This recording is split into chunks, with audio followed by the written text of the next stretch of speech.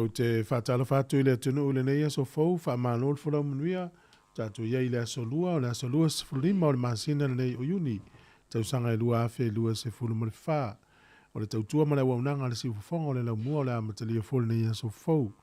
E alo mai o le tātou sanu ngano tu o le ataita i lea, sunga le whawhingainga, Reverend Oliver Tiai, mai le kālesia, whāputuputonga, ke wisiano Samoa Lower Hutt. E usi mai al whawhinga.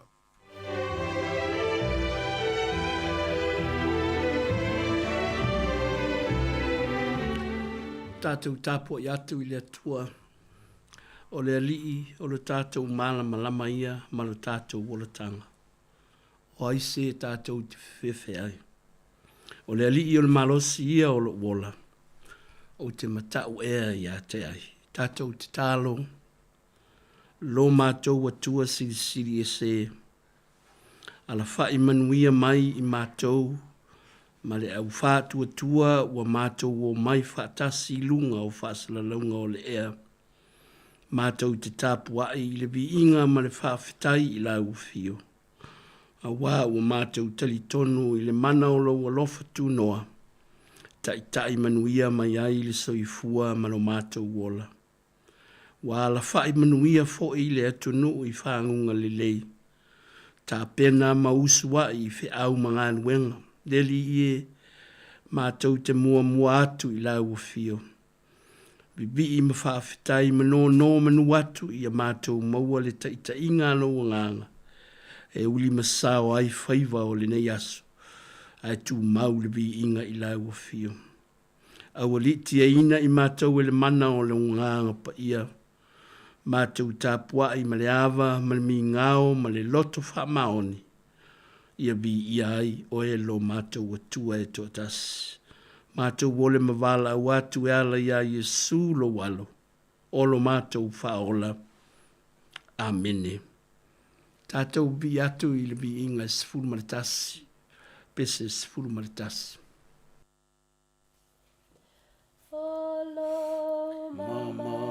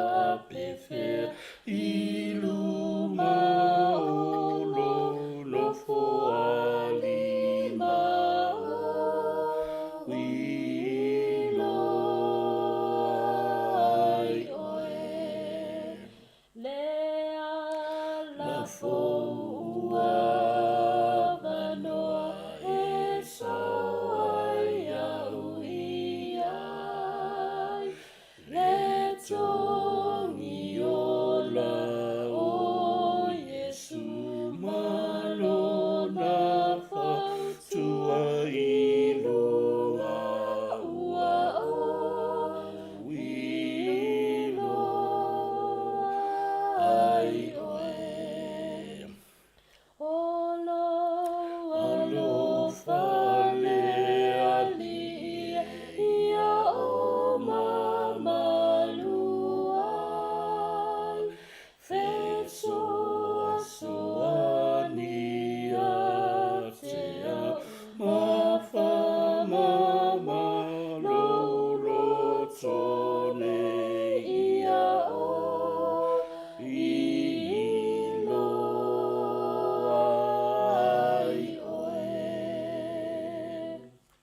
Whaitawina o whiang pa ia le atua.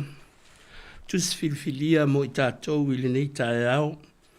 Whaasolo pēr whaitaunga o le tusi no fo i ngā tupu. No fo i ngā tupu mua mua. Tā upo e lua sifuru ma le lua. O te whaitawina mo i le whaiupu mua mua. Whaangata i le whaiupu sifuru. No fo i ngā tupu mua mua. Tā upo e lua sifuru ma le lua. Whaiupu mua mua e o le whaiupu sifuru. Whaafonga mai e nisi o whiong pa ia le atua. Pai atu leo tā vita o le whale le nei o le ali le atua, o le whatawhai tāulanga fo i le nei o le tāulanga mū mo Israelu. Pai atu fo i tā vita i a whaapoto ina tangata ese o i le nuu o Israelu, ma ia tō ngia tu funga talai maa e te ua maa ua talai e ati a ai le whale o le atua. Saunia fo i tā vita o a mea e tele whaia i whao o pui o whai tutoa. Ma mea e so ai, ma apa ma mea e tele e le fuatia. La au o arasi e le whaitaulia a wana au mai e sa saitonu ma tangata o turo. O la au o arasi e tele i a tā vita. O whai atu tā vita o Solomona lo watali o le tamaititi ma le vai o ia. O le fale foi e whaia mo le ali e tele e maua lunga e ta ua foi, ma le matanga o fia inu uma. O lea u te sau ni uni ai, o na sau ni uni ai lea o tā vita o mea e tele a o le ioti o ia. U balau atu foi o ia ia Solomona lo nā tali ma ua whai atu ia te ia e whai le fale mo le ali i le atua o Israelu. O whai atu fo i tā vita i a Solomona lo watali i e o au nei sai lo loto e whai se fale mo le suafa o le ali i lo utua. O mai a te au le fionga le ali i uwhapea mai ua wha malingi ina e o e toto e tele mataua e tele ua e whaia. E tele e whaia se fale mo lo ungo a wā ua wha malingi ina e o e toto e tele i le ele i o luma. Whauta ua whana wina le atali i mo oe o le tangata file e mū lava ia. O te awatua ia te ia le file e mū ia te i lato uma e whai o ia mo lato fili e vangavangai mai ia te ia a wā o lona i ngoa o Solomona. O te abatu fo i le tō file e mū mo le mapusanga ia Israelu i lana nofua inga. O ia na te whaia le fale mo lo i ngoa e whai fo i o ia mo watali i. E whai fo ia o mona ta mā, o te whaatu mawina fo i le nofo ali i o lona mā lo ia Israelu e whaababau. Ia whaamanuia mai le atua, le whaitau ina ma le tātou whaalongolongo ia nā whiongo pa ia. Tu maua tu pē ia te ia lona lava vi inga, nei e o i le whaababau lava. Amene. Manatu au tu o le nei tae ao i le whaasolonga al tu sveita waso. Sao ni uni e fausia le malu. Preparing to build the temple. Wa o le whaamtalanga al nofo i ngā tupu. I le tala whaasolopito o le nu o le atua. Ua tangata matua lava le tupu o tā vita. O le vaenga sa tātou whitawina. Ma whaalongolongo iai. O tā pena penanga tā vita. Wa iloa tā vita ua whaasolo ina uma lana nofo inga. Wa iloa fo i tā vita e le o tau lau o lona whaamoe moe sa iai. Ua uma o na tu whaabasenga e le atua mea uma. O Solomona o le atula i mai. O lona atali i a Patisepa e a vea matupu pe a mawai o ia. Ato ai ma le whaataunu ina o le ngāruenga tele ua leva o na ia mo iai. Sa tātou whaitawina o tā penanga a tā vita. O lo whaamatala i le mata upu e lua sifuru ma le lua. O toe taimi o tā vita i le nofo ali. Sa ia tā pena le ngāruenga o le fausia o le malu. Sa ia poa i le nuu o le atua. Sa ia whaamalosi fo i mā poa i a Solomona. Ia saunia ma tā pena ina i la tou. Mō le ngāruenga tele lava lea. O le fausia o le malu. Sa tā pena e tā vita le tele o mea e masani ai, le fausia o ngā ruenga te tele pei o malu malu, pei foi o na tātou masani ai nei o na pō. Wa au mai e tā vita tangata uma e o lava i tangata ese wa au maui Israelu. Wa fili mai ai ka muta, fili mai i la tau e iai le tā leni, ma le poto whaapitoa i le fausia o piliki, o maa, o si maa, o apa ato fale, o whao e whaiai i ngā ruenga. Tele fo i le la au o le arasi o le la au taunga tā, ma le aunga tā, ma le ananga tā, o le la au e au ngā e umi mo le fausia o le manumaru. Au mai i a turo masai tonu. Wa tele ai mea uma ua whaia e tā vita. O le manatu o tā vita, a whai wa le mawhai o na whaataunu uina lo na wha moe moe. O ia na te fausia le manumaru. Tau ia ina whai la na tāpenanga. Ina ia mawhai e lo nā tali. Na ia whape atu i le nu o Solomona o lo watali o le tamaititi ma le vai o ia. O le fale fo i e whaia mo le ali e tele ia, e maua lunga, e ta ua ma le mātanga o fie inu uma, o lea o te sā uni ai. O le tapenanga lea a tā vita sā i e whaia, wha poto mea uma a o maua na malosi, a o maua fo i e ia feso ta inga, ma malo tūtua oi. Na ia ami foi lo nā tali o ia whape atu lo watali i e o au nei sa i lo uloto e whaise fale mo le suafa o le ali i lo utua. Ua o mai a te au le fionga le ali i ua whape mai ua whaamalingi ina e oe toto e tele ma taua e tele ua e whaia e tele e whaia se fale mo lo ingoa. Ua whaamalingi ina e oe toto e tele i le ele i o uma. La ngona e tā bita le tā ua o le filifilinga le atua. E le whapea ua toto lima o tā bita e pei o le moli mau o le tusi, na whapea lea na lea o ngā o ia i luma o le atua. Pei tai, i le sila le atua lava ia, o le ngā nuenga tā bita o le tangata na ia fuai iai le loto tele, ma le poto e tau. Ua ia whaatatitia whaavae matua oi o le nuu o le atua. Ua ia whaato i lalo ina fili o nuu tuutua oi o e sa lama ane ma lātou lamatia le ola tāpuai o tangata o Israelu. I le vaai la ma le sila le atua. E tuatu le ngā luenga i se tasi e tāla whea ngai ma lona fina ngalo. O lale atua e ata vita whauta ua whanauina le ata lii mo oe o le tangata file mu lava o ia. O te avatu ia te ia le file mu ia te ilatou uma e whai o ia ma o latou fili e vangavangai mai ia te ia. Wā o lona ingoa o Solomona o te avatu foi le to file mu ma le mapusanga ia Israelu i lana nofo a inga. Filifili inga lea le atua. O le ingoa Solomona e whaaliliu mai i le upu e peru o le shalom, o le peace, o le file mu. I le fina ngalo o le atua, o le tangata e wha ingoa i le file mu. O le malu o le atua, o le fale o le file mu, e sulu whai i ai tangata uma, ia maua le file mu o le atua.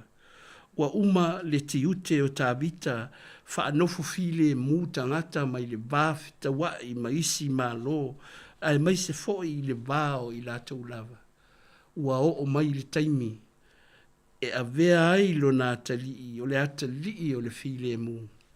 E whau le fale o le file mu, mo le atua, ma Israelu, ma le au whaatua umai le lalolangi.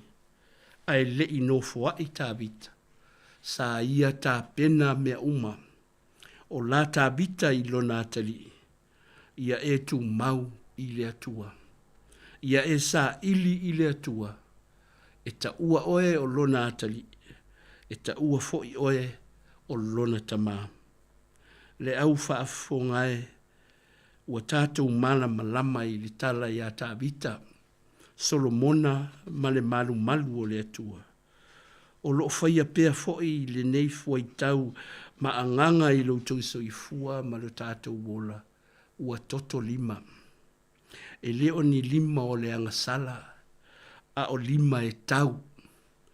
O 5 e whaamalingi ai le toto o le tangata e whaasanga tau i le atua.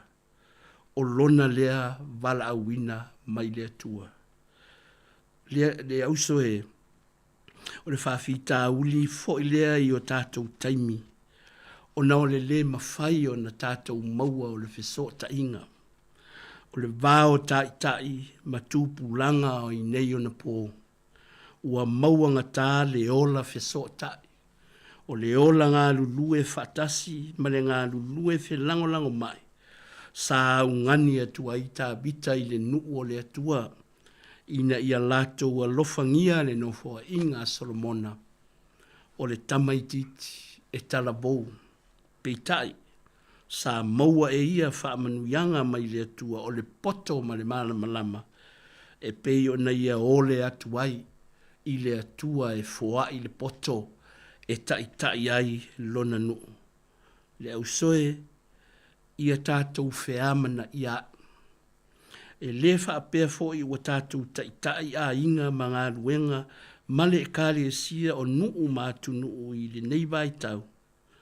O na tātou whao mā loa i lava lea. E whai e tātou mea uma. E so ona whai e fo i fuafuanga i nisi o taimi. Wa tātou le manatu i le tau. Wa tātou le manatu foi i le pangatia ma le pua ngā tia o utangata ma o tātou tangata i le nei vai tau whaso soa o le olanga. Ai sila foi i a tāwita. O le tangata sa le tamau a inga ma le malosi e ia. Ai sa ia tuu au rafo. Tā pena mea uma mo lona ata lii matupu langa whai mai. Tau lava ina tata longo masfau i fina ngalo ma o tātou loto. Tātou tā pena mo tupu langa whai mai o a inga manuu ma e kālesia. Ai le o lo tātou whaputu o le avenga o ai tā lafu ma mea whapena i a tātou fuafuanga so o na whai. E a whaina ai le manuia o tātou tangata, ma o tātou whanau, o tātou a inga manuu ma le kālesia, i tūpulanga whai mai, ma le foai a le atua mo i tātou. O Yesu ke riso, o le alofa tū noa o le atua na awina mai, tā pena i tātou uma, ina ia le ola whalo lo au tūpulanga whai mai, a ia tātou maua whaatasi whaamanuyanga i le tino, i le anganga, ma le mawhau whau, ma sau nia i tātou, mo le a inga tū mau e whaababau. Amene. Tātou te tālo, le atualo whae, whawhitai lo wanga le lei, o mātou maua i pēr le ola i aso uma. Whawhitai i lautau singa i whita ma whaingatā o le soifuanga. A olo taita ina pēr le soifua ma le ola, le au whaafonga o nai o mātou ta māmati nā mātutua, o lo tāpua ia pēr le alo whaiva i le aso ma le aso. Whawhitai ta mai ta mau a inga lo e foa i o lātou a ao ma o mātou 5, o lo whaatau nui nai fuafuanga ma lava singa uma, tau singa o a inga, o le ati nae o nuu ma a inga, ai mai se foi i le ati na e o lau e kālesia. Mātou whaafetai i mātua i le ngā ruenga whaiwhai pēr i le aso ma le aso. Sa ili ta mau a inga ma manuia o a inga ma whanau. Sa ili foi i o lātou soifua wala wina i tutonu o lau ngā ruenga paia. Ta mau a inga e ati a e ai. Le tāulanga i so se mea o lātou whaia mo lau o fio. O le fausia o lau ngā ruenga. le atua whawhitai lo lātou soifua whaonga ina. Whawhitai tūpulanga ma mātou whanau o le loa tāua o le luma nai o a inga ma nuu mai kālesia. O lau mea lofa mo i mātou uma taito tasi.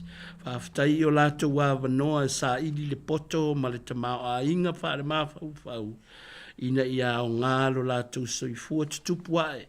E a vea matai le lei, matai a o ngā i lau whiriwhiringa ma lau tōwhinga. Le atua whawhitai le manuia o si o mātou atunu nei. Sa moa fōi ma le lalolangi atoa. E ui le tele o whita ma whaingta o taua ma whi vai a inga. Whalave lave o le natura i lo longa ma wha ma mafui o le nofo sai tia o no le pule malosi a le au whatu iese ma tangata whatupu whalave lave le atuae whawhitai. Mātou te whawhitai fōi i le whapale o lo walofa mo i mātou. Wae ui lava i na whesea i a mātou whai unga whai. Ma le tonu le taita inga o mātou a inga ma launga luenga pa ia o nuu ma malo. A o loo iai pēr le taita inga mana la ufi. O le ali ie whawhitai lo le tau i masui ia i mātou. Ai tū mau ma wha maoni lo wanga le lei. Whawhitai le tuspa ia e a o i mātou ma wha tonu lo mātou wala i la mātou sabalinga whare whātua tua.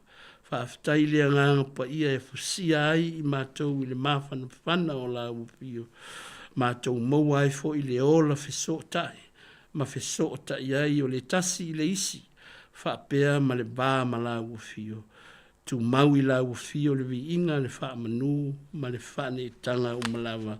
Mātou te whato ese i o mātou se ma o mātou a leu. Ta maae wha maangalo i mātou. Ona o le wha maoni o lo mātou wola au auna. O mātou tai se fo i o mātou a inga o whanau. Ai mai se fo i nuu mai kāre sia. O a mātou whai unga sa ona whai. Wa whai nai le nofo le lei o a inga. Ai mai se fo i tonu o le kāre sia. Mātou whau mā lo fo i. Tai mai e mātutua. O mātua i le vā ma whanau. Ma le vāo i mātou ma e o mātou o ia i tonu o a inga mai kāre sia. Wa le whetu na i foi i mātou tūpulanga. I lo mātou whau mālo foi i o mātou manatu ma mawhau whaunga. Wa mātou le maua le whelango mai le li i e wha ngalo i mātou. I le toto Jesu Keriso lo mātou li whao lo whanau fo wina ai i mātou. Mō lau o fio ma lau ngā ruenga pa ia. Lo mātou atuae, mātou wala au atu. Tu mau mai lo wa lofa tu noa ia i mātou. I o mātou waso uma. Ma le whaitaunga o mātou waso i a mātou whao ngā tatau. Lo mātou wola wala a wina mō le manuia o lau ngā ruenga i tonu o nuu mai kālesia. Mai se fo i wha manuia ngā ruenga a mātua i le tausinga o a inga ma whanau. Ia aoa o mai lau o fio i a mātou malama i upu o au o fionga o mātou whaita wina ma whalongo ai i le neiba i aso. Ta oso ina ai pea ma whafo wina ai o mātou langona mo lau o fio ma lo mātou wola wala a wina. Whamanuia whanau ma tūpulanga ia o onga o lo whea ngaima i lātou o lo lātou fo i sao i tutonu o le sosaiete whapea i tutonu o le ainga ma e kālesia ia vi iai o e lo mātou tamā whamanuia na i o mātou tamā ma tina mātutua lango maluina le mana o la wafio ti ngā ma mawhatianga o le ola. Mawhanawhana i e o whanoa noa no mawhatanga mo tisia e le maliu ma le oti ma e pele i mātua ma ainga ma whanau. Mātou te tālo fo i mo e ma mai ia iai le whamalo longa la wafio e o mawhatia ma tinga ina i taua ma whiwai a inga lo longa ma wha ma whalabe lawe te tupu o le ola nei. Le li i pa i atu o awa lofa i a te i lātou. Mātou te tālo mō ngā luenga uma, so i fua mālolo ina ma le manuia lau tele o tangata ia iai le mana o lau o fio. Mātou te tālo fo ia manuia lo mātou atunu nei, manuia Samoa, male lalulangi atoa, ia iai le file mu o la uafio. Fa file muina ma fa toa file muina o mātou loto ma mafau i le nei vai tau whainga tā ma le tele o fita. Te tālo fo i mo lau au whainga anuenga i te tonu e kālesia, ia whaatu muina i le tumu o la uafio. Lea li ie wha manuia le ofisa whaasala lau, le li pule ma le au whainga anuenga e maise foi, o whaasala launga uma o lo o whai ma vai malu, i o lātou soifua e maise o i lātou o whalongo mo whaafonga mai, whaapea i mātou i le nei tae au. Maua i pea le vai malu i loto maanganga, e ala i whaasala launga i soose awala ma soose teknolosi mātou te wheso ta iai ma watu lau file mu i tangata uma.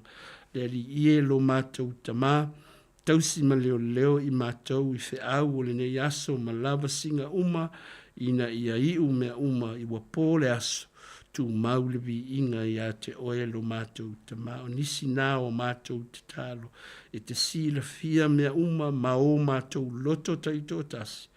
Le ali ie lo mātou tamā e whaia lo lava fina ngalo alofa. Ai le o so mātou whaatau ana. O mātou wole me wala watu e ala ia Yesu lo mātou li whaola. A ole manuia, o le file mu, o la uafio, le atua le tamā, le alofa tu noa o Yesu Keriso, le li whaola. Le mawhitanga ma le anganga pa ia ilunga o i mātou uma ma lau whanau i le neila lolangi. Nei e o i le whaavavau lava. Amene.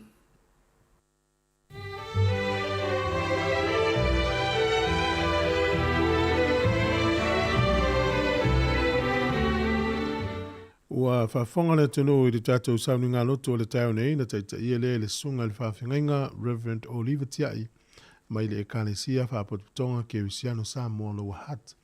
Ia na ngangala wal whaaftai mo le atu le sunga le whaawhingainga, whaamano tā pena, whaaftai mo le upolfona le tua, le ngatufo i le talo whaamnianga mo le atu no. Ia le leile tua whaamni atu, ia mesi fuafuanga le yaso, ang leifo le nufu alo, pe fuil pa ia le ekalesia o lo tāpoi mai. Whaaftai tele lava. O le taimi ia o le walus full 1 minute o te nei le fitu mai alvi ingo le tua la whaafonga iai. Ia on whaafonga no le porkalami o le ata o le tai au. O le tautua le nei si fonga le na mua Wellington e.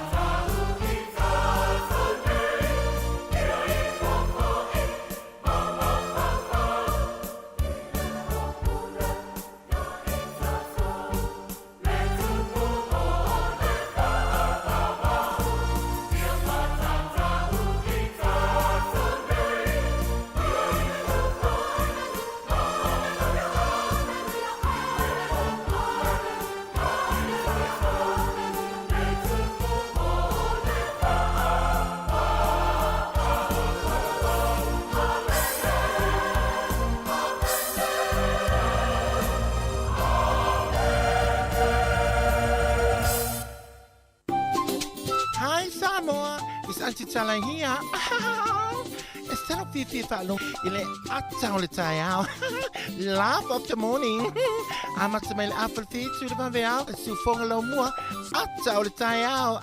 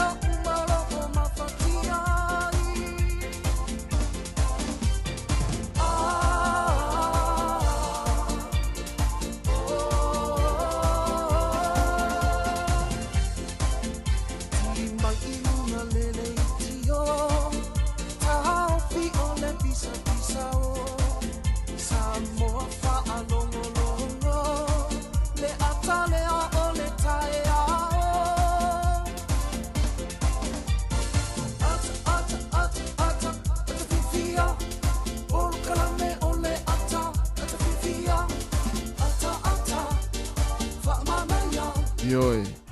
Ja, on mana ye le upole pese ata fa mana ye mai ni cha yao. Yoi.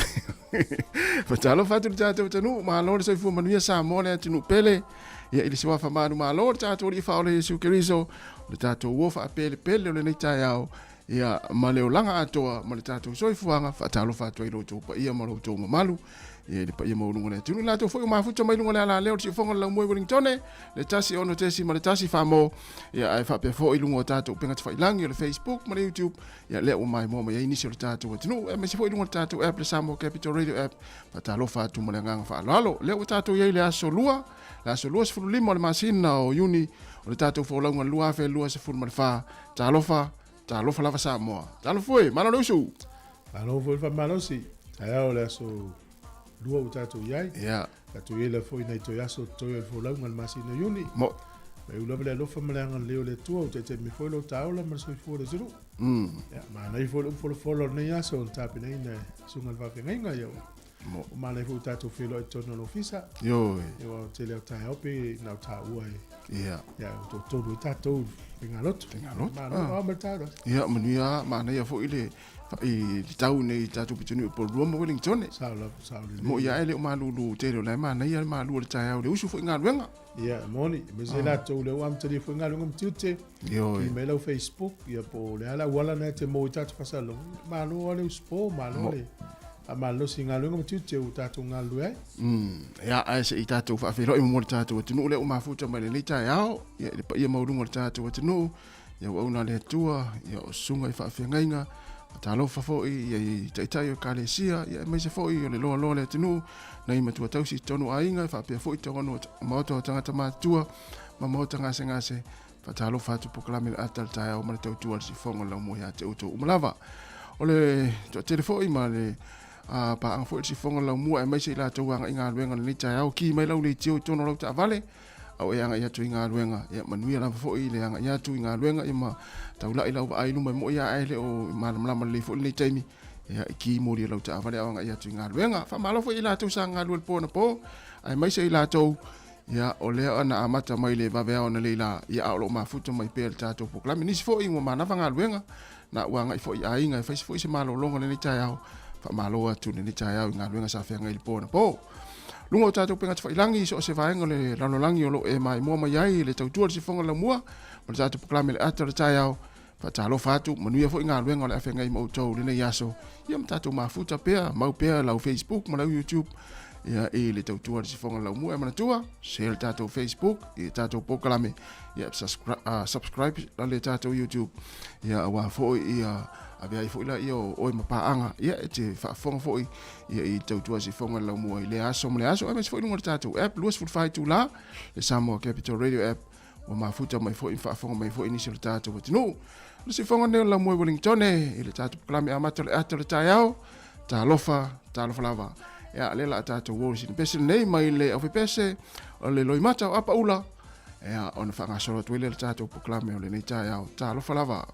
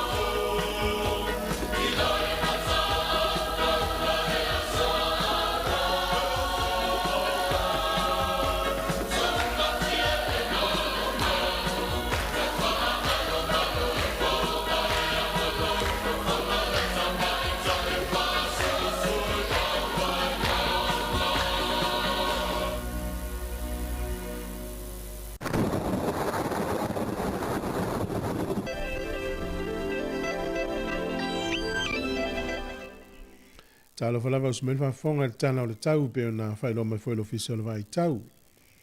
O le aso le nei e lang a ele ai e timu le aso le nei pe yeina i timu. E yeina i timu le nei aso e awa fo inisi o taimi. O le aso atai au fa pe na fo i male e tusa le male aso le nei e fo ina i timu. Stofi male aso fo ile langi le lei le tau. O le asto nai e yeina i timu istaimi o na matalo na kilia malangi le lei le tau. Kapiti manuatu whanganui, Taranaki, Wairapa, Hawke's Bay, Taupo, Mamabra, ia e eiti munga i le nei aso. O le malulu le eolo i le lima, a nga ia tui lunga i le iwa. Ea mawhanwhana lo i le sifurtolu, whaasolo i lunga le sifurlima. Na watu fo iau kilani le sope e tau timu mai le nei aso. O le motu i saute, ia wha malu nisi vaenga o le motu i saute au fie Queenstown, le soni manu pito mai lunga e timu nisi tu e Picton ma Blenheim na e wha malu i dai timu le yaso. O Invercargill le langi le lei le tau o le malu lua le ea le motu i saute olo i Queenstown e mawhanwhana wha solo i lunga sifuru lima a mata mai le iwanga i lunga sifuru lima. O na se e mai ei lea i le au terenga o le atunu le yaso o le a matele lava i le wha malu au o ma timu le yaso i le atunu o atoa. O pia e langi le lei le tau luas furu valu fo le vela lufu lima le mawhanwhana. E o fōringa mai wa tau whio lolo mali vela o sa mo le tau le i le fuale au mai. O le angoto i fo le lai le so Wellington e 2 minute te ele lima nane le fiafi. E o so e la tai au le toi sfuru 5 minute le valu le tai au a tai au. Tuai ana o so la vaven pong sa ia e tuai fo ina malamalama. Fuole malulu le iei Wellington e manutua o iolo il whaanga i lunga le fitu, ma le valu. E mawhanwhana o il sifuru tolu, sifuru lima.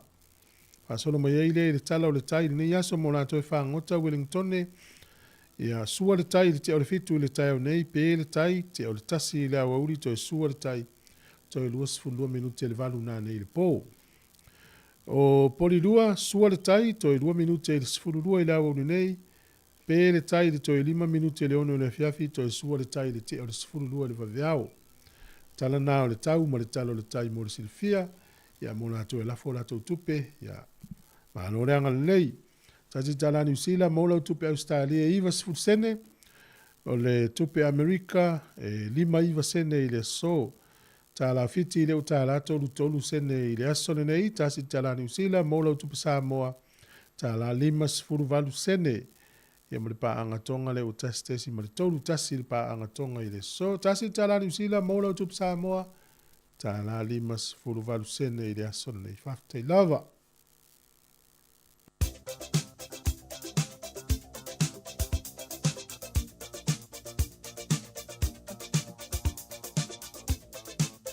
Pamlianga o soifua o sfanau tatu imeli aso fanau at samoacapitalradio.co.nz.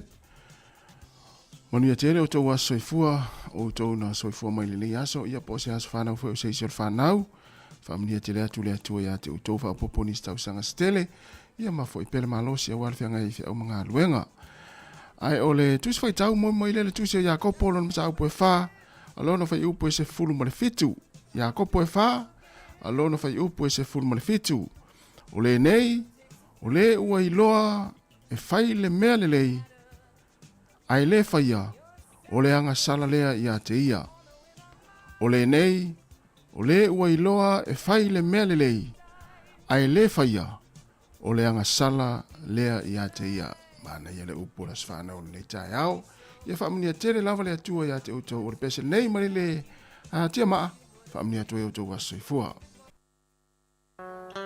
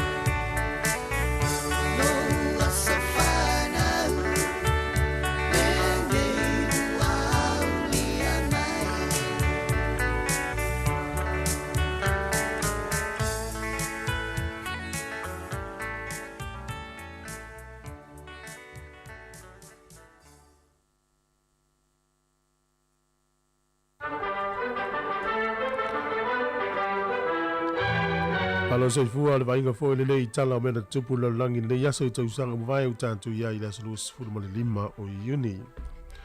O le sol tausanga e tasi valu fas furu valu e tali tonu tangata e le autu stala. O le ata mua le na pu e le teimi naalia e ai le te e tangata falani i la na whainga malo maya iuni le salus furu tolu e o ia iuni le salus furu ono. E pe o le ata la na pu e se tasi o li ipu e ata i le aso tonu lava le nei te usanga tasi valu wha valu. Na amata lono whaonga ina le autu si tala e whaonga e tusi ei tala. Le utato ilo nei e oa newspaper e taimi nei sos newspaper i le ata i on tusi ei le o tala. E whaafai fia i le ata le o na momoli mai le whi au le i tonu o le tusi tusinga. E ta uala o le photojournalism. No luai po ina le ata nai le sol tausanga tasi valu fas furu valu. O le sol tausanga tasi iwa limas fulu na oso fa ia e kore i mātu kore i saute i le mai au le tau alo na lua langi. Sa ia ia lango Lucia ia kore i mātu. Ia Amerika sa ia lango ina kore i saute. E te ua fafua se i o na oso fa i le asole nei tausanga na tasi iwa limas fulu. E o na wina mai nono fita Amerika e so soni a kore i sauti. E wina mai fita Lucia e so soni a kore i matu. O le taimina o tula i mai Palestine o Harry Truman. Na ia e whai aise tala whapea. We are trying to prevent a third world war. O le matu tau whai e puipuia. Le ono tupu mai o se tau ono na tolu o langi. Ma le whai unga o le nā taua. Na tau o Korean War po le tau o Korea. E o atu i le lua male afa miliona i la tau na maaliri wai. Le mafua mai e fete na inga i tu e lua po o fea tonu e te tau na iai le tua oi. E le lauta otor tua oi le teminei wa lua fo i malo. E o le tau anana amtari e le so le tau sanga te siva limas fulu tau o Korean War ina o so fai matu, o so fai e matu saute. O le sol tausanga e tasi iwa fitu lima. O se nuu e le tu i saute i se sae o Afrika. Ia lona wingo le kontinenta tele o Afrika. E tū la le nuu le nei i lona saute i se sae. E taua o Masa Magiu. Na tuto o tasi i le so mai pulenga Portukale. O le sol tausanga tasi iwa fitu sifuru malevalu. E na angia i mo le taimi mua le fua le o le rainbow flag. Le ua whaanga ina i la tau ia i aimana o ngai tu ainga tutusa, whai peiponga i tu ainga tutusa.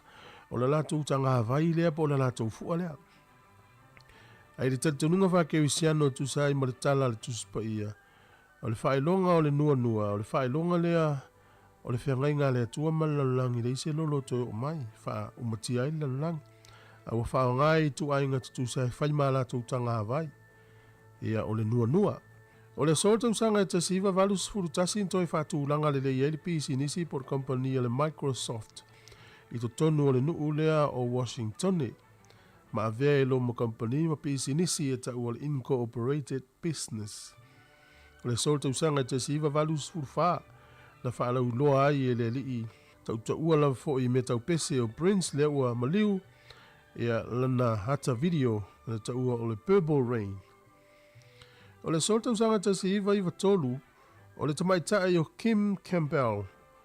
Na whatau tō i le asone nei, o ia le urua i tamaitai wa vea mapale mia o le malo kahanata. O le so i le tausanga e lua afes fulfitu, i le whalaptonga le o le World Health Organization, na lato whala uloi le so o le nuu leo Yemen, si lia ma le lua se la wafe ia mata upu e whatatau le mai leo le cholera. O le ngase nei, po le mai le ia afianga, mai i le leanga o le suavai e tau mawhaina tangata o le mafua i leo le whaamai. Ia, o tātou tala nā, toi maua le whawoponga le taimasani, whaftai lava. Leo toi 5 minuti ana tā leo le tūlai valu tāle valu ina whaafonga le tātou tala mai Samoa, te pena mai le sunga tā sesa Lam Sam, ia e meisi o tala fōlu whaaponga mo mua, whionga la wano ati lawa. Ia, toi whaamalo atu le tātou atinu, ma lo lava le mafuta mai, ia ile nei tai au. Ya wa ese la fo ile tulanga ile tau le pitonu mo le pitonu yes pe o le mai tau atu ile aso nei o le tele o New Zealand le timu ya nga fu le ya ta to le o fo fio ya ta vale lungo le wala le aso va ina ita maiti mo tau fitulu ya e lungo le wala ya ne te o sa le ta vale ya na o ma wole le ya fe ngo wala ta to i me kolosi ya pangale ne te o ya se si tutuli ya walu i se ian por kala mele ya so ai ngalo ya ia e kolosi na tau futuri nei tamai te lunga fa mo o farongo tu fo o mana ya fo ile mai le tala le na me ni tatu tala mina tupu tala fasol pit o to man tu atu stu singa nusi pepa ma ya so la ta si va fa valu na ini pepa fo ile ta si va fa valu o le vesile na ya e falani Jamie na na e le stanga taleta ia mai lo lata na fa nga tu lunga newspaper na tai lunga newspaper i lumatu na otala ele ni ata a wata to lo le ta o le sao meni o ata i so se tu sing e mo ile e pe foi la fa la tala o tu spaia e tu spaia tamati ya mata e tau le fa i tau le tamati la tu si ti lo ya ta mala malo mo ya o le ta o na meni o ta pe foi newspaper ne vai tau vai nes newspaper titilo le tua i tala ta longa tu to le ata le tamala e mo te ne lo le pe o tanga le autu i ta le telefone newspaper mas tu singa so le ese tala sa ese yele wing ole famata alo ngas ese se le tama por te le atala sa e va pela o si osi le tu sil tal ya la ta falani le lunga newspaper ja le usa o leta e telefone na mawele TV New Zealand ma fu mai ona ile loe o tangata ye ngalu ele o tangata fi ta along lakpi ma tu ile ata na mai fu lunga stama le o le lisa mole o pantiyaki e o le tala fa tau ile stanga ta sa ula ta pantiyaki e pe o ta to le fi le liki ma kapi tau te lo le ya le se nga tama mo ya nei tangata ia ngai fenga luenga ia le do la to mi la kapi ia se ile ata ia fa tainga la te wa mai ngolo wata ia a sauleta la o le ata o laxen pal mi New Zealand a oe ia sa la so ngona ia te mita wala fa peta to so wele fi lo tangata na wele fi do lo tangata na fa yo le ngale to tu ngolo wata la fa peta to hui na fa sara la mita la tu na por tangata le su i par mo ya batalo fatu tatu no ma futa tatu Facebook ya Erika oi malo Erika malo lava ya sunga tali vui mania nga luenga le aso tali vui ya va pe fo ya le sunga ya Felici Finai ya mata mai le YouTube ya sunga Felici ya Angela Oliva fatalo fo ile faltu ya Silulu Polton ya le sunga Saulo Faia malo Saulo ya le sunga Pali Sina e malo atai ya va pe fo ile faltu ya Amelia Famoana fatalo fatu le nei tai ao yo Abdullah Sataraka malo lava le usa vidiamu tu le foa maltamu ya o le sunga John so kimi ma John manuia malo longo ni tai au whengawe isila, patalo fatu le tai au. Malo lava le mafuta mai, ia ma le falitua ia Betty Nansen. Ia malo lava Betty, fa pe foli sunga muelu o kisene, fa te tele lava, ia sorry ha, kusena. Ia o lewa tane malu. Ia se imai fo ito fa tala fo initial tatu tunu. Ia usi mai fa fonga, ia tatu tala mai Samoa.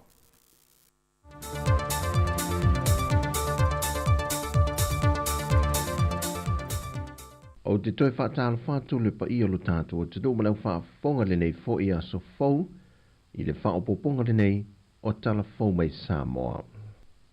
I le whātau na tele Samoa o le whaititia le wā whianga o ngaonga o le tau o lo una ina i la vele malo i a malusi anga whaafowina e whaititia i le whaonga ina lo tātou o te nu o swau umea te nu i whafo o na o kasa e whaatama ia ai le o sone. O se ati na e wa mulmul ta ia i ta ia la mole ati na e manui o Samoa luafe lua se funmale lua, luafe lua se funmale ono, le o lo whaatupula ai le fitu se furu pasene, o malu si anga whaafowine au siel tu sanga luafe tolu se funmale tasi. Fai lol minister o puna ofa le natura se o manga ma ele, to e sulu Cedric po Cesar Lesa Schuster. O le a te le fo ile fiso swani o le nei ati na e le tuliloi na o le sao Samoa, e le whaai ti o kasa ona, e le lua se fulu male ono pasene le tausanga e lua afe tolu se fulu. Ma o le neipolo ke ti, ua whaongai na e se no fuanga e whawhangai ma o taawale e le tise, o le a whaongai maru si anga whaafowina mai ave o le la po solar energy, e lua ni masini e whawhangai nai ma o taawale alu i le tise, le e ta iono i tūlai mawhai o na whea alua e mo le silia i le tolu se lau kilomita. O se ata whata i tai, pe tusa lea ma le silia i le lua se lau ta la le tupe wa sefe mai e wha aluina le whanta wino le pensine. Ma o le fuafuanga le nei, e whawhanga fuai na umai ta avale e alu i le eletise mo le tausanga atoa e ulua i restalai se ta avale. O se tasi o polo keti, wa whae ngoi no le pai o kesi, e se funma le lua wa mahe au na wha pipi i nei nisi o a inga, o pisi nisi, a meise ni e ka le siu whiriwhiri e upolu nei, ma nono tai, ai wha pena fo i le moto tele i sa la whai. Wa iei fo i manisi la asanga ta ua le ni ati nae, e pe o tūlanga i masini e lua le o le a mawhai o na wha o ngā, e utuai le kesi. Wha manino i le fionga le minister, o le nei ati nae ua mawhai o na maue na mai e le wha mama a venga, ia mawai pea le kesi mama mo le ngase se ino me tau mafa, wha le leo le ele mo ati nae tau wha atuanga, ai meise le wha iti tele o tupe wha alwe wha atau wai whanu kesi, o loo maua mai iso o se whale o loa. O le vai mama o le nei ati nae, ua mawhai o na wa ai i ati nae ngā whatau li mai nei nuu mawhio anga, o le ofi mai ai o le ati nae kesi le ua avea mawha mama a venga i le tūlanga tau te mau a inga, mo le wha iti tio tupe wha halu, ai meise lava i le pui a leo le wha tāma ia o le sio manga. Ua fola sia le mtanga ruenga o pisi nisi ala manuia maleipa, le isi ta i ala po lasanga fo e siti ai le tūlanga le una ia le o awa noa, e le ngata o maketi mo whiwhata ua inga, e meise lava le ngau sia le o loa ngafa tauli maina e lo tātou atinu, ma le wha moe, ia manuia le au whai pisi nisi, ai siti ai ma lo tātou lava tamawa inga. Le talaino le nei wha moe sa whātou teia le whantel malo le tau mea sina, na sauno ai le fionga le minister, ia leo talaki la mostele. O whaafitawa inga, pisnisi, ma aloanga osi. Mai tausanga, lua o lua wha lua lima, ile, lua o lua valu, lua iwa, whaapea foi. Mari fuafuanga au tasi al mtanga luanga o pisnisi, ala manuia maleipa, lua o lua wha lua lima, mali lua o lua valu, aha i lua o lua iwa. I le vaenga ma oti o whaafitawa inga, pisnisi ma aloanga osi. O le vaenga taulai o le nei fuafuanga, o loo whaato mua, ina ia ngafa taulima inga le ngausia o loa, pisnisi me whaafitawa inga, e si ti ai le tamao a inga, e whaale ai le soifua manuia o tangata. O pouta ua, o le a lima ia i le nei fuafuanga.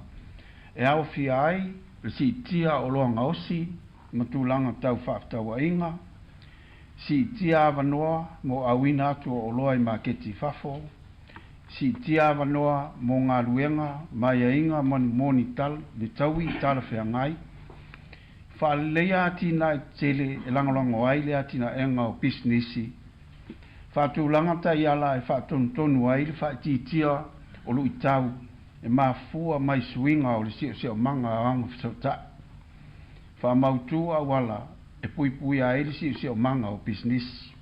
O le nganga au tu o le neitu si ta iala, e reia whaanga wa aina e le ngata le au whai pisinisi, ai whapena fo i le au whi ngā ruenga i to mai maanga waa, e ngau si ai o loa tala whengai o loa i yaile mana ongo le tunu umale lanolangi, e le tūlanga e vave o na wha aluina, ai ngawha tau lima i na foi.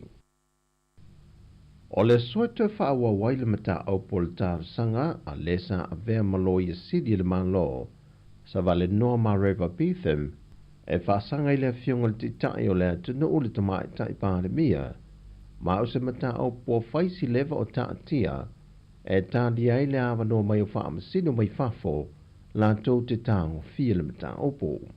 Mai le folsanga a savale noa i le wha amasinoa, na ia whaali ai le te leo le a fianga i lunga i a te au nona ainga wha pena fo i le pisinisi lo ia, e lona tali tununga le wha amalo lo ina leo o ia wha soli tu la fono, na visiringia i le lo ia o lo tu la e mo savale noa le fionga le tamai tai pāre mia, pena tu mau lava lona tali tununga i mafu anga, na whai e le wha ai unga e wha amalo lo le sa a vea malo i sili, na wha i loe le fionga le tamai tai pāre mia, o lona tali tununga na wha atino lava i lunga o ala fōl tu la whano, ma o lo ia mana tu foi, o le teimi lea wai luma o le wha amasinonga le mata opo.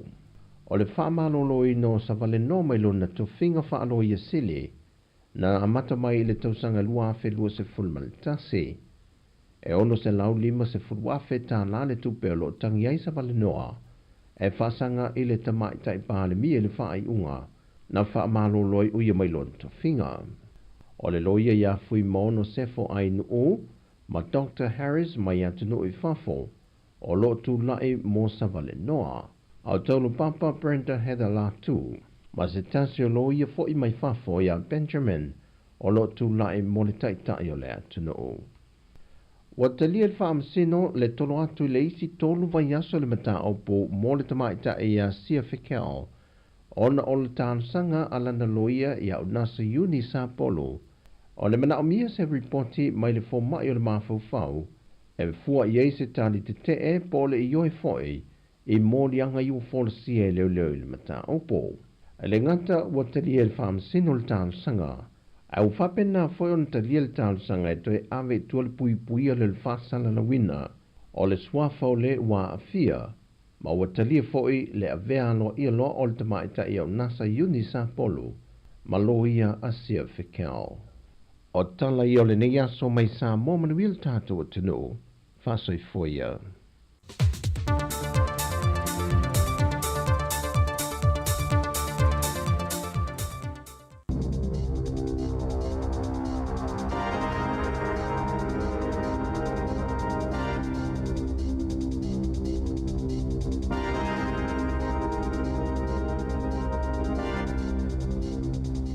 Talo foi le nei vaenga o telefou o le si fongo le lo mua o le tala mua. Ua whaamalo sia nei so se tangata o lo sue ngā ruenga i le tono New Zealand, ona a wai i se maaftanga whaase mina mo le sa ilinga o ni ngā ruenga, pe a whai ua atoa le ono o masina o ia maua le benefiti sa ili ngā ruenga. O lea whaingo fauna a mata o na whaamamalu mai le songa fua na nafi, o lea ngaanga ma le whaamomoe au tu o ia se mina, ina ia sue le iai le tūlanga ua o iai le sa ilinga o ni ngā ruenga, a tangata o loo a fia ai. Mai o se vaenga o ni swinga te tele ua amata nei o na whaatino, mo le pulenga ma le whaafoina o viso soani lau tele mai le malo, mo i lātou e mana o mia lea viso soani. Whailo mai le min stau la tina e lau tele mo mata upu tau ngā ruenga o Louise Abston, o se swinga fōle nei ua whaia le malo so whaatasi, ina ia whaalele iai ma ta upu tau le so I fuanga manui o te ngata. Sa wha mawhaina mai e le tamaita I Minster, o le tangata e le awai I se mina nei e au noa ma se mafuanga te tau, o le amawhai o na tau fia loa pe wha aititia lana benefiti o lo maua mai le malo. Peita ai, e le wha malosia o na awai tangata e iai mana o ngā wha abitoa wha ale soifua malo loina, ma a fia I se tūlanga e le a totoa o le malosi. O nei suinga de tele ua matua whai tio ina malosi e pāti ma vaenga wha upwhai o le tuangai I le tonu o le Parlemene o New Zealand. O le fuafuanga fau e pei o na whai lo mai whalawa I tele le malo I le nei vai aso, mo talavau e a fia so I sori ngā tula whanoma mawha, o le a matua ma mawha ai I a whaasalanga mo talavau e a fia ai I ni sori ngā tula whano. O le nei polkalame fau o le malo so whaatasi ua whaingoa ina o le Young Serious Offender Declaration po le YSO pe a whaapupu. O le amawhai o na whaonga ina le polkalame whaasanga I tūpulanga telavou I le vāo le se fulma le whaama le se fulufitu tau sanga le mātua pe a whaalua o na lātou whaia ni sori ngā tūla whono e mawhai o na whaasala I nai se tangata I le se fulu tau sanga I le whale pui pui. Whailo mai fōi o talavau umaya a fia I le YSO e mawhai o na awina atu I se no whanga mo se polkalame fōlinga I to le ninga wha military e tūli ai o lātou whaasalanga. O le wha moe au tū o le mālo, ina I e whaso swani le nei polkalame I le tau whaititia I le se 45% le au whainga o tūpulanga talavau e a fia pēa I sori ngā tūla whono onga ma le mamafa. O se vaenga o nei fuafuanga le malo e au fia ai le wha au pōpoina lea o ni leo fau se luas fulma le tasi e tiuse I le tonu o le aitele o au kilani ina ia o atu I le wha iungo iulai wa ato le limas fulma le tasi o leo e tiute sāwa valiai I le tonu o au kilani tu tonu. O le fuafuanga e sui I le whapasene, le fua e te tongi ai sa o whanga I le whaputunga tupe le Kiwi Saver, e ono mawhai o na mawai se whaapoponga tele I sa o whanga tangata whinga ruenga I le taimi e malo loli taia ai I le rumana ai. O le taimi nei, o lo o tolu pasene le fua lea o lo o iai, mo le te tongi na o sa o whanga sui a wai I le nei whaaputunga tupe ale malo o New Zealand.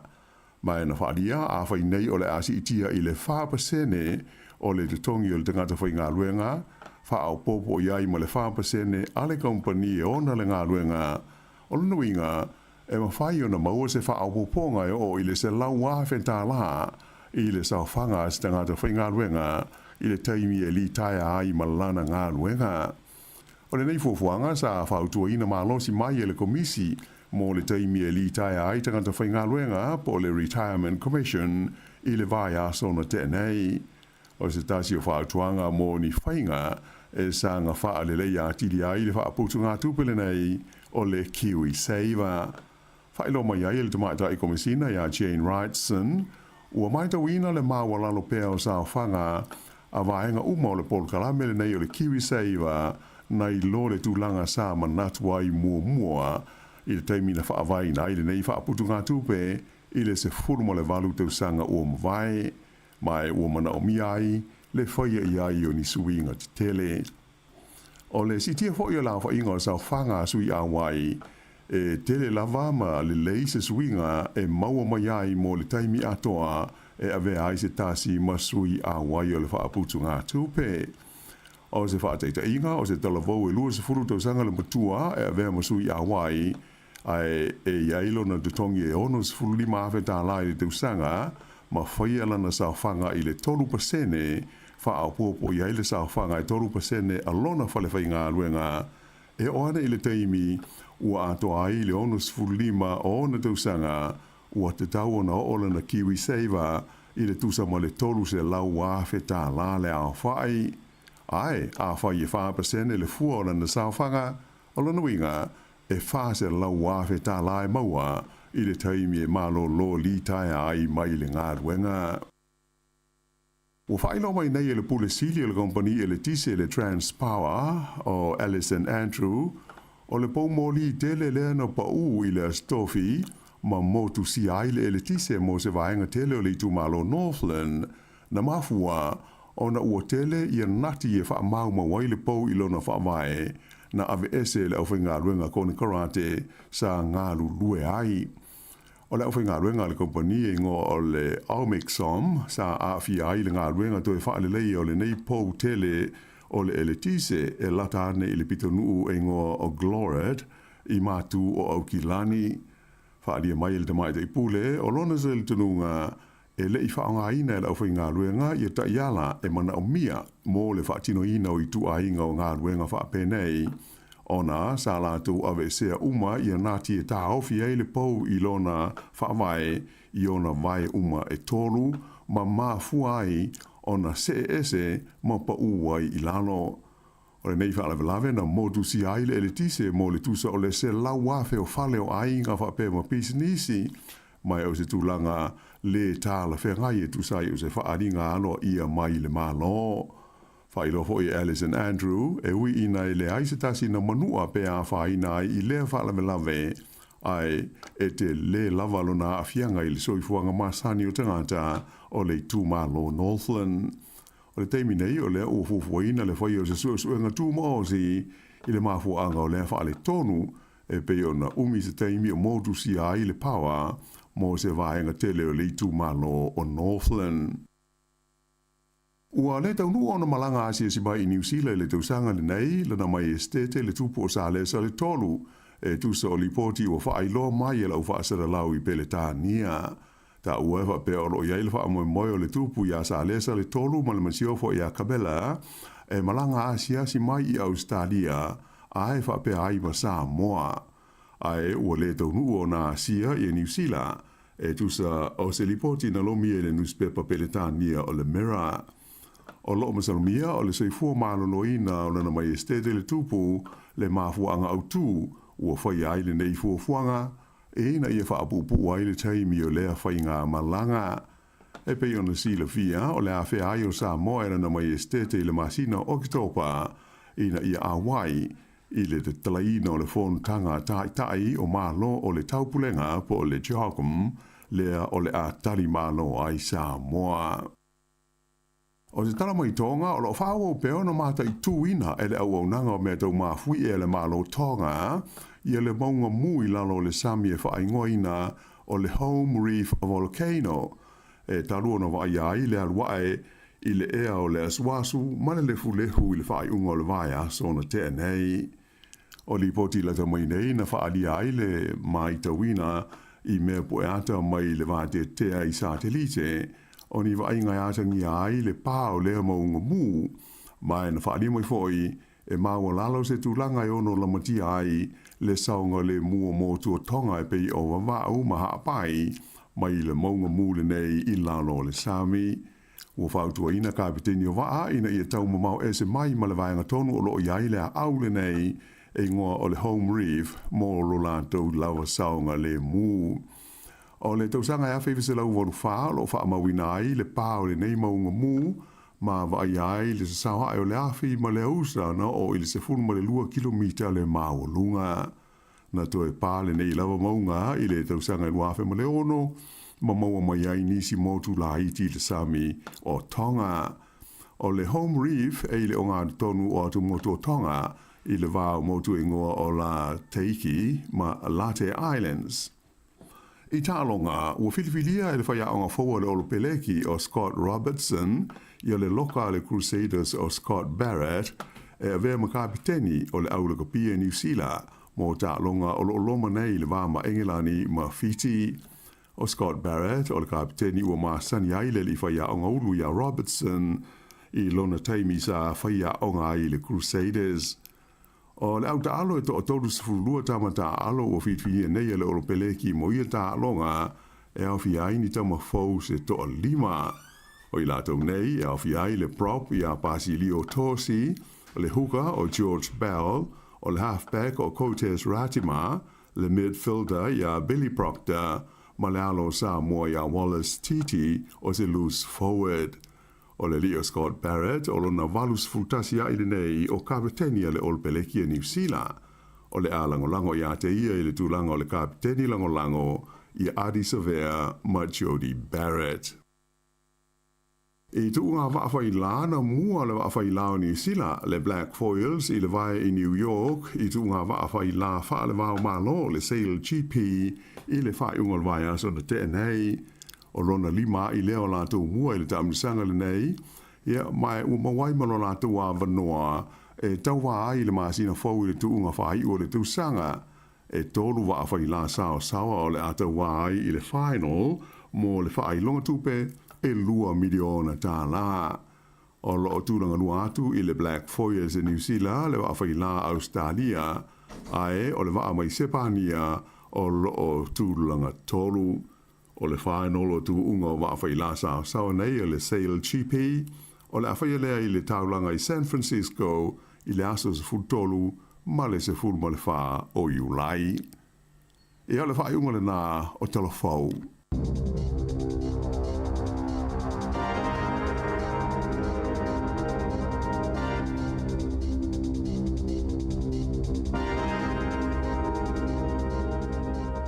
O luas futasi minuta te ene walu nau whaafonga le whaupongo talafau o le leita e aur si fonga la mui Wellington ia pe ona fonga ina le whionga la wano ati lawa ia me se tatu tala mai sa mole pe ona tuina mai le sunga ta se salam sam tu laiva le tau nei ma le tu lai se fulma lua ia le whaupongo tatu talafau ia e toi whaamalo atu le taimi le wati le walu dei poine ona opisi foi la wala ia le anga foi ona i matua e moli nei whanau a ongo le aso ma le leita e au Sao lava.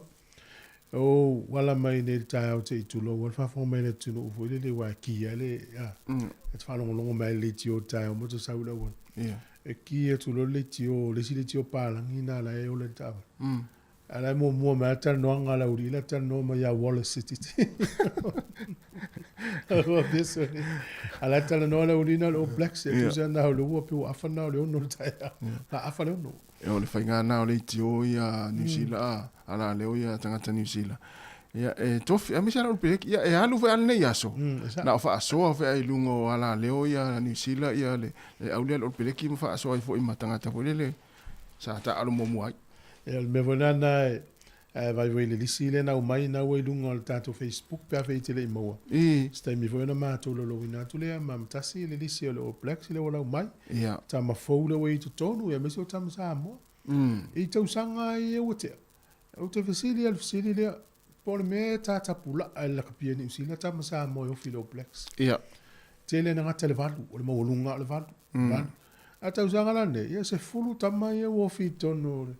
Il au fo le pikine. ia O le suinga la pe oi le ko tali la usili za usili so oi ia so i lo ma fo fo. Pe wo man tapu la atama sa mo yo filo Black. La tai le valu le mo lunga. sa Ya lo sa ni au de se fulu le ia. Fa pe la la malo si numia. No numia le si is fulu tasi. ia mas tamale o fa tunga fas stamana e no fo ma stene samo solten samo ne urkar stamana yan tupe ma ole samo ia le to lu stamana o fa tunga fas Ya sa yo te vai ya e wa o le lisi le sa wi la tanga mo e se fo le lisi lo te va ile fe lo e mamari. Le esi le ili e tau ke aho, va i, ia o le lina o tunga fas. ia O te leo te vai ala pia mawi lai wha mau ili si o la wali i. e ngai mamla mai mari le utonga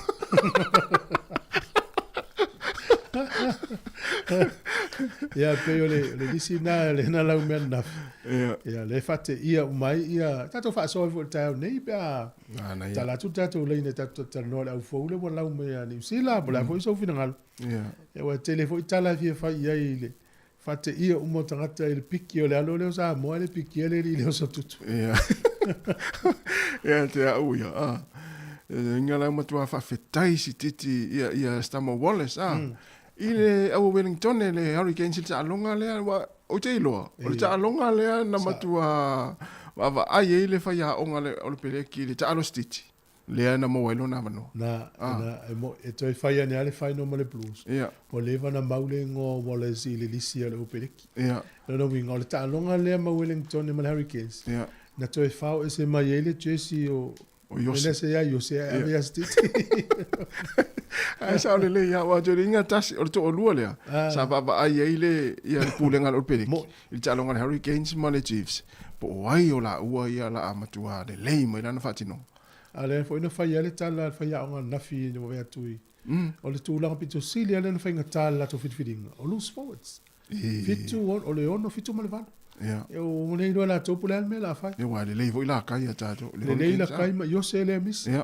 Ia o le li le so tutu ngā. Ia se vai la ia. Mo le lopo ia piki. E pau le tangata le na laki. O le li volo Black Era. Ia Black Era. Pau na tangata le na laki. Ele ia lulunga Crusaders. Ele ilonga na. Ia.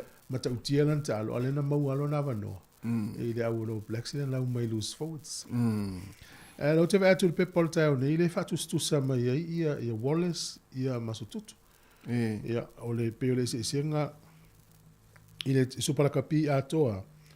E se lau fast food tolu ia pu na pu ia Hoskin ia Sotutu. Ia e luas futasi na misi na pu e. A fuala ia Stiti. E se lau tolu ana pu e na le iva na misi. O isi fa maunga o so tutu e se furu lua na sala. O si titi e na le tolu. Pe o me o stats po fa maunga uma ia ia whaia o na fuelia. Ea o le isi tu o si titi e le titi. O si tutu o matua. A o lo uma fau na ua ia fa pia o vave piki e lo Blacks ia stiti. O le isi au ala pia loka lo i. Ele foi lo sa mon piki. La tatu sai dia. O le si tu ile vai ia Wallace. E foi le fai mauti no alan talo. Sa ele pele le stu tu este mi le nei le vai aso. Wallace te le ase se le foi fa fonga mai le au ye fiel la pi si le tu la to ilo ta u. Ya le wote te yu matanga te piki la lo talo vo le sa. Mana ya. Mata le volenta ta no va to piki Wallace lo ple. Sa ana foi atu ai ele ai tau sang fo. Ya ngam tau sang fo. Ale sa o hala piki. Ya vai mana ye mo me manatu me tanga to e. Sa po mele ulu le. La tori ulu. E ye nei fala ulo e fia fa tu inatu wal fa fonga mele tunu. Ya me se le fo ye ia ngasinga se ye e fata ua ia la to fala ulo le taimina nei. Ya fa fonga mai ai. Ia ona ile manisi o tautua ia tatu to eta noaida. Ue ona ye initial tatu wa tunu e fia ta longa le krikiti. Alo fia mawala ta longa Australia ma India le na ma ta nei. Ia o manu malo India ia Australia. Ia olona winga. Ona la fata tari Australia wa lawa sao ia Engelani ma Afrika Isaute. Alua tu mo India semi final. To tasila le au le o to. Ale la fa ina Australia. Ole aina. La fa tari Australia ta longa le pulu le ye la to ta longa Afghanistan ma Bangladesh. Amalo Afghanistan. Ole alu Australia semi final. Amalo Bangladesh. Amalo Bangladesh. Na faila in me valeta ole run rate. I au ye toru. Ta tasila to malo. O aile au ole a sao. So. Ia, mo ai role au e faisu e ale semi final. E no winga la e pawali me na omia e Afghanistan. Ia manu malo. Na lulore. Na lulora ia pito pa una longa le fatari. Ai fa in Afghanistan e su e lo po il tolu. Po il tolu na. Ele vai nga su e. Ele vai nga su e. Ele isi ta longa to fa. Ele sta longa to fa. Te le la no Afghanistan. Te le va ngo. Se luona no o malo. Ma fa ina ia la no no alo. Wa asao il semi final. Tal fa solo pitore europe. Si fai singa fu o Afghanistan pe asa la to au no semi final. So al malai ma Australia. A foto ma Australia. O moti no England.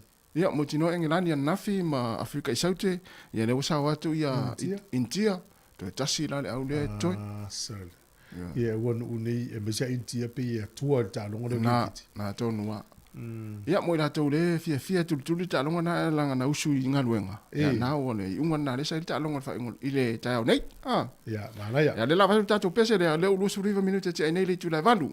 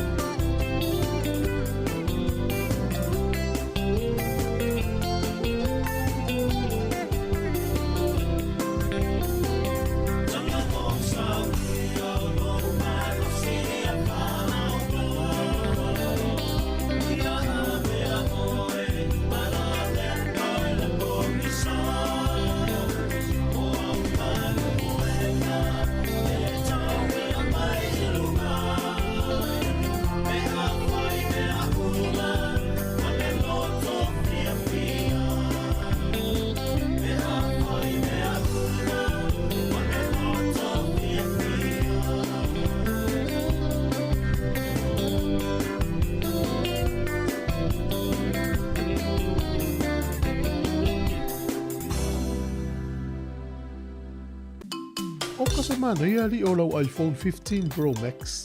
Ai le mai fo ili lau Samsung Galaxy S24 Ultra. E na o le luas furuta la top up na whaatau mai le Dewi.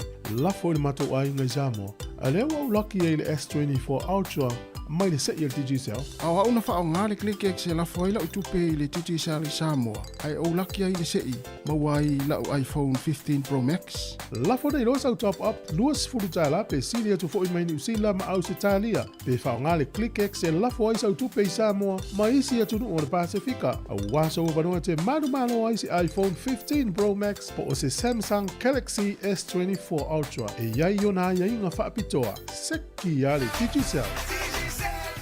O e sila fia o ni usila o se tasi o atun o le lalangi mawalunga le fwy numero o tangata ua mau e le kānesa o le lawalo po o le ngā au se itulau. E fia wha amanatu atu pea o lo o yeile polo kalame ni usila e siake le lawalo po o le ngā au se itulau. Mai le se tutongi mo e ta iono se fuluanga i atu le ta i fitus fulfa tau sanga le mātutua. E ta ilua tau sanga mawhaia le nei suenga e ilo ai po ua whaina i le kānesa ma ia vaveloa o na tonga fitia. Tautua nā a o atu le polo kalame i lo i tō malo po o lo nuu o na lafo i nā atu lo leo se tusi wala au lia. O pepa mo le malilienga a tō mani whaatinonga po le ket e whai eile nei suenga mai whaatino i na lava e oe. E te tono lo ma o tamalo lawa o nisi whaamatalanga o le nei lava polo kalame o le National Bowel Screening tanga i le upenga ta whailangi o le www.timetoscreen.nz pe telefoni foi i le o valu se lau i valua wha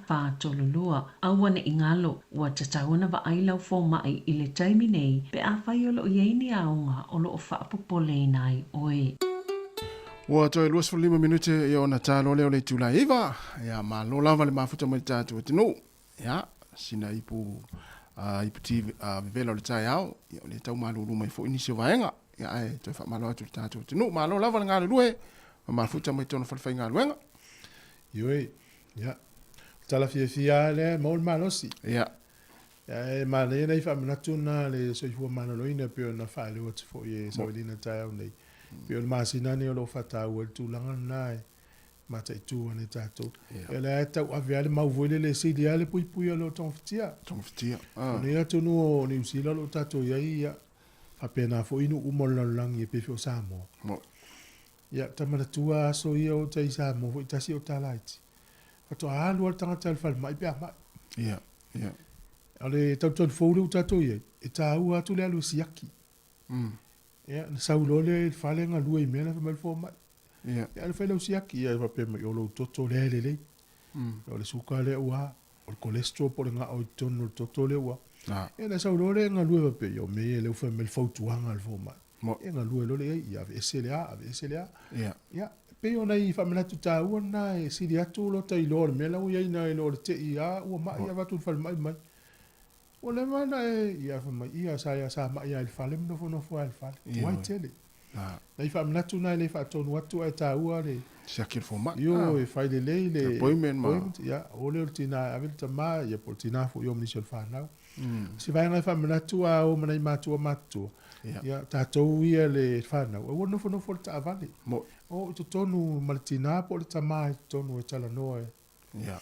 Ina ia i loa ai tala la fai el fo ma. Ta o le. Ngai stemi te ua whenga tāringa ngana mō tātou mātua. Ia. Ia e o e whamitala. Ia wafa peo tā ua o el tama o le tali. La ele lei lau ingirisi. Ai langa o te tauna o walu. Te uini me se ta ua i o. Ia. Ia avsiri me fo ma. I wha fiana e tau mawhale aso. Ia le ue whai i wha alua. I wha pelo fo ma. I le tau singa sto i ne lantana. Ia na osa tua fatu.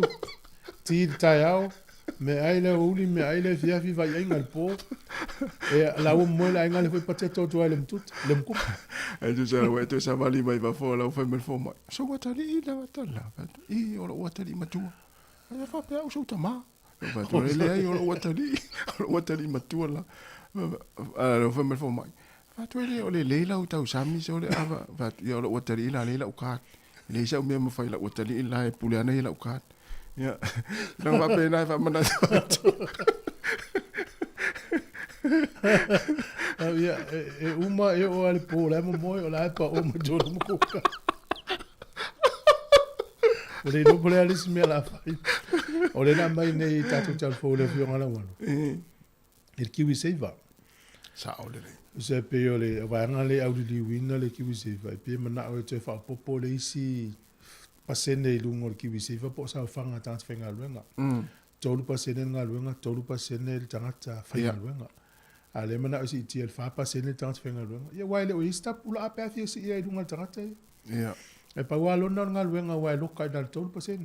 A ia ngā luenga lofa, ia lau si ia i lunga le wha pasene. Ia. Ia la o si ngā luenga lofa, ia la tōtu wha ngā la tō se le ni si iti ia i lunga le pasene. Au wha mau monga la ia kiwi seiva mo ni usila. O le masina o me, na o mea, se lau valu se fulu 2 miliona ta la na tala i kiwi seiva tangatana, le tupe na tala i tōru kiwi seiva.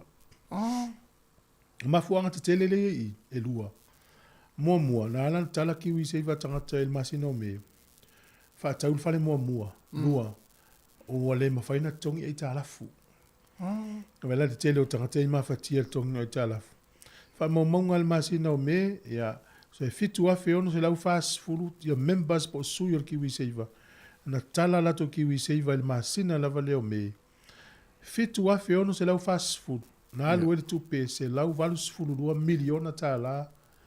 Ia ma le fase lau fitu iwa afe. Ia e ua le masina lau ape wila. Tau lia mona ape wila me. E tu sa e 2 miliona a maua ia me ia ape wila. Lenga lau au tangoto ese se lua tolu lea. Pole se vai meo le se lau 5 miliona na tala e tangata whaisau whanga ni usila. Se lau 5 miliona tala na tala e tangata ni usila. I le masina o ape wila. A fuala ia me se lau 2 miliona. O waila le tele o tangata e tala e tō kiwi seiva. Mafua mai ono mafua ngata tele na e lua mua. O maua le fale motu whatau. Ia mana e whangaina. Lua tele le tala fule whaina tongi.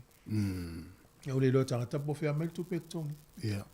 Ia wale si mena tau a whai apeo leo mana wale malo ia ule ia vahea tangata whai ngā luenga. Ia tau na whawhai ngō whia na whai ia ki na whole na moa ki wisei vane tangata ia lea Po niswa maunga lumana i le nei masina. O saulola le sao e lau sau nota. Pea mai o lau whai o i la tau na tala ki wisei va ona na vahea mga luenga. Ia. O tele lau tau i tala. Ule lo po ia i tau il masina o pe wila ma me tangata na. Ia sa. Ma tau lia vahea lo. Ule lo po whea me tupe tongi i tala. Ia lulo mele le lau afu. Kompani po whea lai na whai ki wisei. Ioi. Na, ma ne so swani nei tangata. Isa au le ia. Le suinga na le ia le taimin nei le mafatia o tangata whainga luenga. Ia le fwena sau nei tātou telefone na mai whionga la wan. A whape o ono masina o ili tangata le benefiti le asu sanga luenga. O le whamarusia na ili tangata le alu seminar. Ia. E au wai se seminar. Ia mo tātou, te weini so tātou whafonga mai ona e te mo le benefiti isu e saunga luenga. Vai se tusi po se email e vatu tau nei au wai se seminar. Lo por seminar na au ngai mau i lo marau ngalma. Ia. Au le taimi nei ia ia le marketing news ia mai ngole Revenue New Zealand te mai si ala news. Ala wala o telefo. Te leo tangata lo su ngalma. Sa olele. Ia. Te le na wa tangata tau su ngalma. Ale ai mana au tai il party ale acte toi le tai ala va tangata vai. Len sa na fita tu telefo. Tu so o le wena pentata no na fina mai niusa la wano le tu fa mauni me fo nel taio. Ia. Folanga ina fa il national. Fa tau i foala au ton ftiel kades. Ia. Ia le la wo sau o le ia o le upule fa ina o le cancer U-turn. Tu so le ulu tala na o le tala le lo mien ngol news hub. E ta o le cancer U-turn. So le U-turn ngo la to mi milo man. Ia. Le na alu lo al vai ngai le ai se tupe fai fa pe si lunga se yo se spaghetti tau zanga ale woto sui a toa wa foi le woto di tuli la tu stalam tanga tol mele na pa no ta mo la to onna o la fa tupe le malo ia ton fitting o isu nga kane sa ia le life falling mai o le wo fai lo le sui o le minister so i fo malo lo ina Dr. Shane Retty ia mal sui minister ya David Seymour le o fai lo ina na e ono se lau mal fa miliona tala o le fa tupe ai el malo i atu fa mek ia fuala au po vai limas fu fa tu sala o tu ai le lus fu ono fuala au o le kanesa so wa tele to inga kanisa mai si to inga tong fitinga e mo lus fulvan ia benefit e tanga te se lau fitu li mafe i New Zealand o le lau tele i mauti no tono news le po le ale le la fa lu ile pe fa tau sanga fa so ile ono se lau mo fa miliona o vela tele o tupe a tu sala o sidi la fia mai tu pe tau fa i polo keti me o mane ia o le la pe avaya nei tangata fa saul tupe mai i fa i me ia folfola le la fa mo proketi ale fa mo le so fo mo ni ona tangata fa ngal ana o taimi nei le tu la met pan ele ni me fa petu ira oi e sao ana fa pe o leu te pa o le pale mia ile i mani me tupu te fa te sa vali ile tau long fa tau mo le tau long fa tau sili tangata la le me te mana oi il fa ngamalo la me te mana le ni me va pe tupu o tango fa popo matua la o mai ngal wenga ton o me mo te fa yo si o to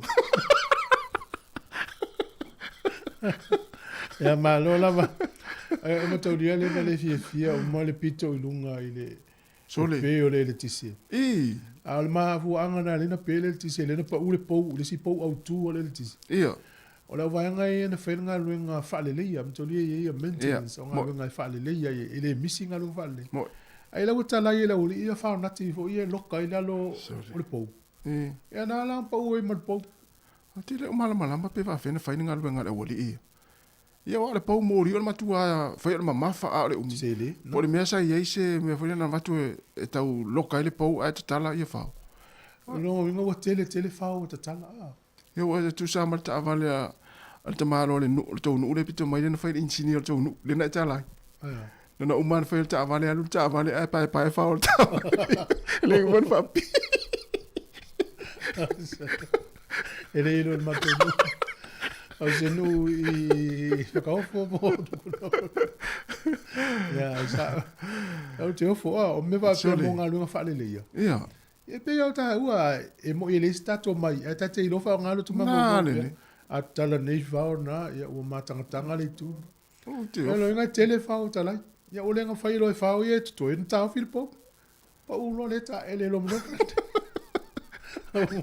o mai vela al fa tanga me tala fi fa lo nga wa po le o le me to ngi tu pe tanga tale te fo le o le na fa ia le po le so le ia hai ala no foi ta fi le po le pe fa mo tanga ta le fa pani vo fa maso vo le ta fi le po a ia vini me dato tel noa ele au lo plexi le wa lau mai la vo so manatu tamana manatu ele tauna ia matama tauna ia le o ia ia ma le velo vidi mai tolu valu lima lo fatasi ia ma le tato leina lo fa tolu valu lima lo fatasi e fie fa ilo atu tas o le mai au telefoni le iva o le amo le no e fata no le sui o le komite o le olimpika sa moa ia le sunga ia tolu ngata tama le o ale lua ia la fata no atu le tato polokolami o le ata o le tai au si sili foi e tape nanga foi sa moa matulanga o le auta alo sa moa mo le olimpika ia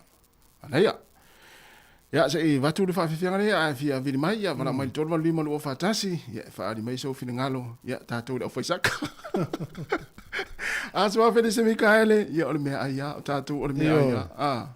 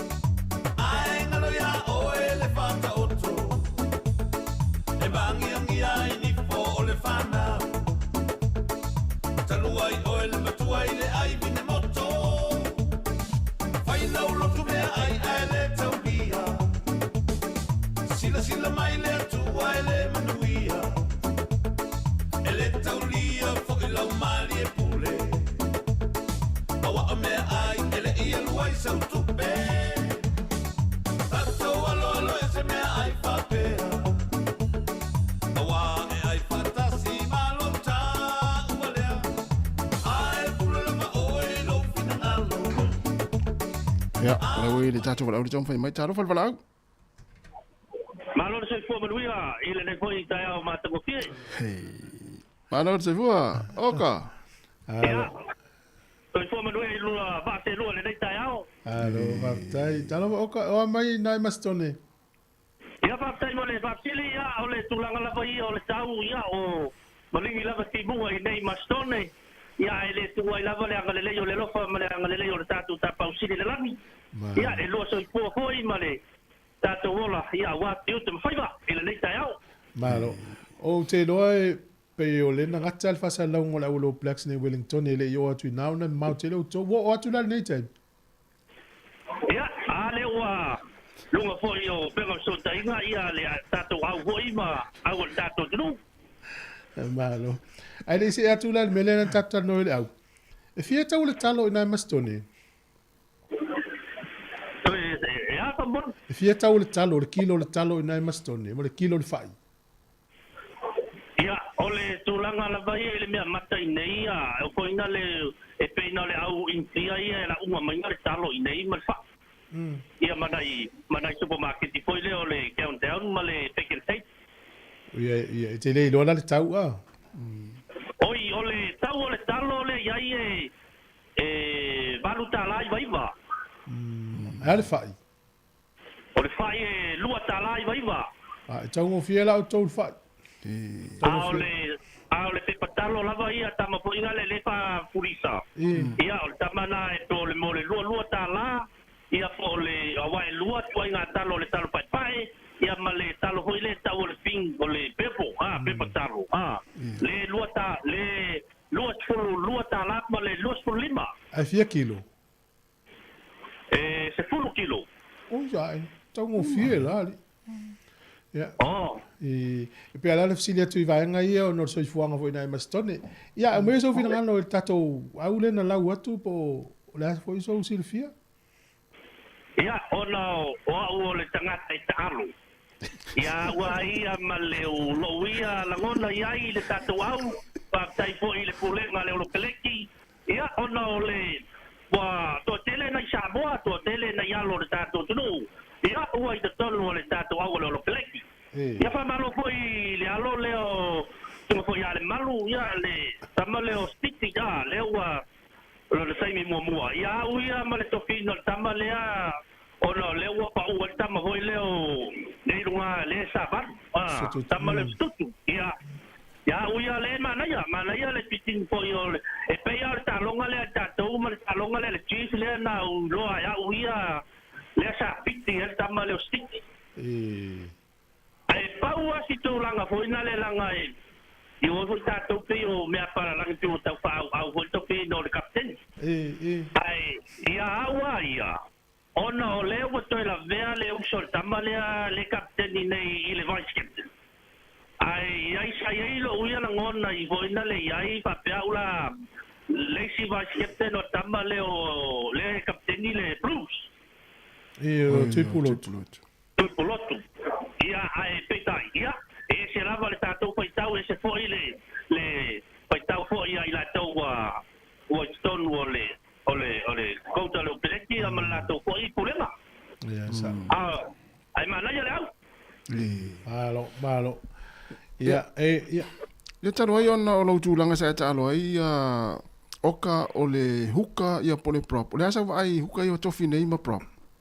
O tana o fetaui. O ia uia wa se lau pasene ia le tato huka le o vai ia ua ia le taimile le huka le o le huka lava le tato au le hurricane o le o lo numero taxi la ia ua ia. Tama le au mua. Ia. Ata ko au mua e pe o le tama le la ia ele o lo tūlanga na tau talo ai. Oi. Ole o te vai atu o lo tūlanga le no talo ai taimi o ai le ia i to tonu la mo le mitpio ia a leo o taimile nei. O leo tūlanga ia leo vai atu tau pao nei leo e pe o le flanka ma le number 8. Ia pe o tūlanga na leo o talo taimile nei. Awa na fape ele o mal taimile o talo la va poina le ia Olexi valu nei va vai mai ele o peleki ma. Va ia. Vai peonga. Awa te loa uia o lua na natai. Ke tama voina ole pulu male pangi tamo. Sau alta malo mo le fanga la sulu yo o no fanga tu mo. Falo. Eu ia se sina mai lo talo. Ia la manera to di potia o lo talo.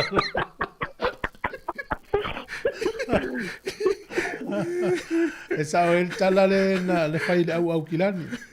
E o fa me ia tu langa le sa le. Ya, va tai mo li poti va tai mo lo finalo. Ya me via ngal venga me uso ina. Ia olo manuia lava me o mai nei mastone. Ia ai lo fa foi mo lua. Le lava fa lo atu lava i le ia so uma lava le lo pol karame. Ia ai manuia lava ia puanga ma toenga po le ia so manuia fo le tau tua le tato tunu. Ia tato i poti nei mastone. Ia so fo mai manuia. Ia so ia fa se Tama mastone mana ia.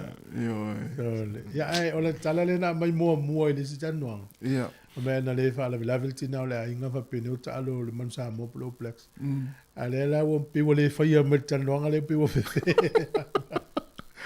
Ona le tala no me tuno fa le tina. E mana ia fa faringa luenga sa sao mai tanga te ia le jisi fa la vela. Ale lo to tele mai ngole ia tu fa le ia. Ia le. Olha, tato PC. Ja, ai o tato le na peto e tolu minute le toe na tale ole. Ole iva.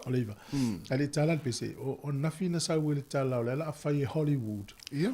Ia matoli ata ulo Hollywood ole no upo ele pitsili leo na tele mo me wati fanga fo ta ua la langi pu ai. E se ma ya austa ya Britania ma initia. O la fai Hollywood ia le documentary po tala anga o Jacinda Ardern. Sole. Ia le fsiringi ia le tupe la utongina fonga le ave le au fai ati fanga New Zealand. Po le alma fuanga la fai Hollywood e le fai New Zealand. Foi lan la. Ia le se tupe la utongina fonga ia luele le fai ngala fai. O ina ta umai. Ta ua tele Jacinda lala.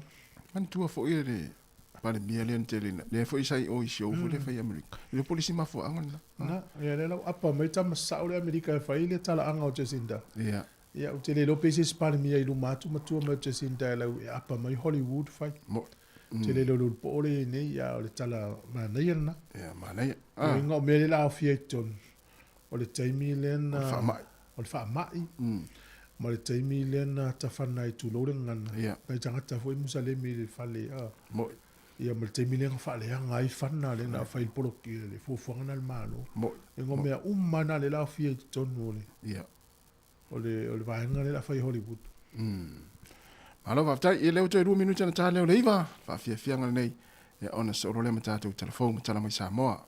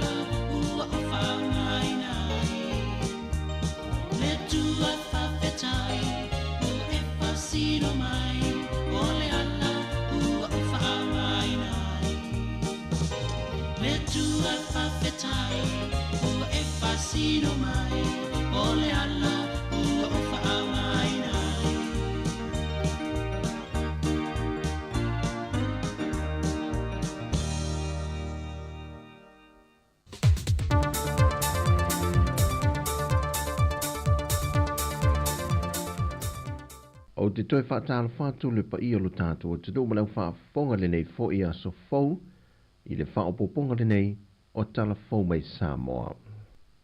I le whātau i na tele Samoa o le whaititia le wā whianga o ngaonga o le tau, o lo una ina i la vele malo i a malusi anga whaafowina, e whaititia i le whaonga i na lo tātou o te nuu o swau umea te nuu i whafo, o na o kasa e whaatama i ai le o sone. O se ati na e wa mulmuli ta ia ai ta ia la mole ati na e manui o Samoa luafe lua se funmale lua, luafe lua se funmale ono, le o lo whaantupula ai le fitu se fulu pasene, o malu si anga whaafowine au siel tu sanga e luafe tolu se funmale tasi. Whai lon minister puna o whale na tura se o manga ma ele, to e sulu Cedric po se sa lesa shifter. O le a te le fo i le fiso swani o le nei ati na e le tuli loina o le sao Samoa, e le whaai titi o kasa ona, e le lua se fulu male ono pasene le tausanga e lua afe tolu se fulu. Ma o le neipolo ke ti, ua whaonga i nai se no fuanga e whawhanga i mao ta avale e le tise, o le a whaonga i maru si anga whaafowina mai ave o le la po solar energy, e lua ni masini e whawhanga i nai mao ta avale anu i le tise, le e ta iono i tūlai ma whai o na whea alua i e mōle se lia i le tolu se lau kilomita. O se ata whata i tai, pe tusa lea ma le se lia i le lua se lau ta la le tupe wa sefe mai e wha aluina le whaanta wina o le pensine. Ma o le fua fuanga le nei, e whawhanga fua i na mai ta avale e alu i le ele tise, mo le tausanga atoa, e unwa i restalai se ta vale. O se tasi o polo keti, wa whae ngoi no le pai o kesi, e se funma le lua wa mahe au na wha pipi i nei nisi o ainga, o pisinisi, ai maise ni e ka le siu whiriwhiri e upolu nei, ma nono tai, ai whapena fo i le moto tele sa la whai. Wa iei fo i manisi la asanga tā ua le ni ati nae, e pe o tūlanga i masini e lua le ole a mawhai o na wha o ngā, e utuai le kese. Wha manino i le fionga le minister, o le nei ati nae ua mawhai o na maue na mai ei le wha amama a venga, ia mawai pēr le kesi ma maa mo le ngāsa se ino me tau mawha, wha le leo le ele mo ati nae tau wha atuanga, ai meise le wha iti tele o tupe wha alwe wha atau wai whanu kesi, o loo maua mai i so o se whale o loa. O le vai ma o le nei ati nae, o mawhai o na wa ai i ati nae ngā whatauli mai nei nuu mawhio anga, o le ofi mai ei o le ati nae kesi le ua avea ma wha amama avenga i le tūlanga tau te mao a inga, mo le wha iti tio tupe wha halu, ai meise lava i le pui puia leo le wha tāma ia o le sio manga. Wa fola sil mtanga ruenga o pisi nisi ala manuia maleipa, le isi ta iala po lasanga fo e CTI le tūlanga le una ia le o awa noa, e le ngata o maketi mo whiwhata wa inga, ai meise lava le ngau sia le o loa ngā whatauli maina e lo tātou wa tenu, ma le wha moe, ia manuia le au whai pisi nisi, ai CTI ma lo tātou lava tamawa inga. Le talaino le nei wha moe sa whatou te ia le whatel malo le tau mea sina, na sauno ai le fionga le minister, ia leo talaki la mostele. O whawhitawa inga, pisnisi, ma aluanga osi, mai tau sanga, lua o lua wha lua lima, ile, lua o lua valu, lua iwa, whapea foi, mari fuafuanga au tasi al mtanga luanga o pisnisi, ala manuia maleipa, lua o lua wha lua lima, mali lua o lua valu, ai lua o lua iwa.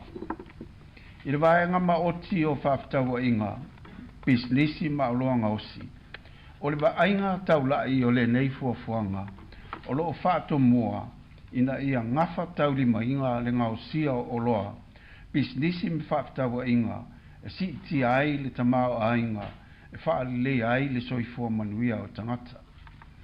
O pouta ua o le a lima taita ia ai le nei fuafuanga, e au fi ai, si tia o loa ngausi, matulanga tau whaftawa inga, si tia avanoa mo awina atu o loa i maketi fafo, si tia avanoa mo ngā luenga mai a inga moni tal, ni taui tala whea ngai, whaalea ati na tele e langolango ai le ati na enga o pisnisi, whatulanga ta iala e whaatontonu ai le whaatitia o lui tau, e mafua mai suinga o le sio manga anga fsota.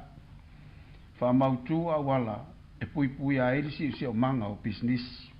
O le nganga autu o le neitu si ta iala, e na ia whaanga wa aina e le ngata le au whai pisinisi, ai whapena fo i le au whinga ruenga i to mai maanga waa, e ngau si ai o loa tala whengai o loa i eile mana ongo le tunu umale lanolangi, e le tūlanga e vave o na whaaluina, ai ngafa tauli mai na foi. O le soeto e whaawa waile mata au poltar sanga a lesa a vea malo i sidi le malo, sa vale noa ma reva Betham, e whaasanga i le fionga le titai o le tunu ule tamai tai pāre mia, ma o se mata au po faisi leva o taatia, e tādi ai le awa noa mai o whaamasino mai fafo, la tau te tāngo fia le mata opo. Mai il folsanga a savale noa i le whaamasinoa, na ia whaali ai le te leo le awhianga i lunga i a te o nona ainga whapena fo i le pisinisi lo ia, i lona talitu nunga le whaamalo lo ina leo o ia whaasoli tu la fono, na visiringia i le lo ia o lo tu la i mo savale noa le fionga le tamai tai pāre mia.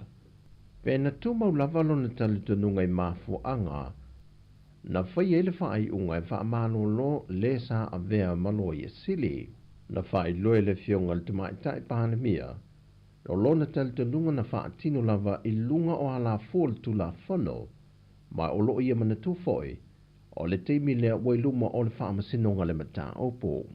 O le whaamalolo i no sa vale no mai lona tu whinga whaalo i sili, na amata mai le tausanga luafe lua se fulmal tasi. E ono se lau lima se fulwafe ta lale tu pelo tangi ai sa vale noa, e whaasanga i le tamai tai pāle mia le whaai unga, na whaamalolo i uia mai lona tu whinga. O le loia ia fui mono sefo ai nuu, ma Dr. Harris mai atunu I fafo, o lo tu lai mo savale noa, au tolu papa Brenda Heather la tu, ma se tasio loia fo I mai fafo ia Benjamin, o lo tu lai mo le taitai o le atunu. Wa talia le whaamsino le tolo atu le isi tolu vai aso le mata opo mo le tamaita ia sia whikel, ona o le tānsanga alana loia ia unasa uni sa polo, o le mana o mia se reporti mai le fo mai o le mawhauwhau, e fua iei se tali te te e po le ioi foi, I mōli anga iu fōla sia leo leo le mata opo. Le ngata wa talia le whaamsino le tānsanga, au whapena foi on talia le tānsanga e toi ave tua le pui pui le whasala la wina, o le swafa o le wa afia, ma wa talia foi le avea alo ia loa o le tamaita ia o nasa uni sa polo, ma lo ia asia whikel. O tala ia o le neia so mai sa mo manuil tātou atunu, whasoi foia.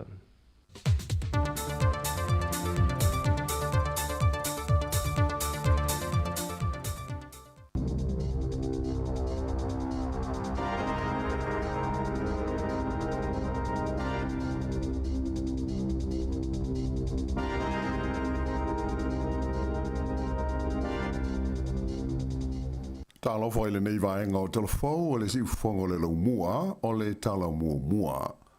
Ua whaamalosia nei so se tangata o lo sue ngā ruenga I le tono New Zealand ona a wai I se maafutanga whaase mina mo le sa ilinga o ni ngā ruenga pe a whai ua atoa le ono o masina o ia maua le benefiti sa ili ngā ruenga. O lea whainga whauna a mata o na whaamamanu mai le songa fua na nafi. O lea ngā anga ma le whaamomoe au tu o ia se mina ina ia sue le iai le tūlanga ua o iai le sa ilinga o ni ngā ruenga a tangata o loo a fia ai. Mai o se vaenga o ni swinga te tele ua amata nei o na whaatino mo le pūlenga ma le whaafoina o viso soani lau tele mai le malo mo I lātou e mana o mia lea viso soani. Whailo mai e le minstau la tina e lau tele mo mata aupu tau ngā ruenga o Louise Abston o se swinga fōle nei o whaia le malo so whaatasi ina ia whaalele iai ma ta aupu tau le soi fuanga manuia o tangata. Sa whaamawhaina mai e le tamaita I minsta, o le tangata e le awai I se mina nei e au noa ma se mafuanga te tau, o le amawhai o na tau fia loa pe whaititia lana benefiti o lo maua mai le malo. Peita ai, e le whaamalosia o na awai tangata e iai mana o ngā whaabitoa whaale soi fua malo loina, ma afia I se tūlanga e le a totoa o le malosi. O nei suinga te tele ua matua whai tio ina malosi e pāti ma vaenga wha upwhai o le tuangai I le tonu o le Parliament o New Zealand. O le fuafuanga fau e pei o na whai lo mai whalawa I tele le malo I le nei vai aso mo talavau e a afia so I sori ngā tula whono mawha o le a matua mawha ai I a whaasalanga mo talavau e a afia ai I ni sori ngā tula whono. O le nei polkala me fau o le malo so whaatasi ua whaingoa ina o le Young Serious Offender Declaration po le YSO pe a whaapupu. O le ama whaio na whaonga ina le polkala me whaasanga I tūpulanga telavau I le vāo le se fulma le whaama le se fulu fitu tau sanga le mātua pe a whaalua o na lātou whaia ni sori ngā tūla whono e ma whaio na whaasala ina I se tangata I le se fulu tau sanga I le whale pui pui. Whailo mai fōi o talavau umai a fia I le YSO e ma whaio na awina atu I se no whanga mo se polkalame fōlinga I to le ninga wha military e tūli ai o lātou whaasalanga. O le whaamua moe au tū o le mālo ina I e wheso soani le nei polkalame I le tau whaititia I le se 45% le au whainga o tūpulanga talavau e a fia pēa I sori ngā tū la whono onga ma le mamafa. O se vaenga o nei fuafuanga le malo e au fia ai le whaau pōpoina lea o ni leo fau se luas fulma le tasi e tiuse I le tonu o le aitele o au kilani ina ia o atu I le whaiungo I ulai wa atoa le 5 fulma le tasi o leo e tiute sava valiai I le tonu o au kilani tu tonu.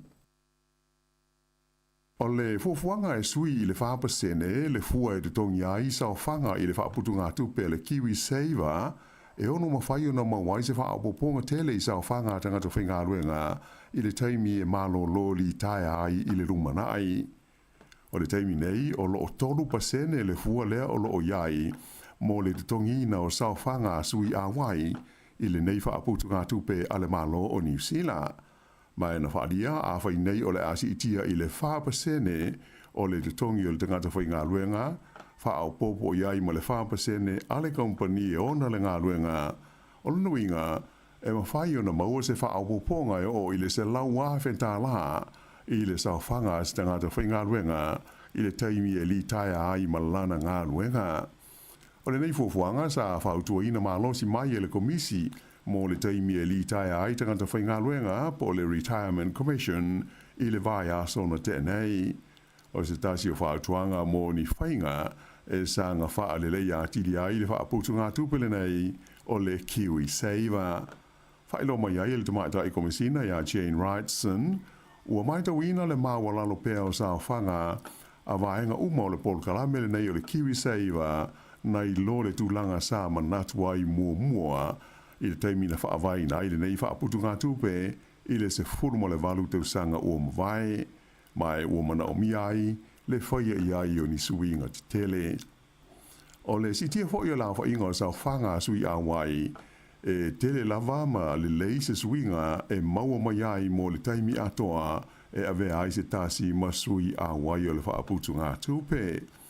O se whaateita inga, o se talavou e lua se furu tau sanga le matua e ave masui a wai ai e iailo na tutongi e ono se furu lima awe tā lai le tau sanga ma whaia lana sa whanga i le 3% wha au puapo i aile sa whanga i 3% alona whale whai ngā luenga e oana i le teimi ua ato ai le ono se furu lima o ona tau sanga ua te tau ona o na Kiwi Saver i le tusa ma le tolu se lau awe tā la le au whai ai a whai e 5% le fua o na sa whanga o lana winga e whase lau awe tā lai maua i le taimi e malo lo li taia ai mai le ngā ruenga.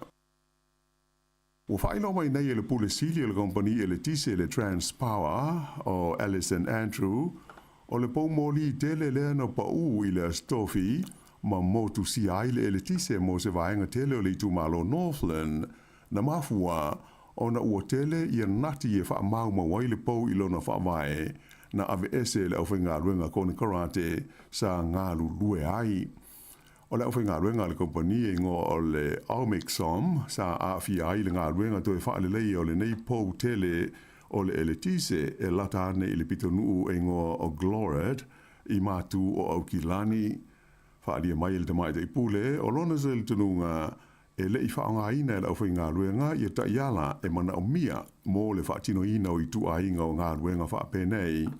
Ona sa lātou ave sea uma i a nāti e tā ofi e le pou i lona whaavae i ona vai uma e tolu ma mā ai ona se ese ma pa uai i lano. O le nei whaalawe lawe na motu si aile e le tise mo le tusa o le se lau wafe o whale o ainga whape ma pisinisi mai o se tūlanga le tāla whengai e tusai o se whaaringa alo ia mai le malo. Whailo fo i Alice and Andrew, e ui ina i le aisetasi na manua pe a whaina i lea whaalawe lawe, ai e te le lavalo na awhianga i le soifuanga masani o tangata o le tūmalo Northland. O le teimi nei o lea uafufuaina le whai o se suenga tūmaosi i le mafuanga o lea whaale tonu e pe o na umi se teimi o motu si ai le pawa mo se vaenga tele o le tūmalo o Northland. Ua le taunu ona malanga asia si mai i New Zealand le tausanga le nei, le na mai estete le tupu o sa le sa le tolu, e tusa o lipoti ua whaailoa mai e lau whaasara lau i pele tānia. Ta ua ewa pe oro i aile wha amoe moe o le tupu i a sa le sa le tolu ma le masiofo i a kabela, e malanga asia si mai i Australia, a e wha pe ai ma sa moa. A e ua le taunu o na asia i New Zealand, e tusa o se lipoti na lomi e le newspaper pele tānia o le Mirror. O loo masalumia o le soifua maloloina o lana mai estete le tupu le mafuanga autu ua whai aile nei fuafuanga e ina ia whaapupu aile taimi o lea whai ngā malanga. E pei ona sila fia o le awhi ai o sa moe lana mai estete le masina Oktopa ina ia awai I le te talaina o le whonutanga tai o malo o le taupulenga po o le Jokum lea o le a tari malo ai Samoa. O te tala mai tonga o lo whaua peo na mata I tuina e le au nanga o mea tau mawhui e le malo tonga I le maunga mui lalo le sami e whaingoina o le Home Reef Volcano e talua na wai ai le arwae I le ea o le aswasu mana le fulehu I le whaiunga o le vaia so na te nei. O li poti la ta mai nei na whaali ai le mai tawina I mea poe ata mai le vate tea I satelite o ni wa inga ata ngi ai le pao le maunga mu mai na whaali mai foi e maua lalo se tūlanga I ono la mati ai le saunga le mua mo tua tonga e pei o wawau maha pai mai le maunga mu le nei I lalo le sami. Ua whautua ina kapiteni o waa ina I tau mamau e se mai ma le vaenga tonu o loo iai le a au le nei e ngoa o le Home Reef mo lo lantou lawa saunga le mu. O le tausanga e awhi se lau waru whaa lo wha mawina ai le pāo le nei maunga mu ma vai ai le se sao hae o le awhi ma le ausana o ili se funu ma le 2 kilomita le mao lunga. Na to e pā le nei lawa maunga I le tausanga e luafe ma le ono ma maua mai ai nisi motu la iti le sami o Tonga. O le Home Reef e le o ngā tonu o atu motu o Tonga I le vāo motu ingoa o la Taiki ma Late Islands. I tālonga, ua whiliwhilia e le whaia o ngā whaua le olo peleki o Scott Robertson I le loka le Crusaders o Scott Barrett e a vea makapiteni o le aulaka pia New Zealand mo tālonga o lo loma nei le vāma Engelani ma Fiti. O Scott Barrett o le kapiteni ua māsani ai le li whaia o ngā ulu ia Robertson I lona taimi sa whaia o ngā I le Crusaders. O le au taalo e to o tolu sifurulua tamata alo o fitwini nei le olo peleki mo ia taalonga e au fi ai ni tama fau se to o 5. O I lato nei e au fi ai le prop I a Basilio Tosi, le hooker o George Bell, o le halfback o Cotes Ratima, le midfielder I a Billy Proctor, ma le alo Samoa I a Wallace Titi o se loose forward. O le Leo Scott Barrett o lona valus futasi ai le nei o kapiteni le ol peleki New Zealand. O le alangolango I a te ia I le tūlanga o le kapiteni langolango I Adi Savea ma Jody Barrett. I tu ngā waawhai lāna mua le waawhai lao New Zealand le Black Foils I le vai I New York I tu ngā waawhai la wha le wao malo le Sail GP I le whai unga le vai aso na te nei. O lona 5 I leo lātou mua I le taumisanga le nei, ia mai mawai malo lātou a wanoa e tau wā ai le māsina fau I le tuunga whai o le tūsanga e tolu wā whai la sao sawa o le atau wā ai I le final mo le whai longa tupe e 2 miliona tā la. O lo o tūranga lua atu I le Black Foils New Zealand le wā whai la Australia ae o le wā mai Sepania o lo o tūranga tolu. O le final o tu unga o wawhai la sao nei o le Sail GP, o le awhai lea I le taulanga I San Francisco, I le aso se futolu, ma le se fulu ma le wha o Iulai. E o le whai unga le nā o telefau.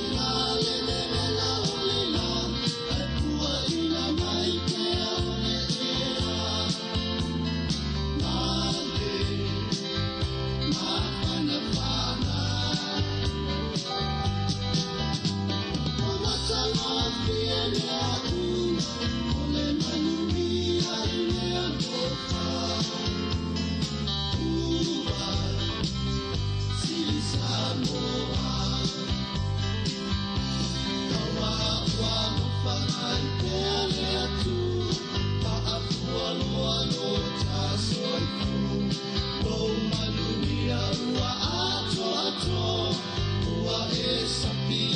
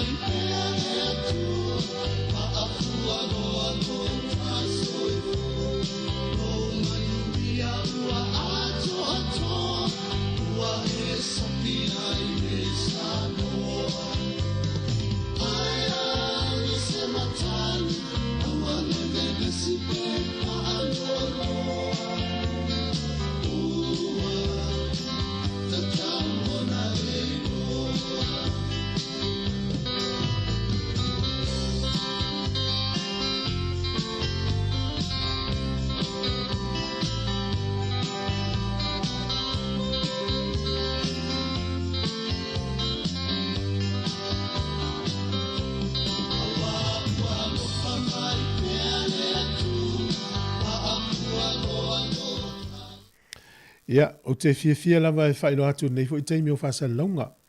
A le tātou ala leo si ufonga lau mua. Pio na whaelo atu fo i whasalonga le tae ao ma le aso nafi. O le maua lewa noa e whatara noa fo i le sui o le au malanga sa moa. Ia o le tofa ia tolonga tā, tama le oa le ilua. Ia o lo tala noa mai sa moa e whao ngai. Au alo so ta inga. Ia, soi fua manuia nei vai ngore tae ao i lau tofa, tolonga tā, ma lo soi fua maua.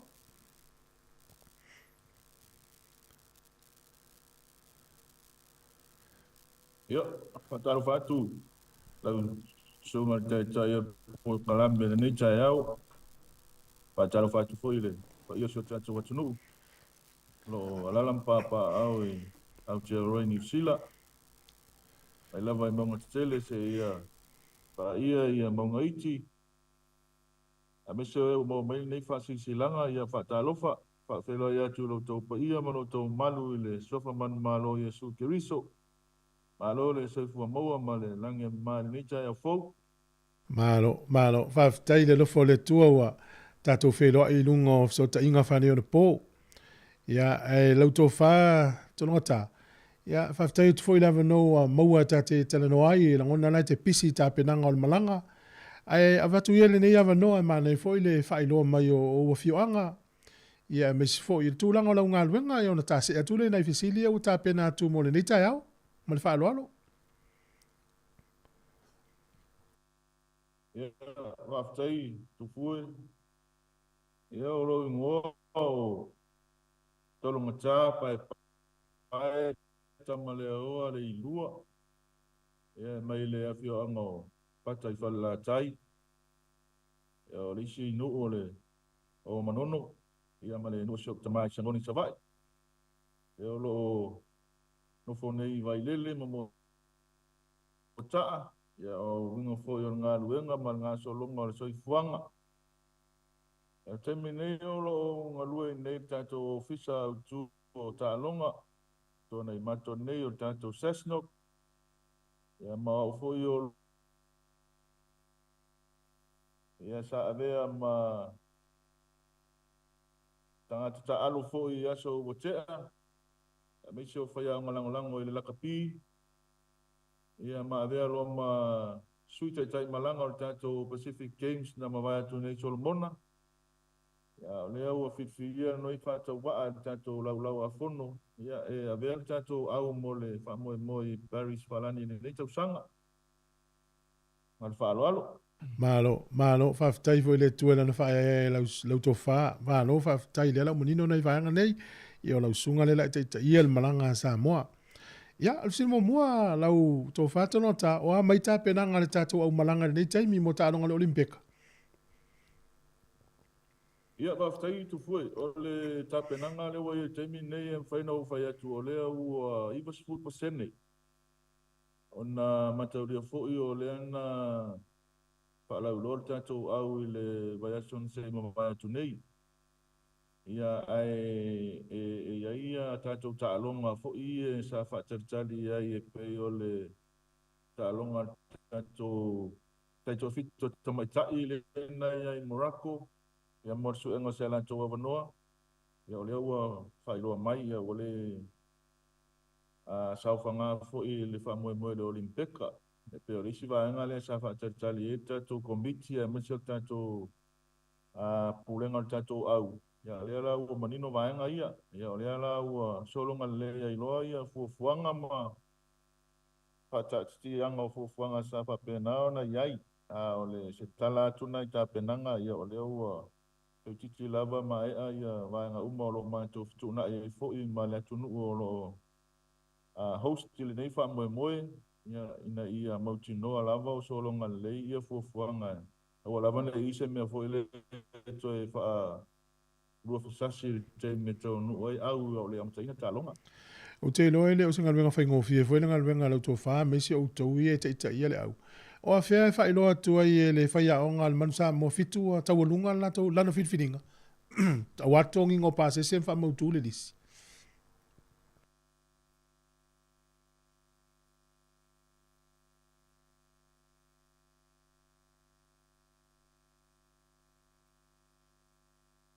pe ua whaina mai tātou so ta inga msalo tūlanga tau interneti sa moa le ua mafu ai. Ai awa pe te ua maua le so ta inga ona to e whafonga mele iai ia o le tō whai a tolonga tā tama le lua leo o te malanga leo le au malanga sa moa le Olimpeka. Ia le lato e so tai ia me whani ona pōi e lawa le whale tonu me tau interneti e mafu ai ia whafonga mele tātou pese o la tātou.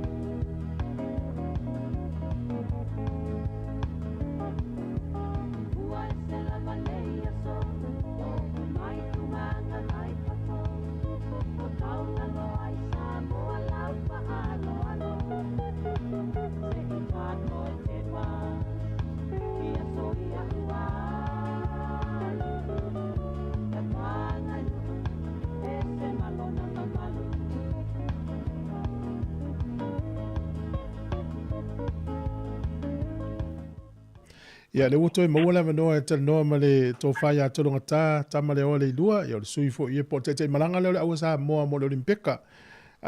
Tolonga tā, o lena ofisili muri atua e moti elfa sa launga. O a whea e wha o toila le lisi e lau teito o fitu i a watu tā penanga o pāsese ma le lisi ave o le Olimpeka. O le taito fitu a tamaitai po le taito fitu a li i le tsau no e tu fu fa mon moren. Awa le o mauti no tamai tai wale o a li ila le fisili atu ai. Ia. Whaftai, o le tūranga leo na sa mātou whiutanga i matpūlenga le tātou taito fitu. Ia sa ri mawhai ona o maiel na tonu mera pe ona i ufuanga. Ia ona sa whapea sa whaonga le fitu fo ilea maa nisina se mawai antonei. Ia e toi fili mai ile lato au. Ia e o mai la tūranga e taimin nei o tā whātata noanga ia e re tu ina mai se tātou risi mautu fo ilea mo nei wha moi. Ia o tauna mai se aso nei vai aso. Mano. O le ale filifilingo au Samoa. E se process fo le fatainga fa pera le isi o le au voli o le au basketi o le au lakapi o le ale faingo filifilinga la tou a o ai fo ia fa ia fa unga muli. Ia, fa tu fo ta o te siri le on e fo ia mai ta wato lo ia inisio lo fe avea ia whamtalanga fo i le o e fia malama. O tulanga lava i le Olimpeka. Ma so sta longa lava. Man tu fo i so sta longa lava i le ko vaanga fo i whamal malunga o ta longa lalangi. E whape o le International Federation. O la taulana o lo ba ia tulanga fo ia po ranking fo ia taitasi tangata ma tunu u tono tanong taitasi usala o la tonu lava ia o lo nga fa matulanga le o le fili na mai o tangata nga ba mo le Olimpeka ta longa taitasi dava afa taingala o ba nga le sa ita to fitu le ta ele IRP o IF le nga yela kapia o sidinga la o le Olimpeka le taito fitu le sai le sa piki top 4 foi le mai to tono le TC foi le kamalanga le nga o komeki plaza lo male au le tonu le host ko sa la fainga nga le International Federation la kapila to fa pena foi la ile sisi la fo antikilo ile levo o ton ma kako kengi le o unia va termine o le lona o ngo ile la langi o sala o inga komu ai pa u ia ile feeling o ona so tai mai le o le International Federation to tono Samoa e o mai fa la to anga ila to ile pe foi la o le IRP e longo mai la IRP le la pi Samoa e tulanga le e longo mai fo ile IF le weightlifting ia le CCI o me ma Samoa ia ona longo alo ia lola ia tanto NFC ngai ia tanto Sesnok ia ma tuna ia lola ia va nga uma lava o le final say ia la e to tono o le tanto Sesnok ma National Federation ngai in the feeling o au ia o nga la final say ai pe on the feeling ia la o fiama le tolanga le tikina o pikina la nga fa malunga ile level le lungo International Federation kai kasi la o le te vai tu vai ngale au e si tama ma steine le vai ngale swimming pole au o le wanga va mo Samoa o atu langa o vai ngale fa fea na ye se va fo ile na longo i nai le to committee Samoa o la o le la fa ma fu o Samoa ni ta longa au le o ma fu na nga va ya ako yo le tulanga ton lavana ni tamu fai pula o tu se inga ma logistics so vaanga nei nga isa o mai lava ia vaanga le International Federation i National Federation o me foi la ia o uma na o kiria uma ia tanto vaanga kai tasine ta va mo le fu sa mo le Olimpeka o le sfate te inga ia o si vaanga fo ilea le o il tanto alova i la alova o se tere ta wa le fu a New Zealand ia o le wanga wa ta alo mo Samoa ia ona wo mo na fai o mai inga ta wa ona represent Samoa ta wa le Olimpeka ni ia e fai i lungo mali enga i va o vaanga ni to International Federation o National Federation ia malkako sesno ke malu ai mamori mau i vaenga ni malo Ole pela lo mani no tu ya le tiutim lam tafa yo ya le ses nok le la ve la usunga lo ve mata te malanga ya pe yo le tu te li o mo to ya yo to fa ma po la wa sa mo e ni aso e fa ngata au ta lo umai ale la lo langi lo olimpeka fa pe le aso le umai o lo te mine sa ni to e fa uru mai ni au ya ole olimpeka nei sa fa ngata ingoa ile aso luas full mal valu o maki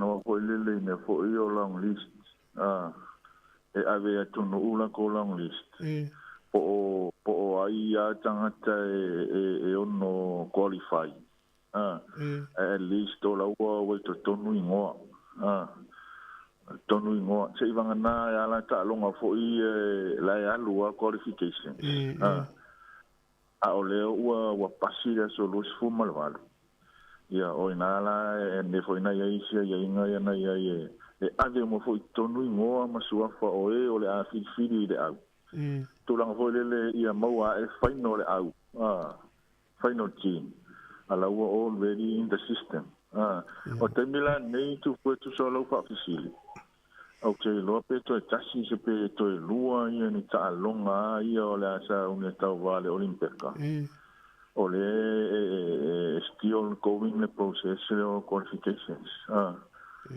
o te mine a pe no ta o lo ia la va ia inga ia e fu ai te ni e fanga solo ia ia qualifications nei mole olimpeka a le isi le fo ile long list na tiu ia mati o leso busfo malvalo o tau sanga nei malo o tangata le anga va tau va mo Samoa o ani ona so tanga ya Samoa na nga va le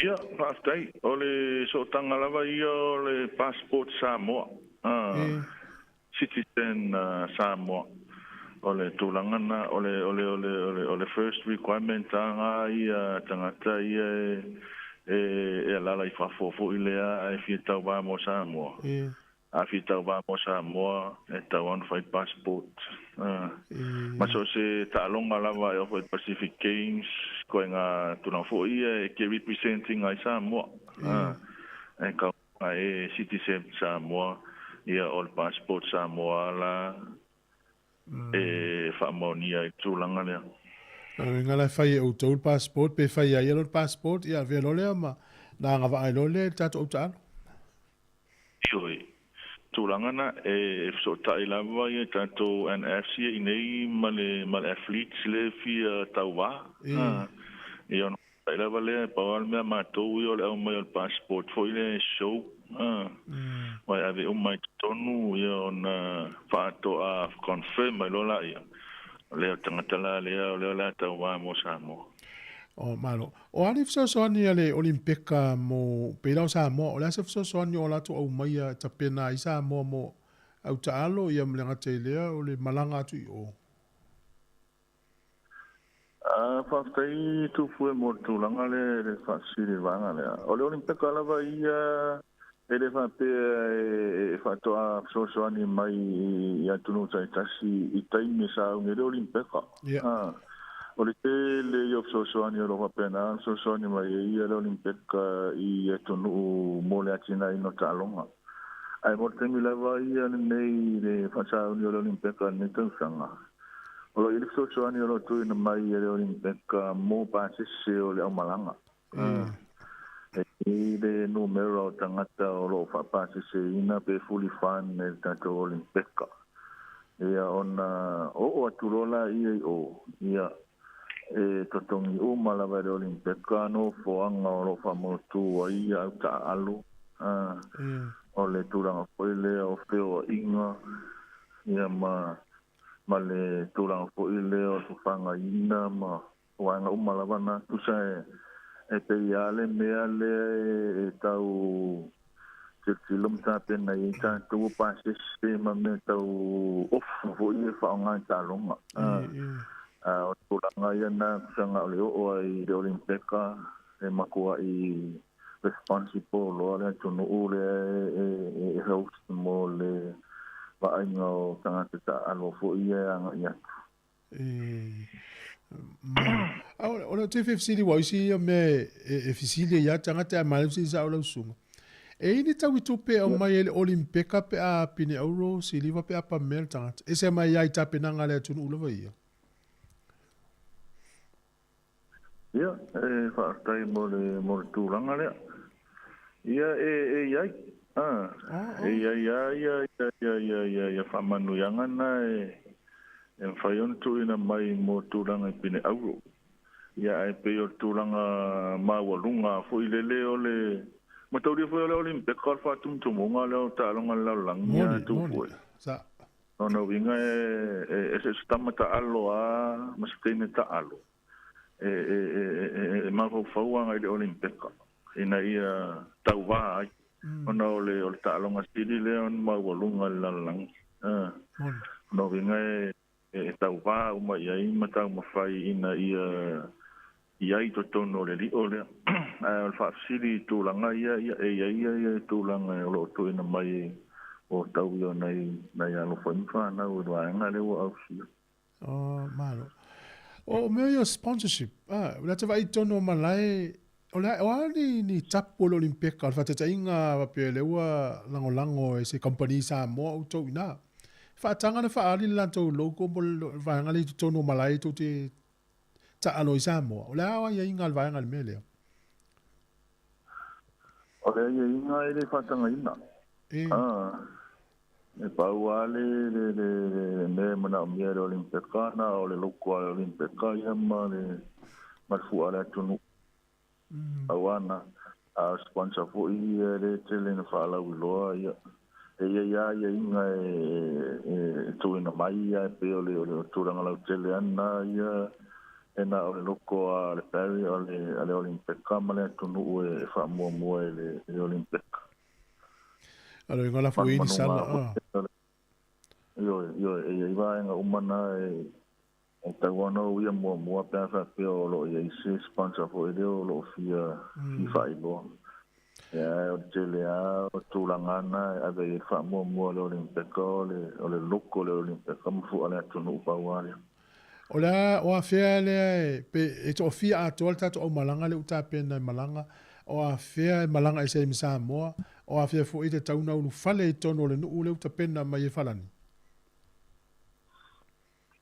Ia, o le tātou aure na lau i le asu whareile to lima sifuruma le lua.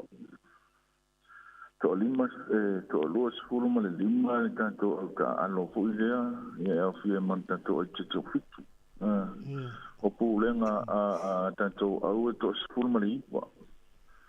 Pūlenga na au taitasi fo i au fia i whaia onga ma tūranga wa pēna. O le pūlenga ia Team Samoa to to. Le lai moa i loa ia le numera le lima sifuruma le lua. Ia o lo mato malanga whakasi fo i mare whionga i minsta, ia malana au malanga.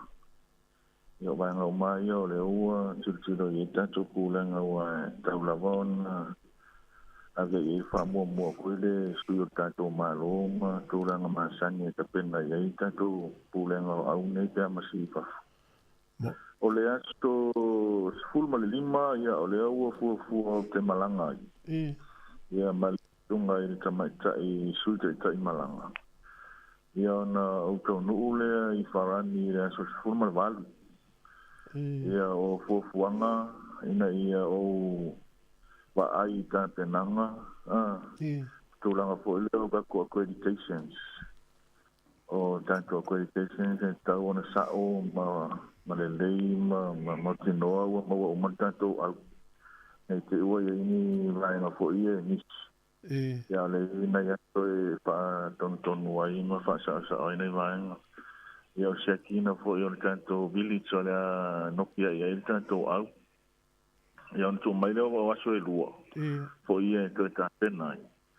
Au le tau nuu atu tanto au. O tanto au e watu i nei le so lusful martasi. Ia o alala i nei sa moa. Ona watu le ina i New Zealand lo i fo inisi o lo anga ia ne ai. Mastau fai malanga whaatasi atu ai. Ia mai o i Australia. Yon tau nua tu rola ia I Paris I le aso luas fulma le lua. Ia ona pangasolo la io tole ninga ma fuanga fo ia ma tani ai. Awa tanto olimpeka tala I le aso luas fulma le ono. Ia mata I rola ia talonga fa mai ai nei le aso fulma le tasi o au kuso. Ia ntai malanga I te mele o tanto au I le aso fulma le lua. Amalo. Ia manga I mai o le meta wina ia I taalonga pelo te to fitu e mua. O le ala whainga ale olimpeka a uma taalonga le au taalo ma malanga ese peno no fo ia se o le sutasi au kuso.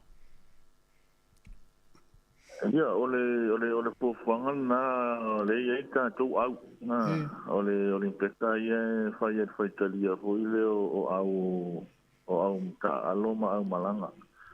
Ia fofuanga na ta tu ia pena ta o ta tu ta to fitu e mai ala tu ia fa mo ia wa mo ala tu I talonga ia mata ia mata mo ta to fitu ia manga ia se mai e va ver ese mai na ta yo ai ta tu nei e mana mia le va ver mai wa le umia no foi ole umi foi na ole se le ni foi le fo ai mo no foi o e matulanga ho le se mela no fo mi fua o mai alfa mo saulo mai lo pero le tulanga na Orenga no fo tele ra kota to au saulo to tele ra kota to au e fato malanga mai lava pe uma le closing le so sfuma tasi ngai mai lo so sfuma le lua Alenga afia no fo tangata e te tongiala ia se tupe o lai o po la sa onga le vaenga le. Ia le tulangana ia e fai ko ni ton. Po ia fia no po ia ai ia o taimila nei na matu taptana noa ia e to te ia fu ile uma ngai mai. Ai pe to te le o le fa mai ana tuta longa le so muri. Ia ona nga va ayola ia fa nga toi loe tanto closing le fo ina ia mamalanga se mai lo ia susful ma le lua o ai le wo fili a ver fu osa mo le opening ceremony por talanga talo ia fa tai o le tanto flag pero le ia o le sunga ia tano pelongi sa ia ole fo ma fo ile o tala no ia tato komiti ma tasi ai fo ile ia no le mawolunga fo ile o tulanga wa si uso ia tano pelongi ia ole ala le man ma puanga le o fifiri ai lo ai le sunga ia tan ia tawa veina ia fo so tato tonu nei fo I tau sang e masani mata lo limpeka I fa alinga le tonga vole ver fu ai fa la ulo ai motonga o inta penanga fa pena sa mo ini teine mani la tuinga ya me se fose la e fa toa o tone mo moli te fo le tau sa mo e la langi teimile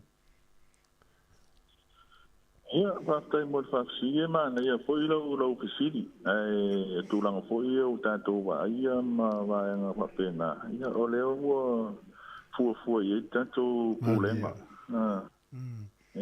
ma na ia fo I va nga le wa sa no ia ya ra tam fai de me nga tai wa se fo sta o ia va ina I tai mi fa nga solo ia tanto a uma ma to langa pe ona ai nei fa mo te tele ma na ia va ai to lo tangia mai ia le ia la e fo ia tanto uma to langa ia so fai sto uma ia la tam fai tanto komiki mane to langa tanto au te lo foi wa nga fu so ne lo flow fiona polo to fa fu te malanga ele ngata o le tau va auto al fa lo ino sa mo lo lang ai lan so ai miti o le au mani teine ta malu e mana fu le tu au tafa o ton ia masiva mai ai malato ia na tu atu pe na wanela valte mita pe na nei va nga ia ai ala u lo to fa to ngata e se to fa ma va nga mal malo ma se u fa manu ia ste mila ta mai le malanga le au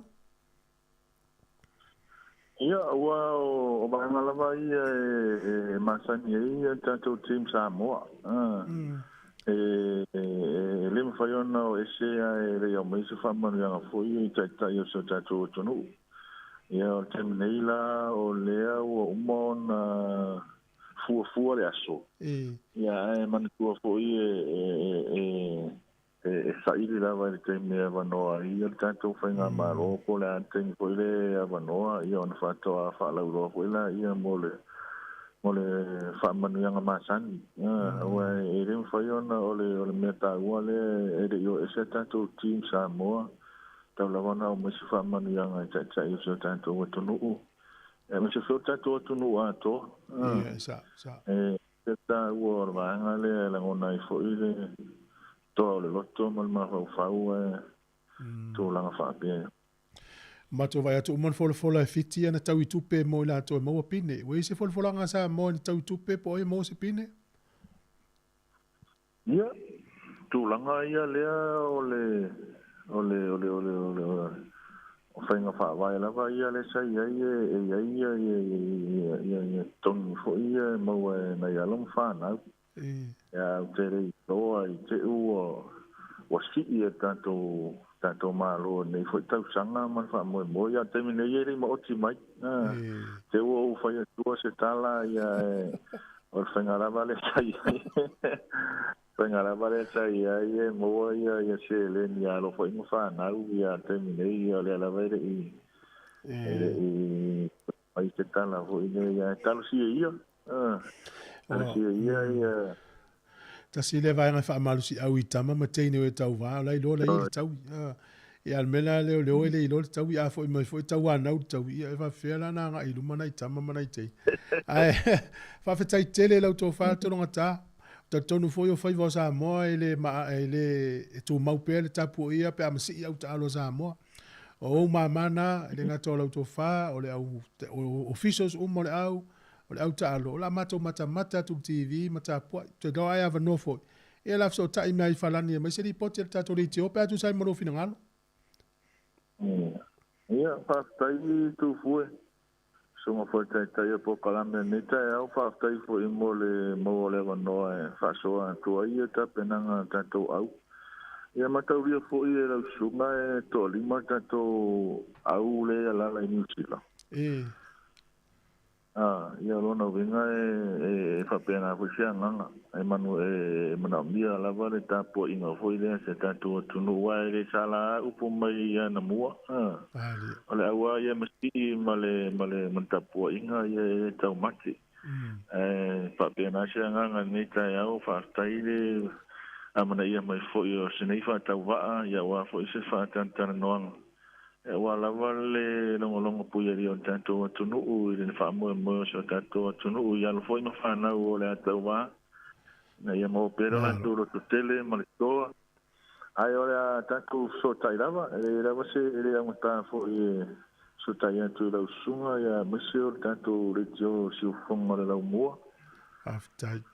Ia aftai tele lava lau to fa fo I tonota ia o mamana ia manuia faiva matiu te nei aso ma le taimi pisi le vao taimi nei anga I Olimpeka meso tape nanga lau malanga ia ma le wha mawaianga fo I male atudu ia e wha soifua mo nei taimi e se waianga muli e wai au tau ainga malisi o lo wha whonga mai ia whaftai tu fue ia ama lo whaftai mo le tai whatana noanga nei tai au ia tere na yo ainga I povi rua pena e sira fia ia alo whatere atu mo tou ia mese fo o kilani na yo mātou tau ainga o ia mese show anti a situli whafonga mai ta whatantana nei tai au ia ale a foi sau tau whafonga nei tai au I se upu foi o sala ma se la au le tau tamari ia au le tau whaila vai tuina atu whamtalanga o a foi no fosira fia ai whaftai tere tu fue mo o wanoa nei tai au tātou whelonga nai pēr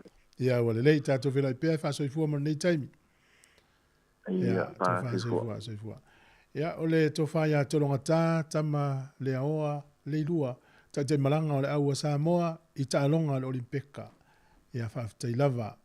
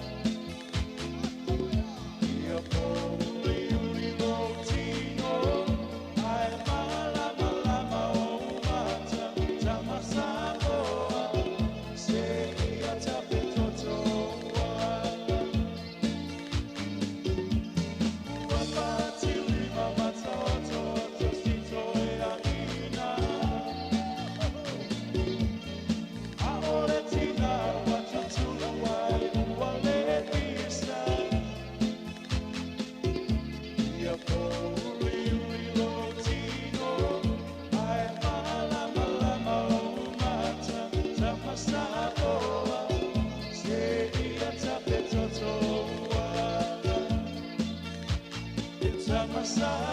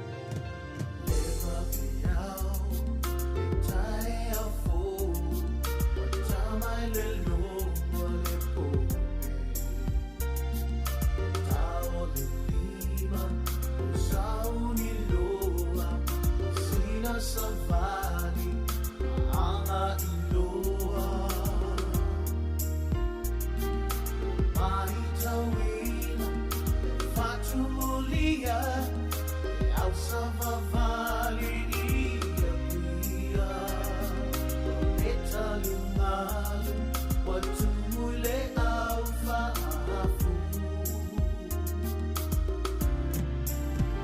ia tato savavali famamale tausam ema isukati no puta faalalo pona kapista matku kama falawaina uma tato ora soifu manuya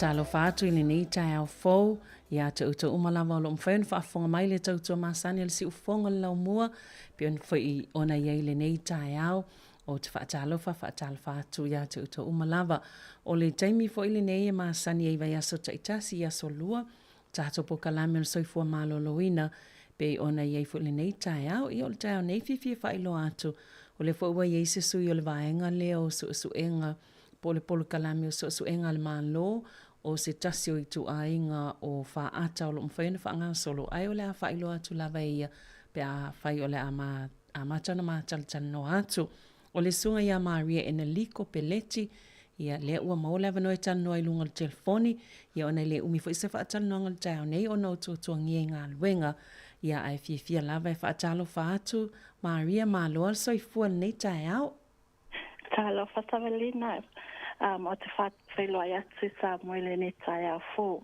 a me se tupu mai e o le atu nuu whape malo tofi taulanga le atua i sa se whatawhai taulanga a mai se fwoi ta māma tina matitua se o atu lava i tato whanau iti malo le soifua Ia, malo lava soifua whaftai fwoi mantua sa tatal no mua i se teimi o atua nai o po kalame ia le vaenga o le vavaenga ma le tausinga le leo nifo ia po o loa fo ia mai se lava o whana witi ia lewa ese le po kalame o la tatana no ai malausunga neita au ia tonu o suinga fo i o ngā luenga o lo iai ia e sa le lei savelina ia o le neita mi o le au te whainga luenga i te tonu le au nanga a le National Bowel Screening Program i te tonu Wellingi tone a tonu o se vaenga foi o titilo ia i le ta o tele o le nei programa o tātou tangata ai o tupu ai te manatu ia o se whase e se male oral health a tamati ai se o tau e au na i lea au na whaftai ia malo whaftai ia a o le mea sili po fia laweanga iai a o le mata watu ngā luenga lava le tautuaina leo o le soifua maloloina o si o tātou ia nei o tātou tangata mai se lava o tangata Pasifika leo lo umwhaiona e ngā lueanga iai ia saunol po kalame nei waile o le taimo mofol nei wa whaatino il po kalame le nei o so enga leo po le National Bowel Screening ia ile o le taimo mole nei whaatala noi fo ilunga le tātou le tio sai fo nisi na pa au mai le vaenga o le saifua maloloina e whaatala noa tili whaile whaataita inga o le whainga o ia fo ito inga siaki ai le lei o le ala a maole ava noa e te toe wha manatu ai e matoi wha pula tili le whainga o ia fo iso su enga pe ona e ngā lua i nei ia whawhetai sa velina ia te At whaftai whai a lātou lea, nā o mai momo e whai atu po kalame a ai o lātou nāna na amatalia le pola kalame le tamina whastawali ai tu tono walingi tone atoa a e tu sapoli tautanga lua sa se fitu lea na amatai le National Bowel Screening e tu tono walingi tone a ole pola kalame e pensato se la fia ele ai se tatongi ai so soani e sa ele le bowel cancer e se taimi in the early stage, so ole nei prokalame e whapitua mo tama, matina, lo wa tole ono se full le fitus full fata sanga o so fu e anga va e fatupe le malo e tau singa ole nei prokalame so eta wa tele le fai o le test o le toa lenga o tangata I la mata wawa fa longo iai I tau noanga lea masani fai bea mata atu I events fai mai ele malama tele ele fai nga o le test a ia awala e mawhai ona sila fia I tangata ele process ele fatinonga o le test ai it's a time iluma ona auto discuss about that o isiva inga ta wale ile pulkalame because if inga ta nga mawa nga for individual to notice the symptoms unless or file so swinga le if ever to center to wale to see male the sample to lower nga na fanga because we have to be ile bowel ile sample le ever to ele fia mamao it's not like a big sample that it's required from the lab it's just like a small sample, but it's really important that you have to do it the right way to be able to detect or to make sure there's nothing le fainga ole test because o ina mawai po mawali tangata ia unga ole cancer so eta whatever ngana Savelina Lelei, a wape o le manta watu e whaisi tō tele o tangata I to tono New Zealand e a awhia I lea fo I tu ainga o ka nesa I tau sangata I tasi pesa o lea tō tele fo I a mali liu wai. Ia, e sa lelei, Savelina, e tusa ole bowel cancer. Le ka nesa lea ole is it ngā au ole upu hata moane ole ngā au. E tusa ole cancer to Lona lua lea I lunga New Zealand e whiote tātou tangata ole apart from the lung cancer is the first cancer lea e tō tele ngā whiote tangata ole bowel cancer it's the second deadliest cancer I te tono New Zealand but o lea e tui atua iai o tātou tangata le tā ua tele nga whaile nei le early screen sei wawa iai pe o maua or I le cancer bo it's in the early stage so therefore e mawhainga tonga whiti iei tonga whitinga e mawhainga nga whai I ele spread gele le cancer kongo lo tino Ia, ma lo lava whaaftai. O le la wai ma sanu whape e o le me la atu le tusi La atu tusi pe a whape le ua. Tuso le ua, ma so a toa ni usila le pokala me wasa ia I tu ma lo po onu usa a matana whaata I ta ai. Yeah, e sa ole lei Savelina e tusa le pokala me le National Bowel Screening. Wa oa I all around New Zealand. Aye foia is the area district. La wa faya la to le age extensions. That means wa tui lalo le o tausanga le faya le screening e pe o le vaenga I Aukilani o le Mid Central I Palmerston North ma taira fitsi Ia o tātou nei, e lei whai ale ka whaenga, o nā lea whātali sei au mai le oke, mai le mai le government ai tātou sila whiawhai le suinga nei o le new government. Ia o lea e whātai tali a, e whaisinga whaisinga o me te kai me whātali ai, but we're just hoping that they're going to lower the age extension to 50 from this area, but we will let you know once that's live. Ai ole Porkalame ia wa o fasolo atoa New Zealand. Ole unga, or the aim, our goal is to improve the participation rate I o tātou tangata, because e peao o isi waenga for your health.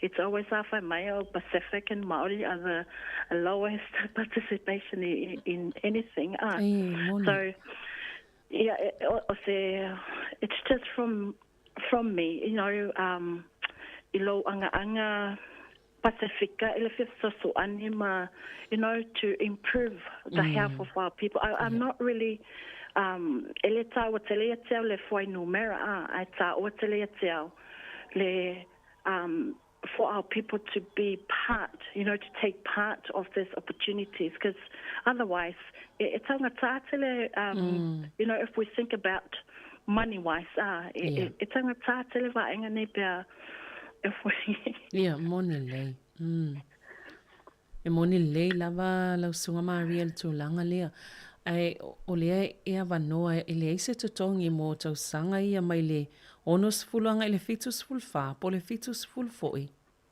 ono sifulu le fitu siful wha mai Tawalina ai o lea fo i te ta ua o le suenga lea la fo sa o mai a au mai a te oe wana whai lava lea oe ia i lo maota ma lo lao po lo fale e te tau le alu i o i te tono se fale mai po o se isi fo i au nanga e whaatino le suenga o lea mai whaila vai o i tono lo fale leila se whainga tā ele ai se whainga tā a whainga you know, because e senda to wa le kit e whaia o le taimi you know, when you're ready, no pressure, the only thing that we want people to for people to know e ka kawanga sent le e umanga whailau suenga e ka kawanga sent le kit back to the, you know, ile post within 7 days e ka kawanga kaungu le sample ile lep le ila i lunga ia kilangi so if I think it's a long process, so it's really important that people do it right, so they don't, because if they receive the kit later than 7 days, then they're going to discard that, you know. They said it's going to I say because because there is a chemical inside that small bottle le la fuatu le meli le fai kongu le sample so there is a time limit for that chemical to work. Moni ai manatua fo ilao nei vai tau pe o tau Yesu winga o fela fo inga o meli luna winga ta ua te le lau wha amanatu ia umalona fai ia avelo e lafo le meli le suenga lea lau suenga le fai lava o tono lau fale si vaenga i titi mai tu lo lava o le fe au mamam whaina tu i tono vaenga ia wa au mai tono soifo maloloina ia matu lo i tono pepa ia au mai e lafo atuai ma vavelo na lafo because all the to sila ever to see it's a free post e tu ai te tono matu lo te tono ole meli whainga le collect le vaenga ave meli but it's just a word from me, like, you know, it's better off ma whainga whai le beginning of the week because we just think about the weekend, you know, there might be a delay in the mail service because only weekend just saying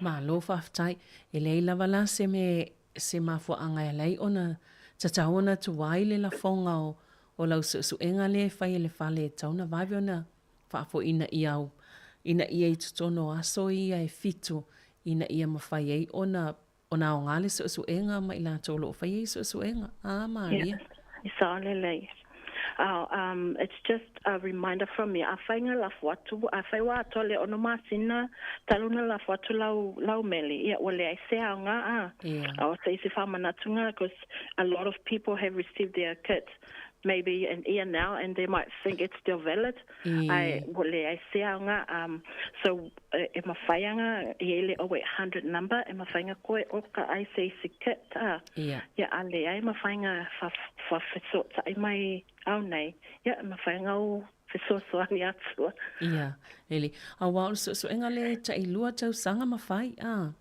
e sale lei malo whaftai.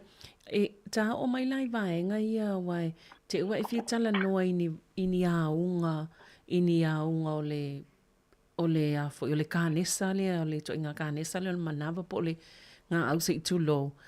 E mana I fo le amai e toi wha amanatu I tangata lea maa fo anga e lai lava ona ta tauana wha ta ua le so inga lea a mawalo lau kit po le vaenga le wala fo atu lau teutu si whai lo so inga ma ave ne I vave nei lua po wa afia I le fo ito inga o kānesa.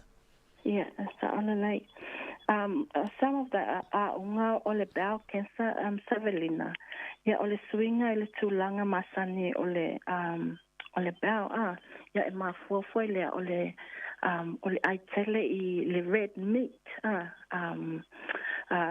Where we should be eating more veggies and fruits. Yeah, o vaenga, yeah, o le ula tapa'a. Yeah. O le suavai, o le pia. Yeah, o vaenga ngā e atonu it might, lead into that bowel cancer. Yeah. Yeah. No winga tau whaititia le tau mawhal faspomasim. Especially the red meat. Ia, tāua tele vaenga ia tele foi. Ia foi na istanga talo atu fa me o mawalalo le iron tam failana tau mafa le ano foi le o le manufasi ia ese a. Yeah, ese yeah. Well, just from the doctor's perspective, we did follow their order. Yeah, they're the clinical. Saole, yeah. Why ia unga ia ole o isi vaenga sa te whaalong mo fo ispo kalami sa whai. A whape tu lo lava a watu lo I le fale ui po le fale le tā ua.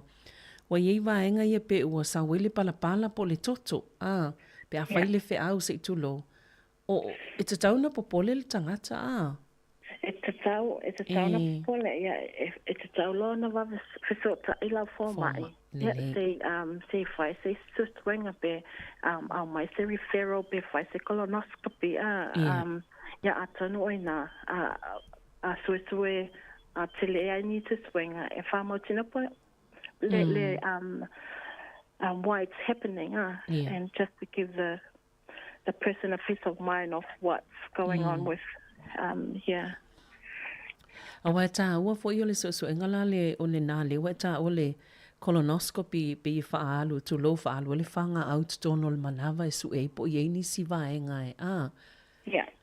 O le vaenga le nei, because it's a tono o le bell, o tangata. Yeah. Ia mea whainga le o polyps it's tupuane ai te tonu o le vaenga, some of the polyps, they will grow, they might become cancer Ia o le aunga ia o le whaata lea e whai, se titilo, pe ia ni poli pele, sorry, I'm not sure BSAC o Professor Moa, just polyps. It's a tonu o le manawa. Yeah, they might grow into cancer. Matai le kānesa. Yeah, ole au ngala ole whaata lea.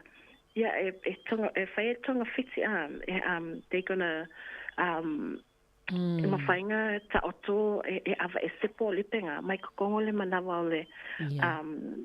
So it won't grow into cancer. So that's why the early screening, it's what's in the early screening, so they can detect, po yangi po lipe, it's a tonolo manawa, they might turn into cancer. Yeah, yeah. So that's why it's important. You know, le whamalamalanga. That's why we need people to do their screening, because we can't see. We won't know until we do this test. Malo, mana ia whaamani no ngai ia vaenga. O isi tangata pe whaape te ilawa ua whai mamasani le ti ngā pe o le manawa wha lau so ona ti ngā le manawa ti ngā wale motu. E o nisi fo i a unga ia pele ai. Ja, sa lele sa velina. O isi vaenga whaina you know, bea whanonga toa tangata wa ese ale wa ese tuinga I lana tina. Ia, mai se ale manawa, malana nga whea mama. E te taulo na alu e vai se fo mai. Te au mai se advice, you know, se whaingi si sua tuinga. Ai tau lele ia. Malo, ia. O ani si vaenga e te tau na ma te itu e tangata, tātou tangata Pasifika, I vaenga ina ia mawhai ona wawe alu form, e waile form mai wai pe o lesi e te ilawa ua tulo ua matana lusi le tino ua matana pe e pae, ai le o whaiese wha amalu tino, ia pe o lo nisi fo ima fo angana e te tau ilo na pole male waile form mai. Ia, sa o le siwa inga na, e tau na popole, a whai ua lusi, o te ia ua lose weight. Ia, ele aise, you know, sai le masangina, whai ni whamala sitina pinga e ta ua. Ia, e te tau lona, ona wawe whaila fo mai, Ia. I tūlanga, ia, Mo te isi, just for some advice. Ia, malo la whaftai. O ani se mafuanga le lengi whainga tai tato tangata na whaile su enga le wala whatul whale. Pe te lea, le o mai loa. Whawhitai Savelina mo le whatili. Ole it's tūlanga, you know, te waai ai. Ma whamatalanga ai o mai tangata e talano mai atia. Ia, ole le malama o tele, o puwha Ingilisi te tono o le pe. Ia, ai le whaia, e iei ata e te tono le e wha malamalama ai. Ai ale, you know, for our older people, ale malamalama. Ia, use our children, te wha malamalama atili, le whainga o le suesuenga, because only vaenga, you know, with what people shared in the past, why it's difficult for them to do the test. And plus, maybe Savelina, I tātou tangata Pasifika, ele anga whainga lea, because, you know, it's a topic that we want to discuss, because it's private. But in reality, it's important. You know, we have to come, you know, you know,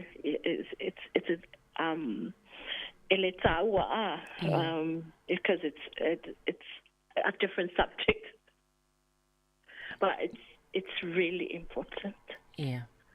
Moni malo ia vaenga taua ia le lo whamanatu mai le sunga ia Maria nei tai au mo lau suenga lea ia esel taua nol masina nei le whamanatu ai fo ia vaenga taua me se fo le to inga ka ne so le tam fai pui mai ia o tātou tangata e tele tangata e maliliwa I tona New Zealand tau sangata I tasi e to o tele foi e whaamaunia wa awhia ai I tau sangata I tasi e isi vaenga Maria o toi fia whaalau ilo atili ai li mai al tata nonga ni tai au. Tona Savelina, I have covered the important part, what I wanted to share this morning. I te whama losia te lawa ia tatu te mama tina ia whatau nuna I sistuenga it will save life. Yeah, malo whaftai ia. Whaftai tele lava mo nei tai au ai tal tono sistai mai luma tato e tala noa atili e tele vaenga e whaamani no nei fo I vaenga mtoi whaamanatu. Ia ai manuia lava ngā luenga o whenga e malau sunga Maria whaftai tele lava. Whaftai mo lava no Savelina tu whaasoi fua Samoa. Ia, whaasoi fua ia. Ia o le sunga na ia Maria ene liko peleti. o le vaenga le o le pol kalame le malo le isu e ai ia le manawa po le ngā au tele le se itulo ia o le pol kalame va ai po o iai ni a fianga o tātou tangata i le kānesa lea o le fo itu ai ngā kānesa o lo o tu siefa pe silia mal tolu afe tangata ia a fia i tono New Zealand i tau sangata itasi. Ai pe tu sama le afe lua se lawe maali liwa i tau sangata itasi. Ia o lo o iei tutono tātou tangata i fwai numera. Ai o le wha amalo si au. O leo lo au mai i tau mawhai ina ia whai su enga. Pe a tau nu ua tu loa lau te utusi le whale. Ia ma wha tau nu el su enga. Ina ia mwhai na wha asau ina ili soifua. Ia o maa ua le wanua nei taimi o pokalame o soifua maloloina. Wai fu inai vaenga ia toi fia wha opopo atu. O leo lo o wha atawa nau mai lawa le vaenga o soifua maloloina. O hawanua o tui pui o le fulu. Ia maisi vaenga o fo le koviti. E fo i tui o le whooping cough po le tale vivini. Ona o le sa au mai wha maumaunga. Ia usilia pe ama lusufu 5 tangata na tau fia i fale mai. Ile masina o me ona o le tale vivini. O lo popole la ia ila tau o vaenga o soifua maloloina. Ile ono wha ateteleina. Ma a fia ia tātou tangata lava nei Pasifika o le lava e maitas to singa. O popolenga mo le afianga o tātou tangata Pasifika wha apea i Māori. O nei pe sili atu ona tele lava noa e afia ia tātou tangata. Nei Lois tangata e meise lava. Puipuinga lava mo nei pepe. Ia mana i tamaiti la iti. Kona o tau sanga taluai. Tolu pepe na maliliwai mai i lea foi ngase o le talivivini tono New Zealand.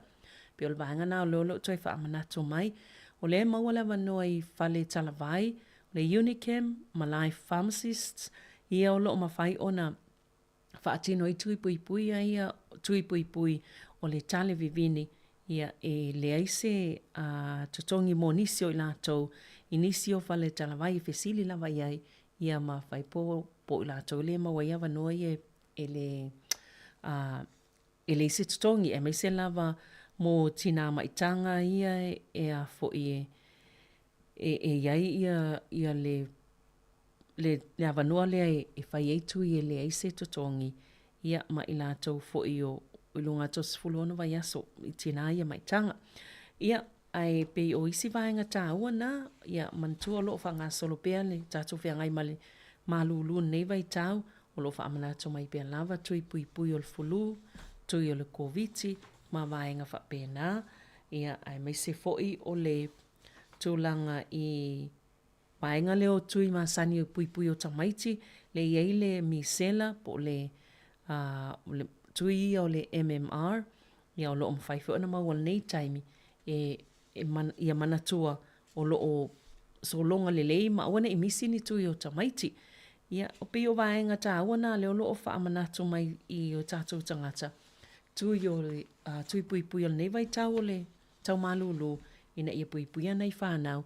Ia mai se fo ia nei tangata mātutua o lo o mawhai o na maua nei sosoani e lawa i lātou o lo o mawhai o na whai i nei tui au noa mani male tutongi. Ia o lo o wha amanatu mai pe al vaenga o soifo maloloina.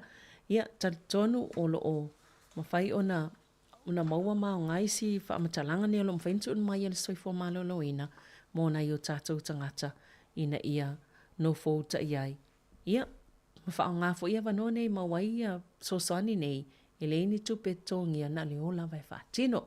Ia manuia lava fofanga lo whianga iai male malo leo whafonga malo leo tunu o nei tai au. Ia Charles Yellow tau soifo maloloina pui a pele atua. Ia tātou au lia tua i fo ilia vai aso.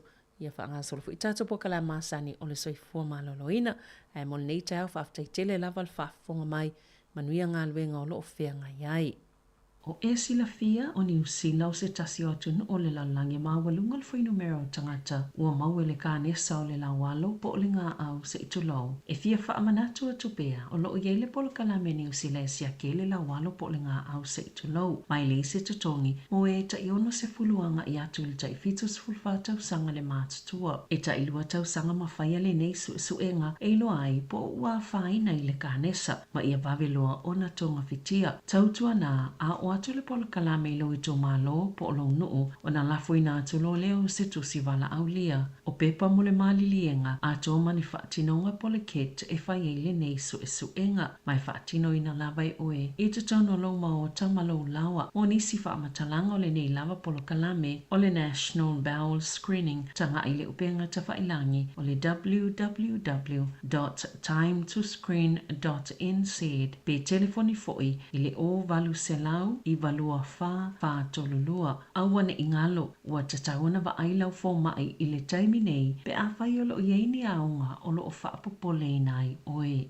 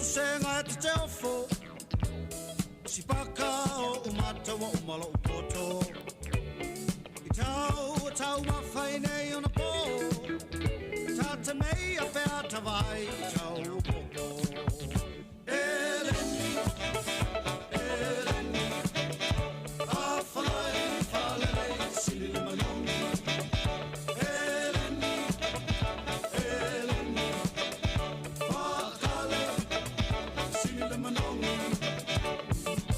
Whai tali oe, I se whaingai whai ai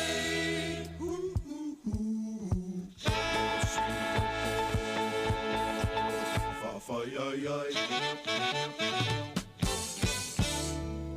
Whaatau alosi whai malofa O le manatu e oe o mātou polonga Atasi I matasi tai tau ila langi Wale I loa e leo a ngelua o I ai Eleni, Eleni A whalai, whalai, sili manongi Eleni, Eleni Whakale, sili manongi Whai tali oe, I se whaingai whai ai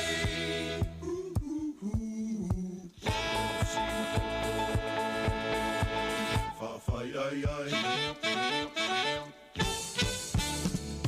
Ori masima whapea mapua Ele ngatai le tau ngatai Ti wasaka Tau mawhai nao leo mamafa Ui a tata pea tato Isi a tingi apa Eleni, Eleni A whalai, whalai, sili manongi Eleni, Eleni Whakale, sili manongi Whai tali oe, I se whaingai whai ai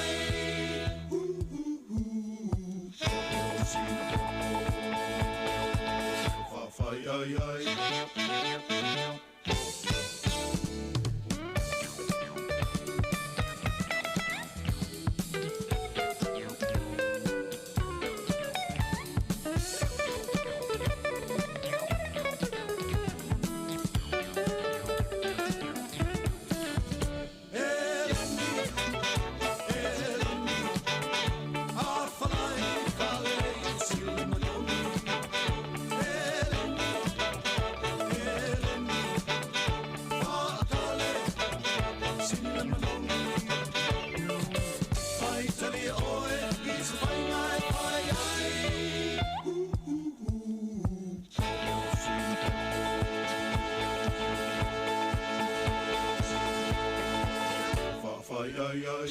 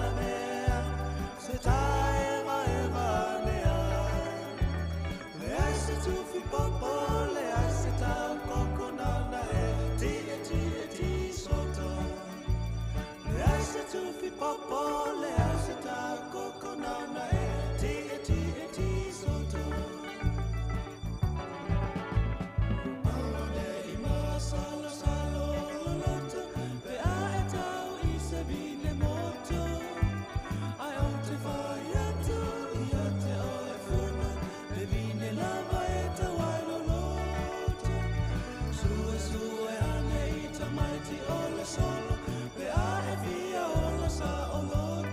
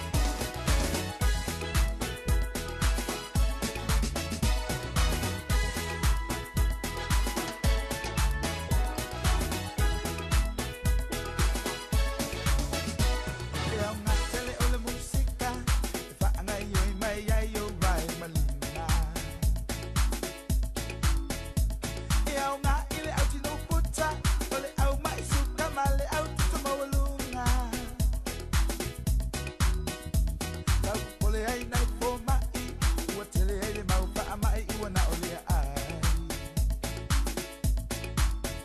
ai o mai lo tatu wao si tatu supa manu wile io o mai po Minoi mali mai sole awala ba e tu pole ai minoi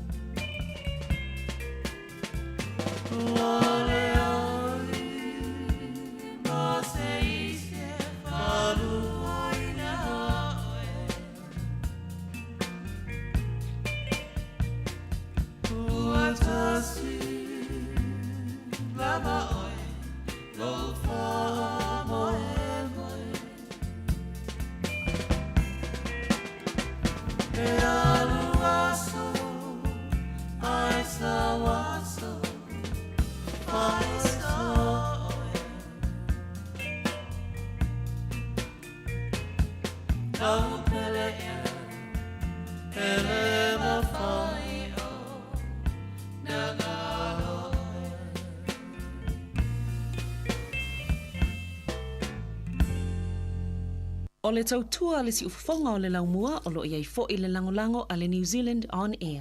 Wa se fulma le tolu minuto o te nei le tula se fulma le tasi to fa felo ima to fa talo fatu i le pa ia maulungo le tatu wa tulu ma le fa fonga ya mai se fo i le au mai mo lo mai mo mai lungo tatu penga te fa ilangi le taimi le tatu klami ma le tautua a le si ufafonga le laumua ya fa felo ya tu mo le ngang fa alo ya mai se fo i la tau le lo mafuta mai tono fa le fa inga luenga ya i lungo fo i la wala i tono lo salo e fa inga luenga i ya fa talo fatu manuia fo inga luenga lo fenga i mautou ya fa pe fo i onai pisi ma le ngā ruenga le taimi ia fa mua pera tātou saunga le mua ia taimi fo ie fo le pise le ngā ruenga ia ngā loai ia vaenga tau na fa mua melea ia na tutu atu pe o tafa pe o nai te mafuta mai ia le tātou poklame fa mua pera tātou saunga le mua fenga i fe o ngā ruenga le tai au ia e meise fo i la tau nei matua i tono ainga ia le mfailava ona whangaroina o tau ia ile tautua ia ile aso mle aso ia misi foi nei matua tua ar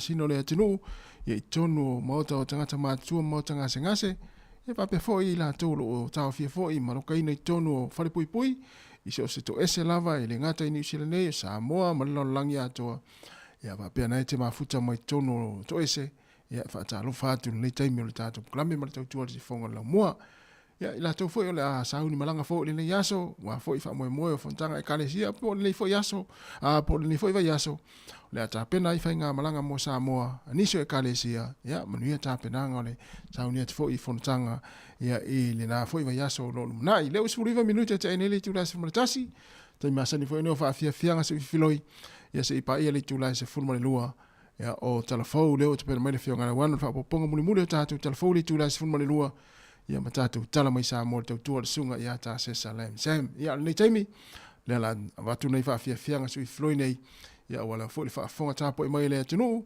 ia ai mai se foi ia ila tau lo mai mo mai lungo o penga fa ilanga le se fonga la mo ia mai ila tau lo fa fonga mai lungo le app le Samoa Capital Radio app le fa easy le o se mai ia wa fo le fa nei le fa easy o le rosa pai yo le fa se mai yo fo le am tene fo tatu fa fianga le taimi le tai au ya ma le fa fianga ia se ki a Samoa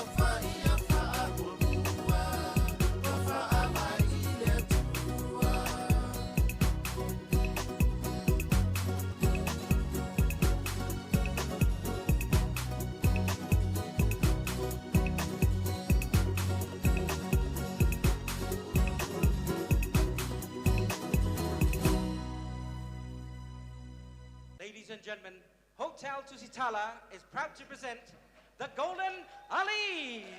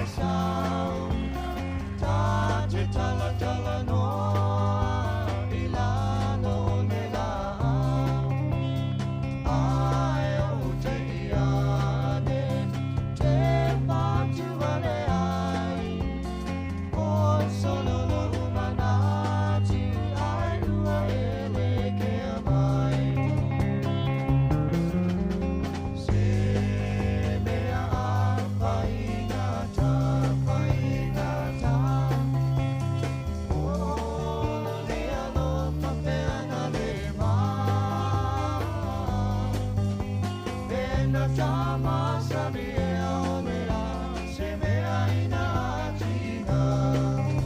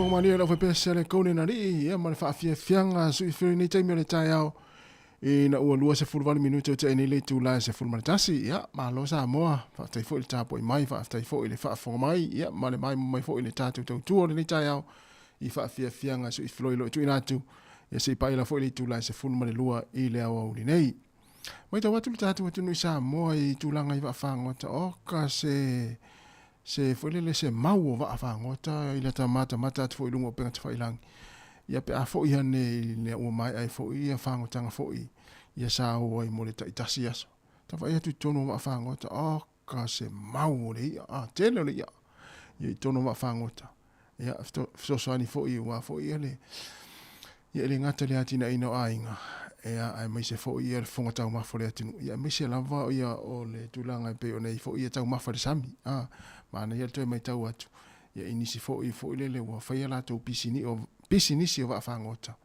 o ka se mana ia le tamata tu ia ile fo le ia ai fa talo fa tu le taimi ia va pe fo ia mai tau atu ia ila to le o lo fa fo mai tono fa komiti ia o lo fa ile la to se ia ata fo le ata lo le se ia no winga la fa ile la to la langa ina o ia tonga ia ma fa fonga mai ia i le taimi o le tatou proklame fa fianga se filoi ia ale se fonga la moa ia na fa mna tu atu ia va ve le foi le o lima ia ma va ve foi mo le alu talo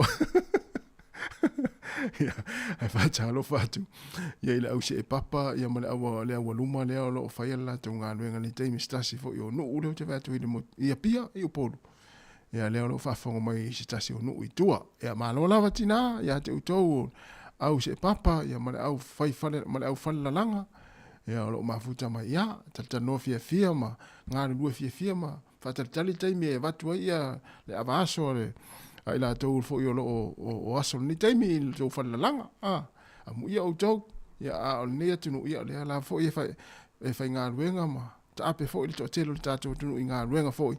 Ia lo fia ngai nei taimi e mu ia utou, a utou fia momoe ama tau fia tō whawhae. Ia e tu uhale langa ino le tonga ia, ai ta otomaria nei lalo.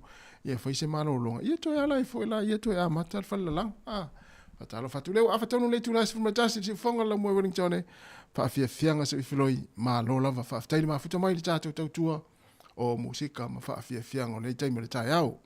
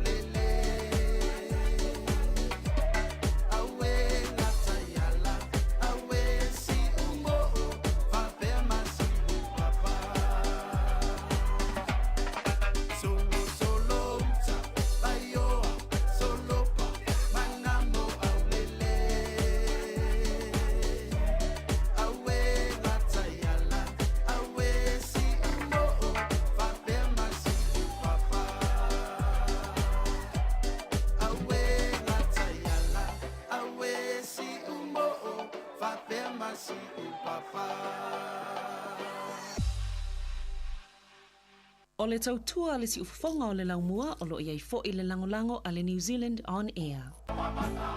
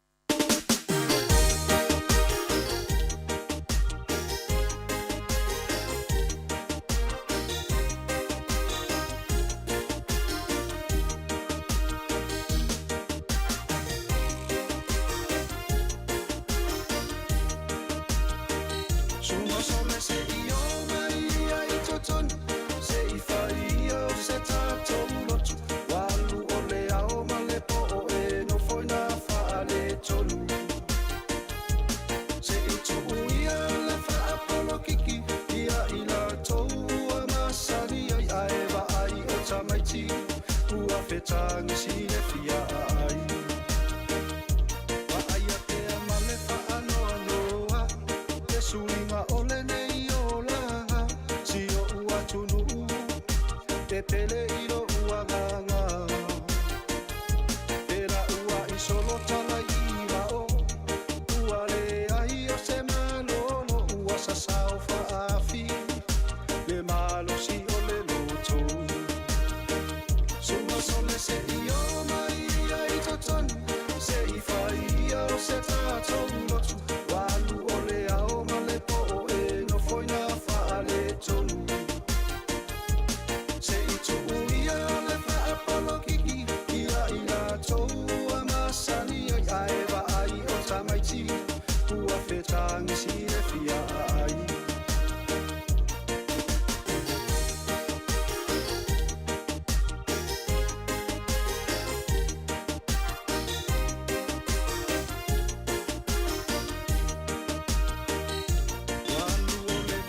So atoa, e whetau tala inisi ainga, ua tofu le tangata, masi ana vaenga.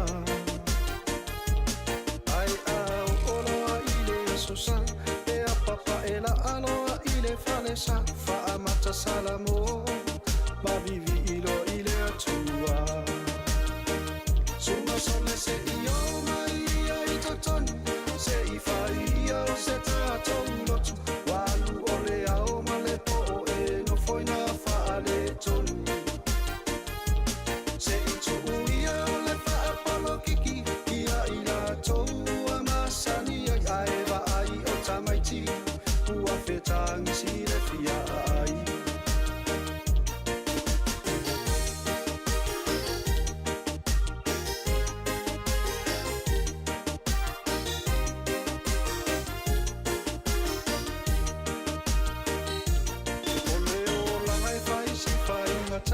E fia fia toe fa anoa noa, a ese se ai, e te oa I pua pua ngā.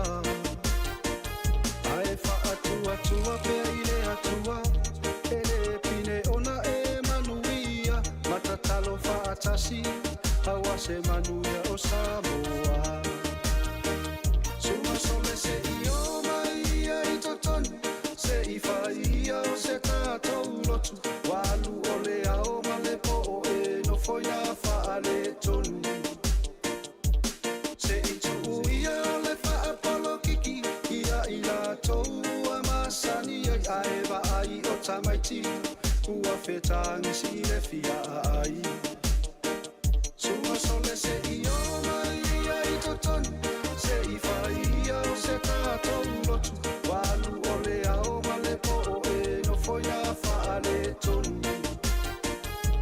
Se I tu ia le fa apolo kiki, ia I la tou a masani ai va ai o tamaiti, ua fetangi si le fia ai. Ai va ai o tamaiti, ua fetangi si le fia ai. Le whawhianga mai sunga ia vai nu le tau ia mre pese ua whaingoina tu le polokiki ia ai o mai whaistata lotu ia ma ai ane nei ta maiti na fia ai ia ua alu tele le taimi o tātou I meo polokiki ia na whai mai whatu pese tu polokiki le au whai polokiki wa o la tau ala na tofinga ia o le tala noa I polokiki matulanga pe o nei foi whai ngā malo le atunu ma le atunu ia ai mai o mai whaistata lotu me se tau siaki ane ta maiti po a tole whai o ta maiti ia te ua nau tele le alu e misa I lunga o isi vaenga ia pe ona tātou mai moina foi ma sile le atunu I lunga o penga ta whailang ia ala e le o a tole ta maiti ia le mea na la whamel tampese ia tu le polokiki ia I la tau e masani ai ia ai o mai e whaistata lotu ma ai nei ta maiti ia ua fulele ua a eita ia I mea ia lea o patato mole mau ina e te ita mai no I lungo mea ia o penga te whailangi ona o tūlanga pe ona mai moe ia e lele le isau whiau e o ai le tangi mai si au tamau fia ai O matua I ele fialu fa se folele se me ai sta mai titi. Ona le te ita mai I me ia le tau te mai tau. Le tau te mata tu I no Facebook mo me o tau I misa ma. Mai fa pena. Ai le ai fa mel tampese. Ia tu le porokiki au porokiki la tau wa masani ia la tau porokiki. Ia ai o mai fa sta tu rotu. Mas tau fa se me ai na ita mai. To es full 20 minutos na tale le tu la se full male rua. Ya le o se mai te meta ia la mata me alofa I kana sio. Ia me pese fai mai le pese la mata. So ia te ora le. Ai mana ma lo sa fa.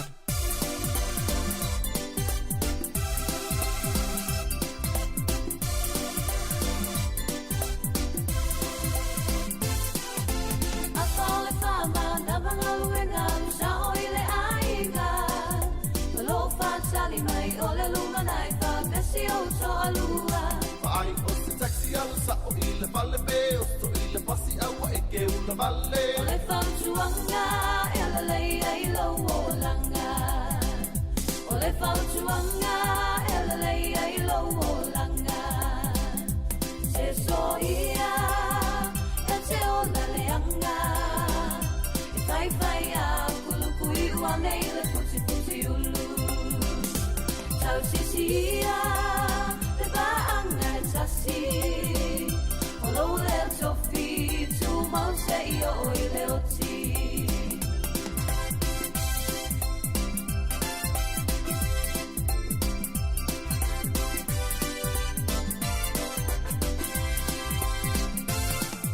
Wasting all the way, le pa ona mana ma ai ua vile ile ainga fa alongo foi oi o lea o te apa fatu amana pa ile iva talo baila ilo songi ole alu vale lo malo si uma ole tuka pulo lo ie afuma le povi uma ole tuka pulo lo ie afuma le povi se soia e te ona leanga puti ulu tau sisia le baanga tasi o lo le tofi tu mause io I le oti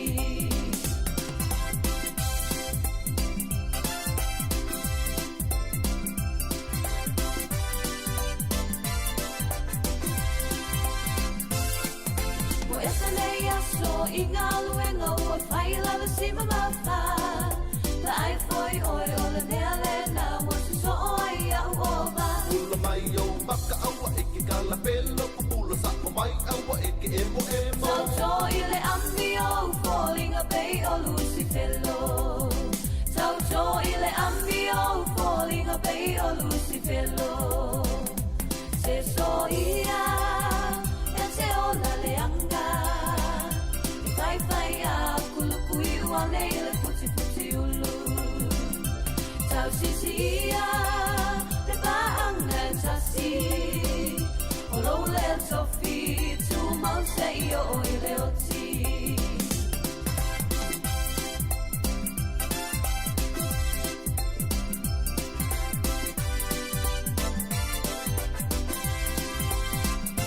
se soia e te o la leanga e fai a kulukui wa nei le puti ulu tau sisia le baanga tasi o lo le tofi tu mause io I le oti se soia e te o la leanga e fai a kulukui wa nei le puti ulu tau sisia le baanga tasi o lo le tofi tu mause io I le oti se soia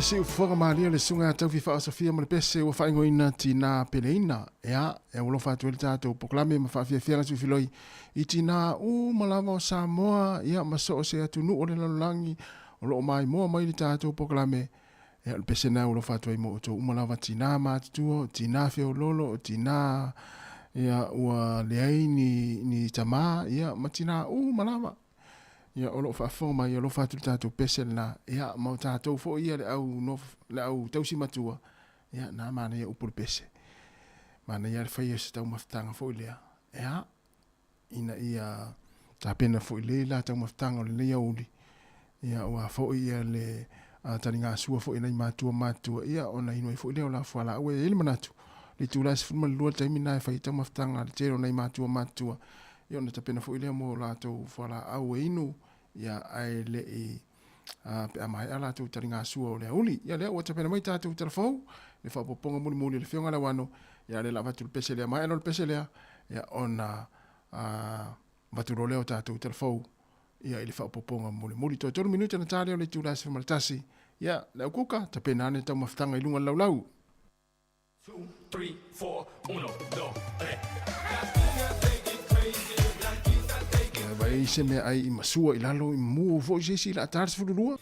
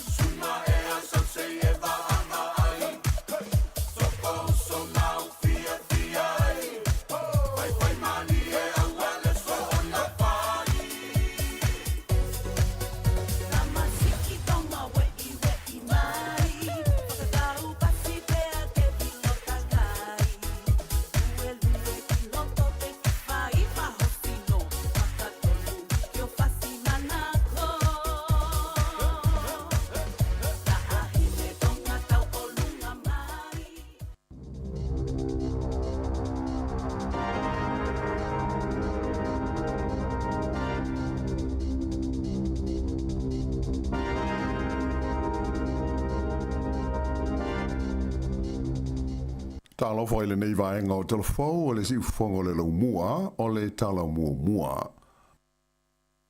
E ai ngase e mo mia tonga fitinga whaana tinati i le tumalo le Waikato ua awina ane i isi whale mai o New Zealand ona o le ai o ni tangata e to mai whaapitoa i le whainga o whaata. O la tau nei e ta ua o interventional radiologists e to mai whaapitoa i le whaonga ina o ata mai CT scans whaapea ma whaata e veso swani i le tonga fitinga o nisi o ngase whainga ta ai mai se o le whainga o ni tonga whaapitoa e mana o mia. O le teimi nei, o matua to a ngao lava i a lea vaenga la whainga luenga i le whale mai telo i le tumalo le Waikato. Mai ua le mawhaiai o na iai, ia se tangata e tiute i pō o aso o le vai aso, a toa ma le teimi o ni whaalawe lave whaafo sei. O le teimi nei, o nisi o ngase mai le Waikato, ua awina ane i le whale mai tele i Aukilani, ai whapea ai ma le whale mai tele i Middle Moa. E lata i le iwa afe le a whaio mai whau o le COVID-19 furuiwa sa wha mauina i rutono New Zealand i le vai aso ua tua na i tu nei. Whai loa mai le mtanga luenga le soifua maloloina, o le a whainga a toa lawa mai whau i le vai aso le ana wha uma i le vai luanga o le po o le sa e valu afe iwa se lau wha tolu ai luas furu lima le a whaio tangata na mali liu ona o le wha mai. E to o lua se lau whaas fultasi la whainga o isi sa tau fia ai te tono whale mai mo tonga fitinga ona o le COVID-19. O le vai aso i ona tua sa na o le wha afe fitu se lau walu la whaio mai fau na wha mauina ai ma le tolus ful ma le wha o le a whaio e na mali liu. Ua wha maani mai e le malo New Zealand le fufuanga e wha amatu ina atu i le wha lampo tonga o le whamak se vai ngā tupe wha au pōpō e ono se lau ma le wha miliona tā la i te tonu o leisi whātau sanga o lumanai nei mō le tau ni waila au fau se lima sifun ma le wha le a whai e au fi ai ma fuala au e luas furuono e mo mia mo tonga fitinga o le mai o le kānesa. Whailo mai e le minister le soifua maloloina ia Shane Reti o le winga mondi o le fuanga o le ama whaiai e le whamak o na whaatupe ia waila au ma fuala au mo le tonga fitia o ngase e se fulu tolu ia sa polo misi ai le partia le national i le au palota mai o le amaua ai le fesoasoani mo le au whainga e tusa ma le se lau fitus fulu lima afe o tangata i le tausanga mua. Ta ua foi le li minsta o nisi o ia waila au mo fuala au mo tonga fitinga o le kānesa e amata o na mau le masino o kitopa ma novema o le tausanga nei. Ua whaamalosia nei so se tangata o loo sue ngā ruenga i le tono New Zealand o na awai i se maafutanga whaasemina mo le sa ilinga o ni ngā ruenga pe a whai ua atoa le ono o masina o ia maua le benefiti sa ili ngā ruenga. O lea whainga whauna a matau na whaamamalu mai lea songa fua na nafi. O lea ngaanga ma le whaamamoe au tu o ia semina ina ia sue le le iai le tūlanga ua o iai le sa ilinga o ni ngā ruenga a tangata o loo a fia ai. Mai o se vaenga o ni swinga te tele ua amata nei o na whaatino mo le pulenga ma le whaafoina o viso soani lau tele mai le malo mo ilatau e mana o mia lea viso soani. Whailo mai le minstau la tina e lutele mo mata upu tau ngā ruenga o Louise Abston o se swinga fōle nei o whaia le malo so whaatasi ina ia whaalele iai mata upu tau le so i fuanga manuia o tangata. Sa whaamawhaina mai le tamaita i minsta o le tangata e le awai i se mina nei e au noa ma se mafuanga te tau o le amawhai o na tau fia loa pe whaititia lana benefiti o lo maua mai le malo. Peita ai, e le whaamalosia o na awai tangata e iai mana o ngā whaabitoa whaale soifua maloloina ma a fia i se tūlanga e le a totoa o le malosi. O nei suinga te tele ua matua whai tio ina malosi e pāti ma vaenga wha upwhai o le tuangai i le tonu o le Parlemene o New Zealand. O le fuafuanga fau e pei o na whailo mai whalawa i tele le malo i le nei vai aso mo talavau e a fia so i sori ngā tula whono ma mawha o le a matua ma mawha ai i a whaasalanga mo talavau e a fia ai i ni sori ngā tula whono. O le nei polkalame fau o le malo so whaatasi ua whaingoa ina o le Young Serious Offender Declaration po le YSO pe a whaapupu. O le amawhaio na whaao ngā ina lea polkalame whaasanga i tūpulanga talavau i le vāo le se fulu ma le wha ma le se fulu fitu tau sanga le mātua pe a whaalua o na lātou whaia ni sori ngā tūla whono e mawhaio na whaasala i nai se tangata i le se fulu tau sanga i le whale pui pui. Whailo mai fōi o talavau umaya a fia i le YSO e mawhaio na awinatu i se no whanga mo se polkalame fōlinga i to le ninga wha military e tūli ai o lātou whaasalanga. O le whaamoe au tū o le mālo, ina ia wheso soani le nei polkalame i le tau whaititia i le se 45% le au whainga o tūpulanga te lavau e a fia pēa i sori ngā tūla whono onga ma le mamafa. O se vaenga o nei fuafuanga le mālo e au fia ai le whaau pōpoina lea o ni leo fau se luas fu ma le tāsi e tiuse i le tonu o le aitele o au kilani ina ia o atu i le whaiungo i ulai wa ato le limas fu maltasi o leo e tiute sava valiai i le tonu o au kilani tu tonu.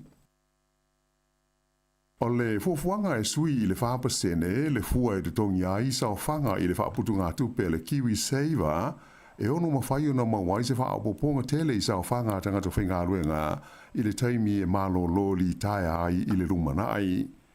O le taimi nei o lo o tolu pasene le fua lea o lo o iai mo le tongina o sa o whanga sui a wai i le nei whaaputunga tupe ale malo o New Zealand. Mai na whaadia a whai nei o le asi itia i le whapasene o le tongi o le tangata whaingaruenga whaau popo iai ma le whapasene ale kompani e ona le ngā ruenga o le nuinga e mawhai o na maua se wha au ponga e o i le se lau wā whenta la i le sa whanga se tangata whainga ruenga i le taimi e li taia ai malana ngā ruenga. O le nei fuafuanga sa whautua ina malosi mai e le komisi mo le taimi e li taia ai tangata whainga ruenga po le Retirement Commission i le vai a sona tenei. O se tasi o whautuanga mo ni whainga e sa ngā wha le leia tiri ai le wha putu ngā tupele nei o le Kiwi Saver. Whailo mai ai le tamata i komisina ia Jane Wrightson, ua mai tawina le mawalalo pea o sa whanga a vaenga uma o le pol karamele nei o le Kiwi Saver nei lo le tūlanga sa manatu ai mua i le taimina whaavaina i le nei whaaputu ngā tupe i le se furu mo le valu tau sanga ua mawai, mai ua mana o miai, le whaia i ai o ni suinga te tele. O le sitia fo i la whainga o sa whanga sui a wai, e tele lava ma le lei se suinga e maua mai ai mo le taimi atoa e ave ai se tasi masui a wai o le whaaputu ngā tupe. O se whaateita inga, o se talavou e lua se furu tau sanga le matua e ave masui a wai, ai e iailo na tutongi e ono se furu lima awe tā lai le tau sanga, ma whaia lana sa whanga i le 3% wha au popo i aile sa whanga i 3% alona whale whai ngā luenga, e oana i le teimi ua atoa ai le ono se furu lima o ona tau sanga, ua te tau ona o ola na Kiwi Saver i le tusa ma le tolu se lau awe tā la le a whai. Ai, a whai e 5% le fua o lana sa whanga, alona winga, e whase lau wawe tā lai maua i le taimi e malo lo li taia ai mai le ngā ruenga. Ua whailo mai nei e le pule sili e le kompani e le tise le Transpower o Alison Andrew o le pou moli tele lea no pa u i le Astofi ma motu si aile e le tise mo se vaenga tele o le tu malo Northland na mafua o na ua tele i a nati e wha mau mawai le pou i lona wha vae na ave ese le au whainga ruenga kone karate sa ngā lue ai. O le au whainga ruenga le kompani e ngō o le Aumexom sa awhi ai le ngā ruenga to e whaale lei o le nei pou tele o le eletise e lata ane i le pitonu e ngō o Glored i mātu o Aukilani. Whaalia mai le tamaita i pule o lona se le tununga e le i whaonga ina e le au whainga ruenga i a taiala e mana o mia mo le whaatino ina o i tu a inga o ngā ruenga whaapenei. Ona, sa lātou ave sea uma i a nāti e tā ofi e le pou i lona whaavae i ona vai uma e tolu, ma mā fuai ona se ese ma pa uai i lano. O le nei whaalawe lawe na motu si aile e le tise mo le tusa o le se lau wafe o whale o ainga whape ma pisinisi, mai au se tūlanga le tāla whengai e tusai o se whaaringa alo ia mai le mālo.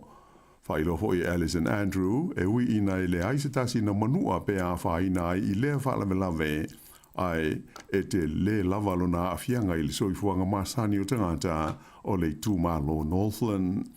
O le teimi nei o lea ua fufuaina le whai o se suenga tūmaosi i le mafuanga o lea whaale tonu e pe o na umi se teimi o motu si a i le pawa mo se vaenga tele o le tūmalo o Northland. Ua le taunu ona malanga asia si mai i New Zealand le tausanga le nei, lana mai estete le tupu o sa le sa le tolu, e tusa o lipoti o whaailoa mai e lau whaasara lau i pele tānia. Ta uewa pe oro i aile wha amoe moe o le tupu i a sa le sa le tolu ma le masiofo i a Kabela, e malanga asia si mai i Australia, a e wha pe aiva sa moa. Ai ua le taunu o na asia i New Zealand, e tusa o se lipoti na lomi e le newspaper pele tānia o le Mirror. O loo masalomia o le seifua maloloina o lana mai estete le tupu le mafuanga au tū ua whai aile nei fuafuanga e ina ia whaapupu aile taimi o lea whai ngā malanga. E pei ona sila fia o le awhea ai o sa moa lana mai estete i le masina Oktopa ina ia awai i le te talaina o le whonutanga tai o malo o le taupulenga po o le Jokum lea o le a tari malo ai sa moa. O se tala mai tonga, o lo whaua o peo na mata i tūina e le au au nanga o mea tau mawhui e le malo tonga, i le maunga mui lalo le sami e whaingoina o le Home Reef Volcano. E tarua na vai ai le aruae i le ea o le aswasu, male le fulehu i le whai unga o le vai aso na tēnei. o li poti la ta mai nei na whaali ai le mai tawina i mea poeata mai le vāte tea i satelite, o ni wa inga ata ngi ai le pāo lea maunga mū, mai na whaali mai foi e maua lalo se tūlanga i ono la matia ai le saunga le mua motua tonga e pei o wawau maha apai, mai le maunga mū le nei i lalo le sami. Ua whautua ina kapiteni o waa ina i e tau mamau e se mai ma le vaenga tonu o loo iai le a au le nei e ngoa o le home reef mo lo lantou lawa saunga le mū. O le tausanga e awhaiwe se lau waru whaa lo wha mawina ai le pāo le nei maunga mū ma wa iai le sasawa e o le awhi ma le ausa na o ili se funu ma le 2 kilomita le māo lunga. Na to e pā le nei lawa maunga i le tausanga e luafe ma le ono ma maua mai ai nisi motu la iti le sami o Tonga. O le home reef e le o ngā tonu o atu motu o Tonga i le vāo motu ingoa o la Teiki ma Late Islands. I tālonga, ua whiliwhilia e le whaia o ngā whaua le olo peleki o Scott Robertson i le loka le Crusaders o Scott Barrett e a vea makapiteni o le aulaka pia New Zealand mo tālonga o lo loma nei le vāma Engelani ma Fiti. O Scott Barrett o le kapiteni ua māsani ai le li whaia o ngā ulu ia Robertson i lona taimi sa whaia o ngā i le Crusaders. O le au taalo e to o tolu sifurulua tama taalo o whitwhi e nei le olo peleki mo ia taalonga e au fi ai ni tama fau se to o 5. O i lato nei e au fi ai le prop i a Basilio Tosi, le hooker o George Bell, o le halfback o Cotes Ratima, le midfielder i a Billy Proctor, ma le alo sa mua i a Wallace Titi o se loose forward. O le Leo Scott Barrett o lona valus fultasia i le nei o kapiteni le olpeleki e New Zealand. O le a langolango i a te ia i le tūlanga o le kapiteni langolango i Adi Severe ma Jody Barrett. I tu ngā whaafai lana mua le whaafai lao New Zealand le Black Foils i le vai i New York i tu ngā whaafai la wha le wao malo le Sail GP i le whai ungal vai aso na te nei. O rona 5 i leo lātou mua i le tamisanga le nei, ia mai umawai mano lātou a vanoa e tauwa ai le maasina fau i le tuunga whai o le tūsanga e tolu wa awhai la sao sawa o le atawa ai i le final mo le whai longa tupe e 2 miliona tā la. O lo o tūranga nua atu i le Black Foyers e New Zealand le wa awhai la Australia ai o le wa mai Sepania o lo o tūranga tolu. O le final o tu unga o wa'awhai la sao sao nei o le Sail GP, o le awhai lea i le taulanga i San Francisco, i le aso se fultolu, ma le se ful ma le wha o Iulai. E o le whai unga le nā o talafau.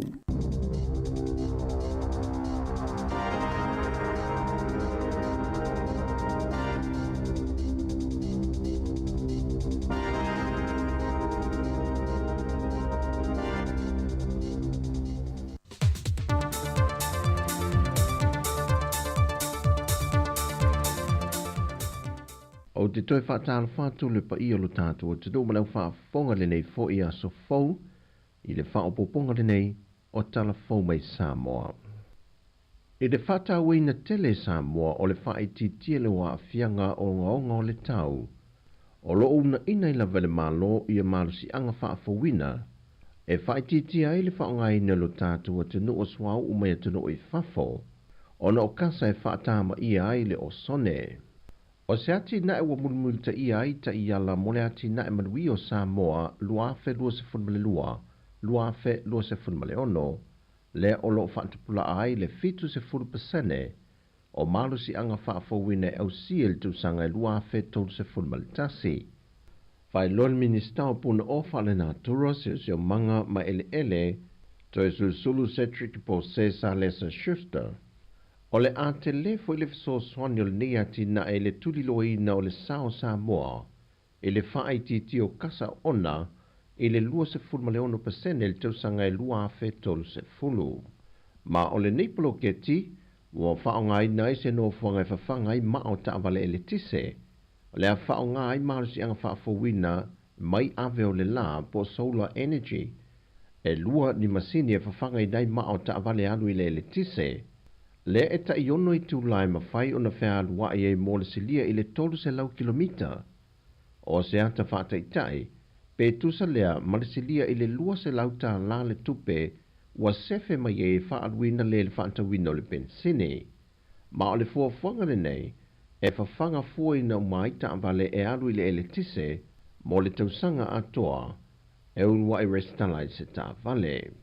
O se tasi o polo keti, wa whaingoina o le pai o kesi, e se funma le lua wa mahe au na whaapipi ina i nisi o ainga, o pisinisi, ai meise ni e ka le siu whiriwhiri e upolu nei, ma nono tai, ai whapena fo i le moto tele i sa la whai. O iei fo i manisi la asanga ta ua le ni ati nae, e pe o tūlanga i masini e lua le o le ama whai o na wha o ngā, e utuai le kese. Wha manino i le fionga le minister, o le ni ati nae ua mawhai o na maue na mai e le wha mama a venga, ia mawai pea le kesi ma maa mo le ngā se ino me tau mawha, wha le leo le ele mo ati nae tau wha atuanga, ai meise le wha iti tele o tupe wha alwe wha atau wai whanu kesi, o loo maua mai i so se whale o loa. O le vai mamao le ni ati nae, o mawhai o na waa ai i ati nae ngā whatauli mai nei nuu mawhio anga, o le ofi mai ai o le ati nae kesi le ua avea mawha mama avenga i le tūlanga tau te mao a inga, mo le wha iti tio tupe whahalu, ai meise lava i le pui puia leo le whaatama ia o le sio manga. Wa fola sia le mtanga ruenga o pisinisi ala manuia maleipa, le isi ta iala po lasanga fo e CTI le tūlanga le una ia lea o awa noa, e le ngata o maketi mo whiwhaatau wa inga, e meise lava le ngau sia le o loa ngafa tauli maina e lo tātou wa tenu, ma le wha moe moe, ia manuia le au whai pisinisi, ai CTI ma lo tātou lava tamau a inga. Le talaino le nei wha moe moe sa whātou teia le whatel malo le tau mea sina, na sauno ai le fionga le minister, ya leo talaki la mostele. O whaafitawa inga, pisnisi, ma luanga osi, mai tausanga, lua o lua wha lua lima, ile, lua o lua valu, lua iwa, whaapea foi, mari fuafuanga au tasi al mtanga luanga o pisnisi, ala manuia maleipa, lua o lua wha lua lima, mali lua o lua valu, aha i lua o lua iwa. I le vaenga ma oti o whaafitawa inga, pisnisi ma luanga osi. O le vaenga taula i o le nei fuafuanga, o lo o whaato mua, ina ia ngafa tauli ma inga le ngau sia o loa, pisnisi me whaafitawa inga, e si ti ai le tamao a inga, e whaali le ai le soifua manuia o tangata. O pouta ua o le a lima taita i ai le nei fuafuanga, e au fi ai, le si tia o loanga osi, matulanga tau whaaftawa inga, si tia avanoa mo awina atu o loa i maketi fafo, si tia avanoa mo ngā ruenga mai a inga moni tal, ni taui tala whea ngai, whaalea ati na tele e langalango ai le ati na enga o pisnisi, whaatulanga ta iala e whaatontonu ai le whaatitia o lui tau, e mafua mai suinga o le sio manga anga fsota. Fa mautua wala e pui a ele sio manga o business.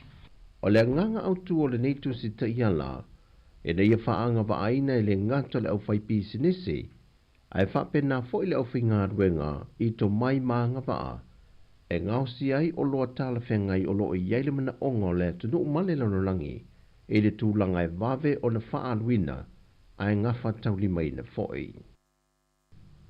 O le soete whaawa waile mata au pol sanga a lesa a vea malo i sidi le malo, sa vale noa ma reva bithem, e whaasanga i le fionga le titai o le tunu ule tamai tai pāre mia, ma au se mata au po whaisi leva o taatia, e tādi ai le awa noa mai o whaamasino mai whafo, la tau te tāngo fia le mata au po.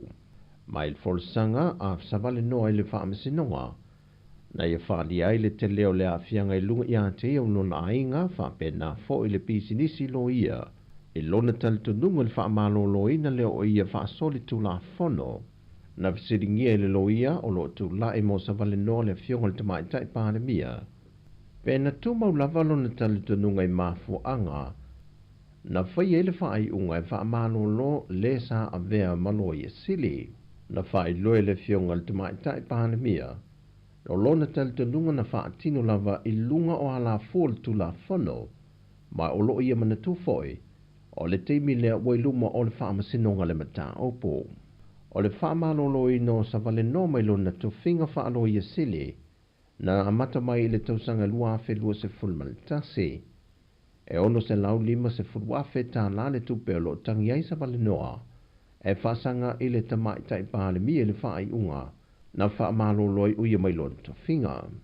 O le loia ia fui mono sefo ai nuu, ma Dr. Harris mai atunu I whafo, o lo tu lai mo sa vale noa. Au taulu papa Brenda Heather la tu, ma se tasio lo ia fo I mai whafo ia Benjamin, o lo tu lai mo le taitai o le atunu. Wa talia le whaamasino le tolo atu le isi tolu vai aso le mata opo mo le tamaitai ia Sia Fekel, ona o le tānsanga alana loia ia unasa Uni sa polo, o le mana o mia se reporti mai le fo mai o le mawhauwhau, e fua iei se tali te te e pole I oi foi, I mōli anga iu fōlesia leo le mata opo. E le ngata ua talia le whaamasino le tānsanga, au whapena foi on talia le tānsanga e toi ave tua le pui pui o le whasala la wina, o le swafa o le ua afia, ma ua talia foi le avea lo ia lo o le tamaita I au nasa Uni sa polo, ma lo ia a Sia Fekel. O tala I o le nei aso mai sa mo manuil tātou o tunu, whasoi foia.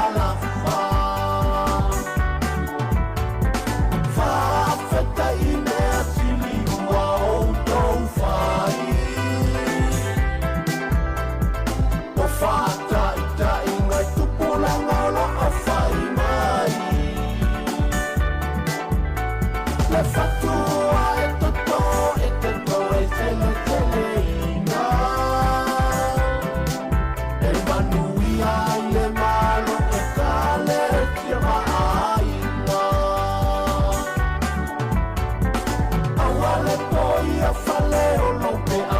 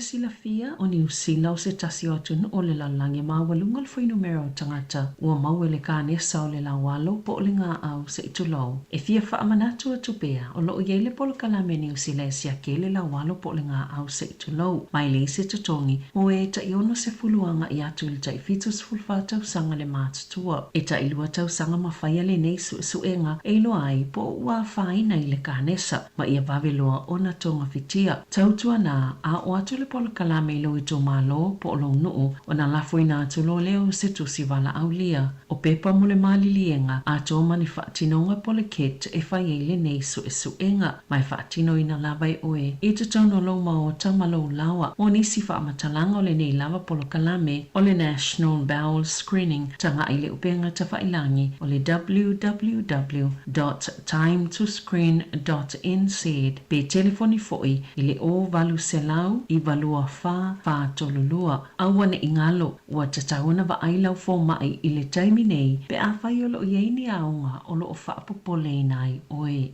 Sekia, Samoa, Ketwatsa, Radio!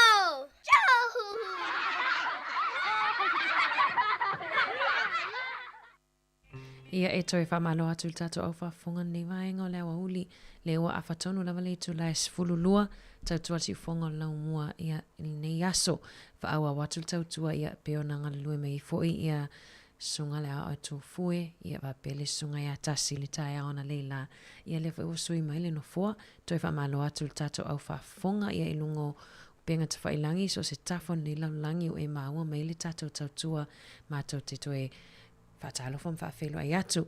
I lato fu mafuta mai lungo le tato wala leo tasi ono te simal tasi fa mo i lungo le tato frequency ia mato te fa malo lava nga lulue malo fo i nei o tato matua matutua ia le tap wa i mai i te tono maota malawa.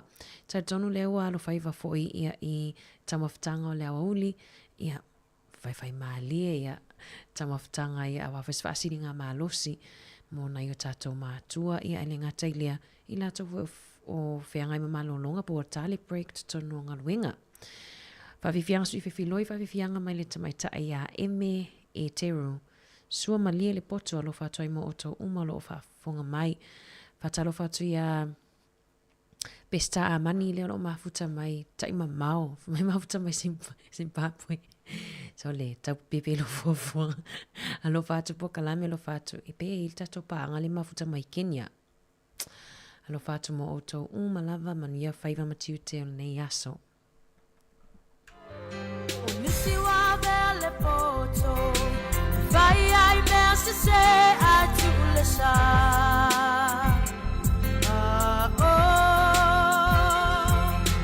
vai tonga pitile anga uma fire family a belle mana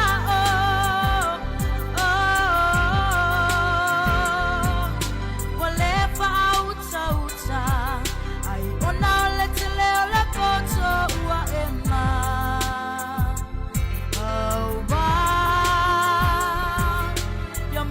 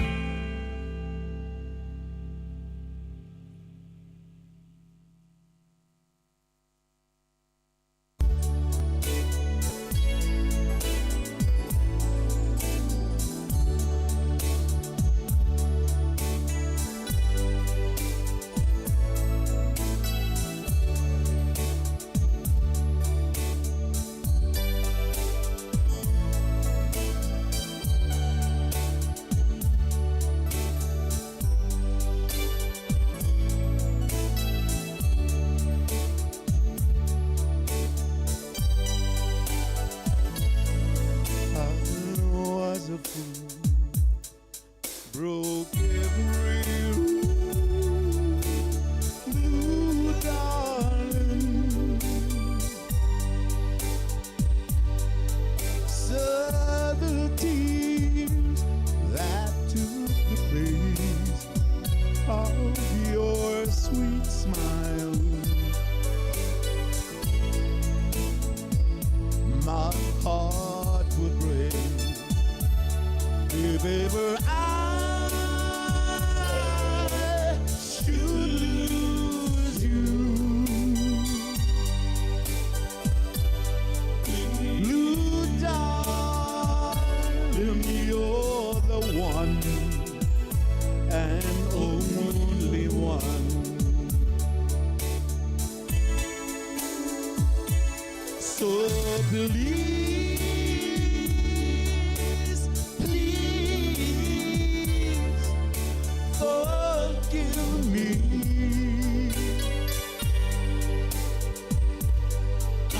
I'm sorry for the wrong that I have done.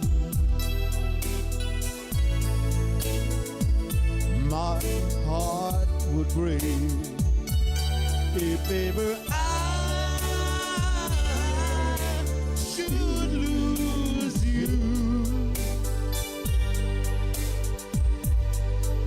Blue darling, you're the one and only one.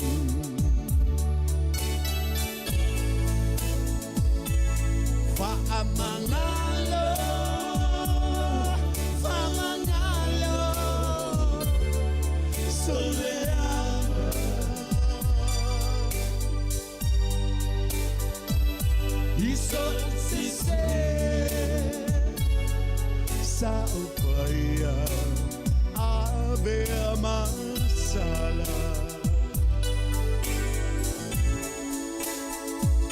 Lo fatu watai wa omisia lo suapa la pele moana oh e watasi lama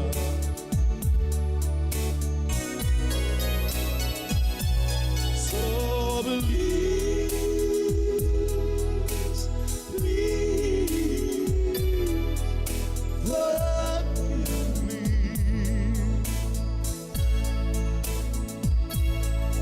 I'm sorry for the wrong that I have done. My heart would break if ever I should lose you. Blue darling, you're the one and only one.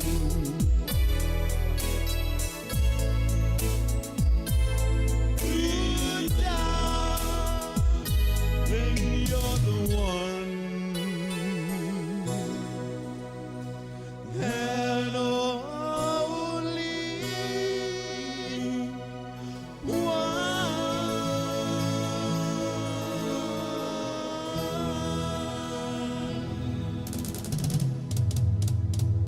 Woo!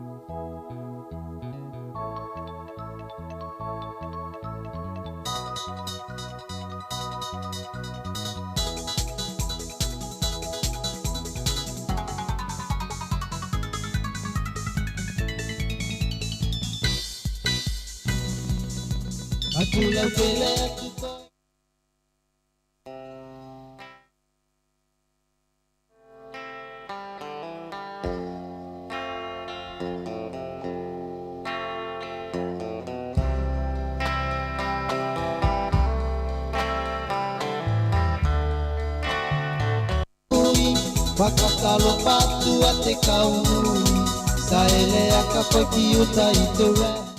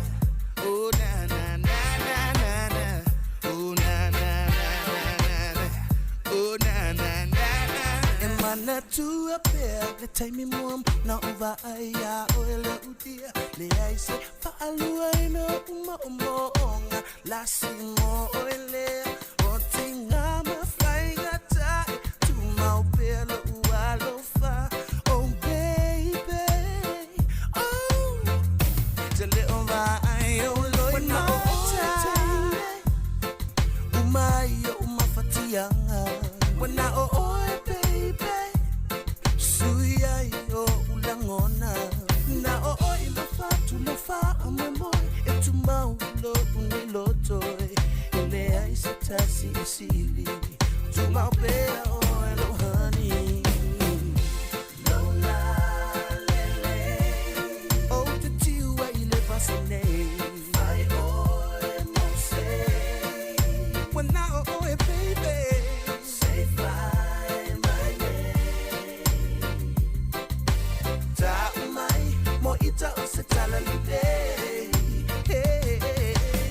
I know you love me, I know you'll be the only one. Know what I know now, I know that love is love. And I oi o te ta upino atu tia. Ele mawhaia e se tasi o na abia share.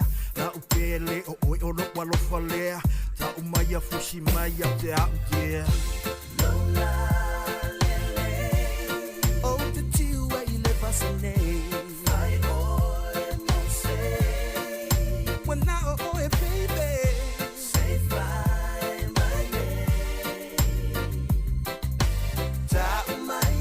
Ita usitala today. Hey, oh na na na na, oh na na na na na, oh na na na na, oh na na na na, oh na na na na, oh na na na na, oh na na na na, oh na na na. Aweli lo mai awae. Just so.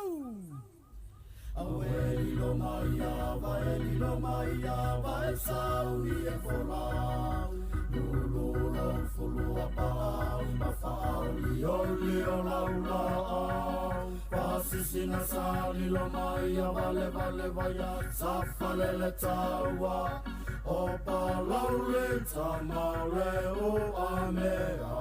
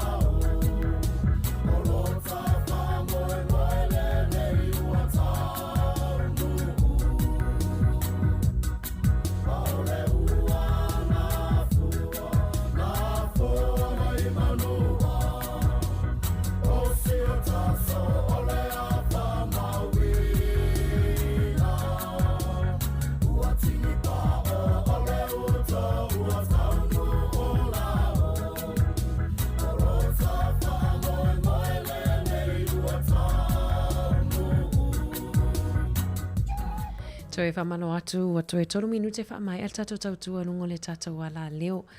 Ewe, moni leipe star, e o watangi mai ai lispete whamui loto lena. O pese atas, le tau wha umatu. Ai matu te alofa atu mamo o tau umalavalo mafuta mai nungo le tato wala leo. Tasi ono te si maltasi whamo, whaftai le aveo le tio whalongolongo, ia ma le Samoa Capital Radio po le sifofonga lau mua ia malau le tio whaanongolongo I le aso ma le aso pa mangalo fo le tautua nei aso pe o I se upu a le longo maa le lau whaafonga anga e manu a tele lava tiu tem whaiva le alo atu ai tato whelua I le tu lai fitu le tai au ia ai tato lunga le Facebook ma le YouTube tato eva eva tu pia ia tale tasio tato telefon ia patoa whaamai al tato tautua I le tu la ilua whaftai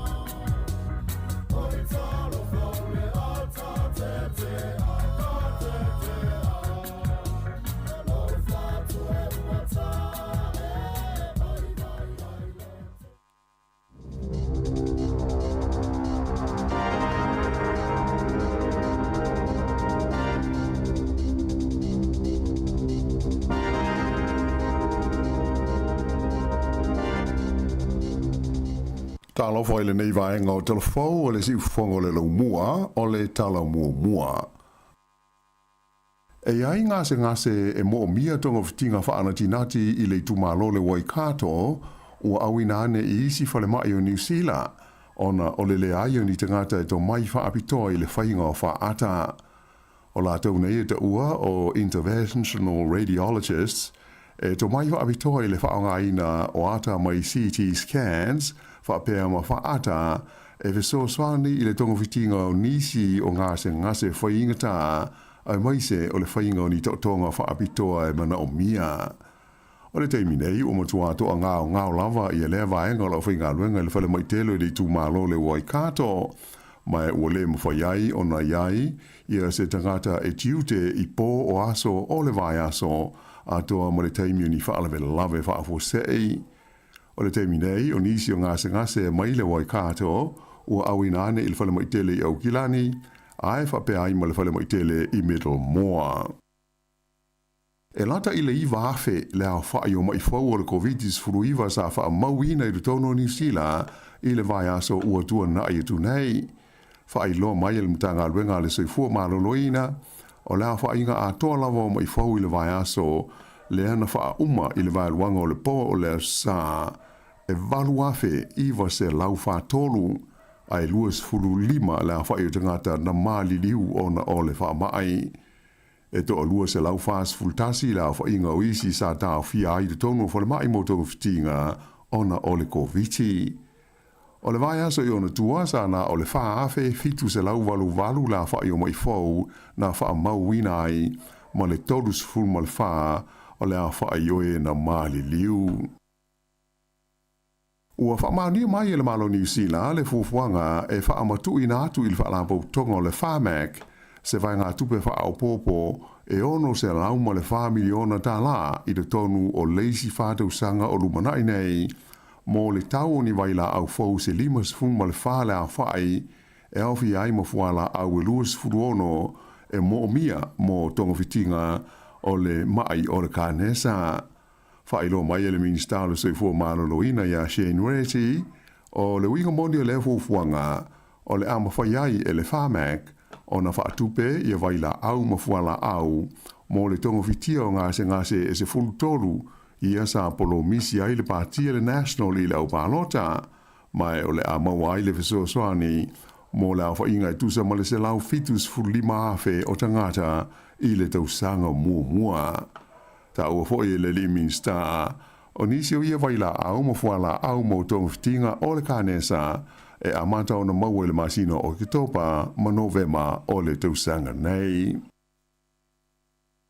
Ua whaamalosia nei so se tangata o lo sue ngā ruenga i le tono New Zealand ona a wai i se maafutanga whaasemina mo le sa ilinga o ni ngā ruenga pe a whai ua atoa le ono o masina o ia maua le benefiti sa ili ngā ruenga. O lea whainga whauna amata ona whaamamalu mai le songa fua na nafi. O le anga ma le whaamo moe au tu o ia semina, ina ia sue le iai le tūlanga ua o iai le sa ilinga o ni ngā ruenga, a tangata o loo a fia ai. Mai o se vaenga o ni swinga te tele ua amata nei o na whaatino, mo le pūlenga ma le whaafoina o viso soani lau tele mai le malo, mo i lātou e mana o mia lea viso soani.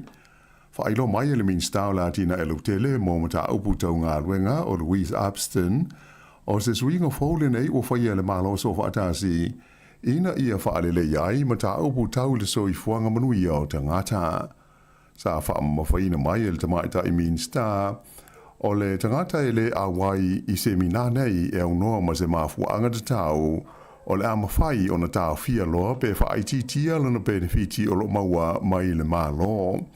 Peita ai, e le whaamalosia o na awai tangata e iai mana o ngā whaabitoa whaale soifua maloloina, ma a fia i se tūlanga e le a totoa o le malosi. O nei suinga te tele ua matua whai tio ina malosi e pāti ma vaenga wha upu whai o le tuangai i le tonu o le Parliament o New Zealand.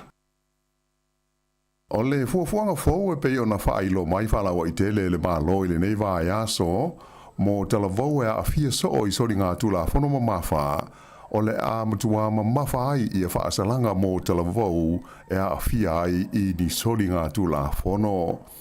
O le nei polkalame fau o le māloso o whaatasi ua whaingoa ina o le Young Serious Offender Declaration po le YSO pe a whaapupu.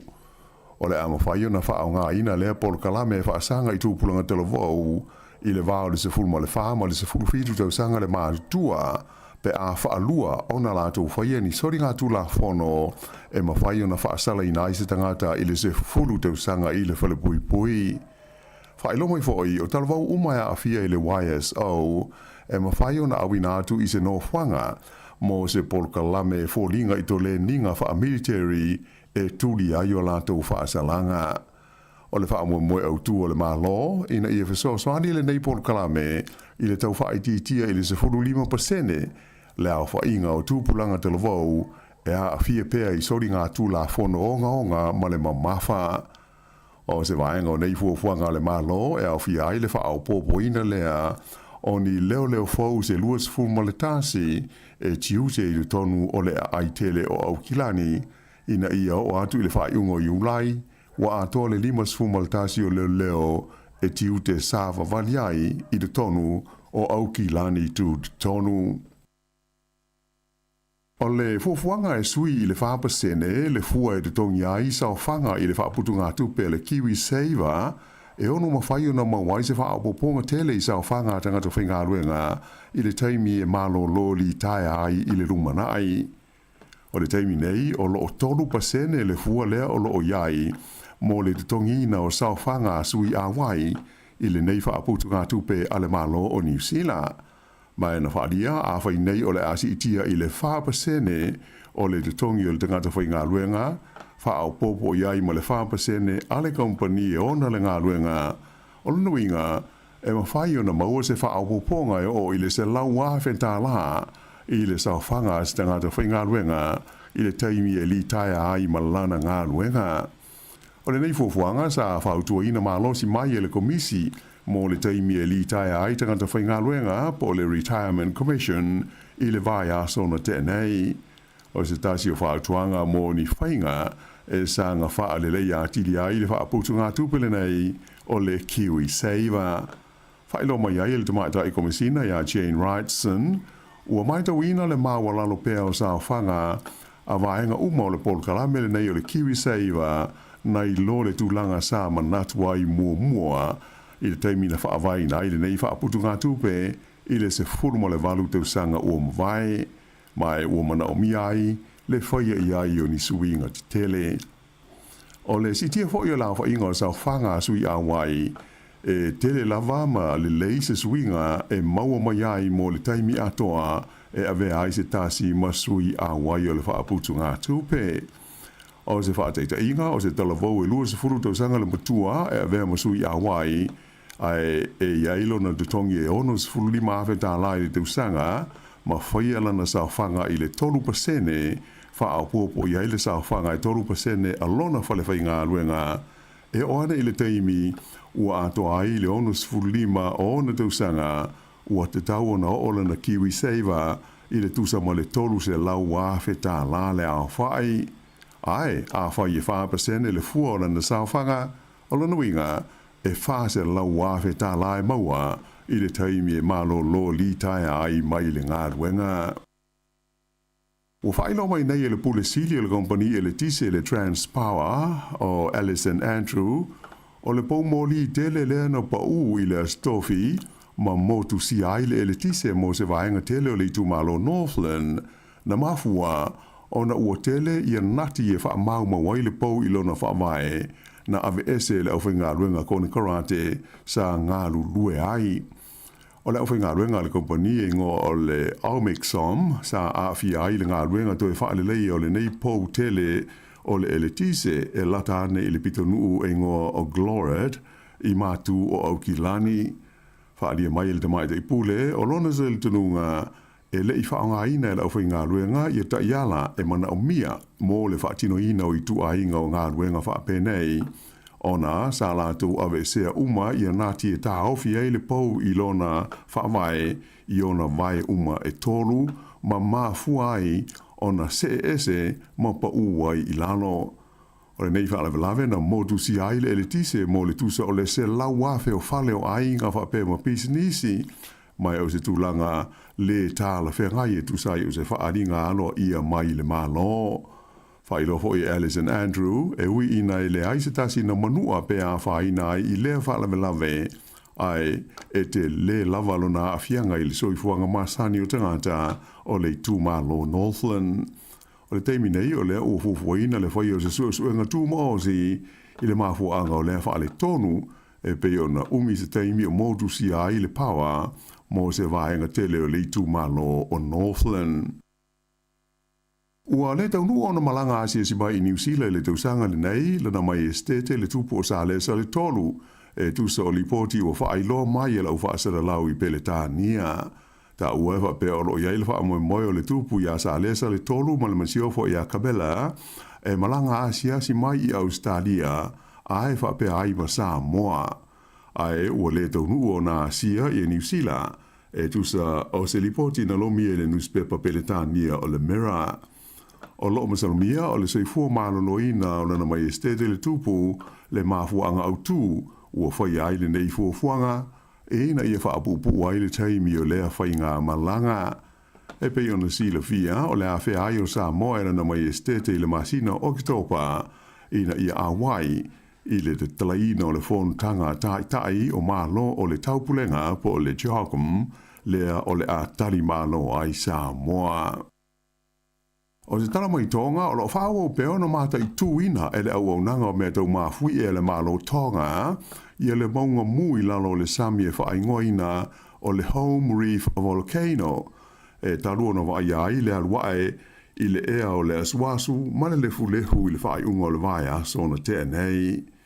O li poti la ta mai nei na whaali ai le mai tawina i mea poeata mai le vate tea i satelite o ni vai ngai atangi ai le pao le maunga mu mai na whaali mai foi e maua lalo se tūlanga i ono la matia ai le saunga le mua mō tua tonga e pei o wawau maha apai mai le maunga mūle nei i lalo le Sami.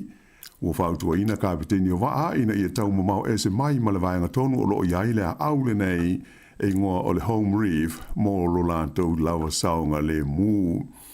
O le tausanga e awhiwhi se lau waru whaa lo wha amawina ai le pāo le nei maunga mū ma vai ai le se sawa o le afi ma le ausa na o ili se funu ma le 2 kilomita le maolunga.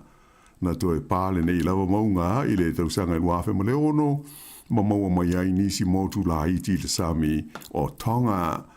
O le Home Reef e le o ngā tonu o atu motu o Tonga i le vāo motu ingoa o la Teiki ma Latte Islands. I tālonga, ua whiliwhilia e le whaia o ngā whaua le olo peleki o Scott Robertson i le loka le Crusaders o Scott Barrett e a vea makapiteni o le aulaka pia New Zealand mo tālonga o lo loma nei le vāma Engelani ma Fiti. O Scott Barrett o le kapiteni ua māsani aile li whaia o ngā ulu ia Robertson i lona taimi sa whaia o ngā i le Crusaders. O le au taalo e to o tolu sifurulua tama taalo o whitwhia nei e le olo peleki mo ia taalonga e au fiai ni tama fau se to o 5. O i lato nei e au fiai le prop i a Basilio Tosi, o le hooker o George Bell, o le halfback o Cotes Ratima, le midfielder i a Billy Proctor, ma le alo Samoa i a Wallace Titi o se loose forward. O le Leo Scott Barrett o lona valus fultasia i le nei o kapitenia le ol peleki e New Zealand. O le a langolango i a te ia i le tūlanga o le kapiteni langolango i Adi Savea ma Jody Barrett.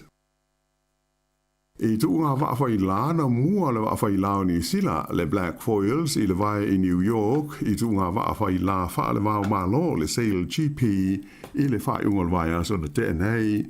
O lona 5 i leo lātou mua i le taunisanga le nei, ia mai umawai malo lātou a wanoa e tauwa ai le maasina fau i le tuunga whai o le tausanga e tolu wa awhai la sao sawa o le atawa ai i le final mo le whai longa tupe e 2 miliona tā la.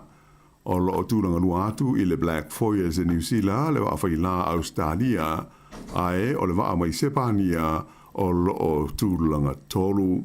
O le whaenolo tu unga o maawhai la sao nei o le Sail GP, o le awhai lea i le taulanga i San Francisco, i le aso se fultolu, ma le se ful ma le wha o Iulai. E o le whai unga le nā o telefau.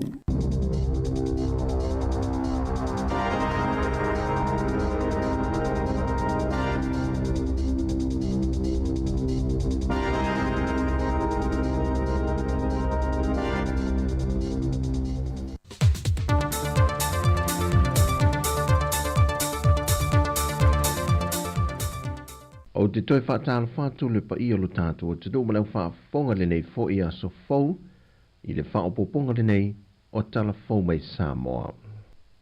I le whaatau ina tele Samoa o le whaiti tia le wa fianga o ngaonga o le tau o lo una ina i la vele malo i a malo si anga whaafawina e whaiti tia i le whaonga ina lo tātou o te nu o swau umea te nu i whafo o na o kasa e whaatama i ai le o sone.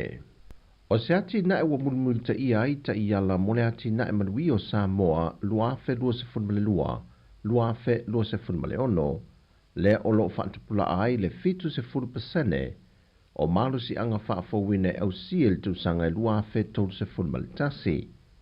Whai lon ministau puna ofa le nā tura se o manga ma ele, to e sulu Cedric po Cesar Lesa Schuster.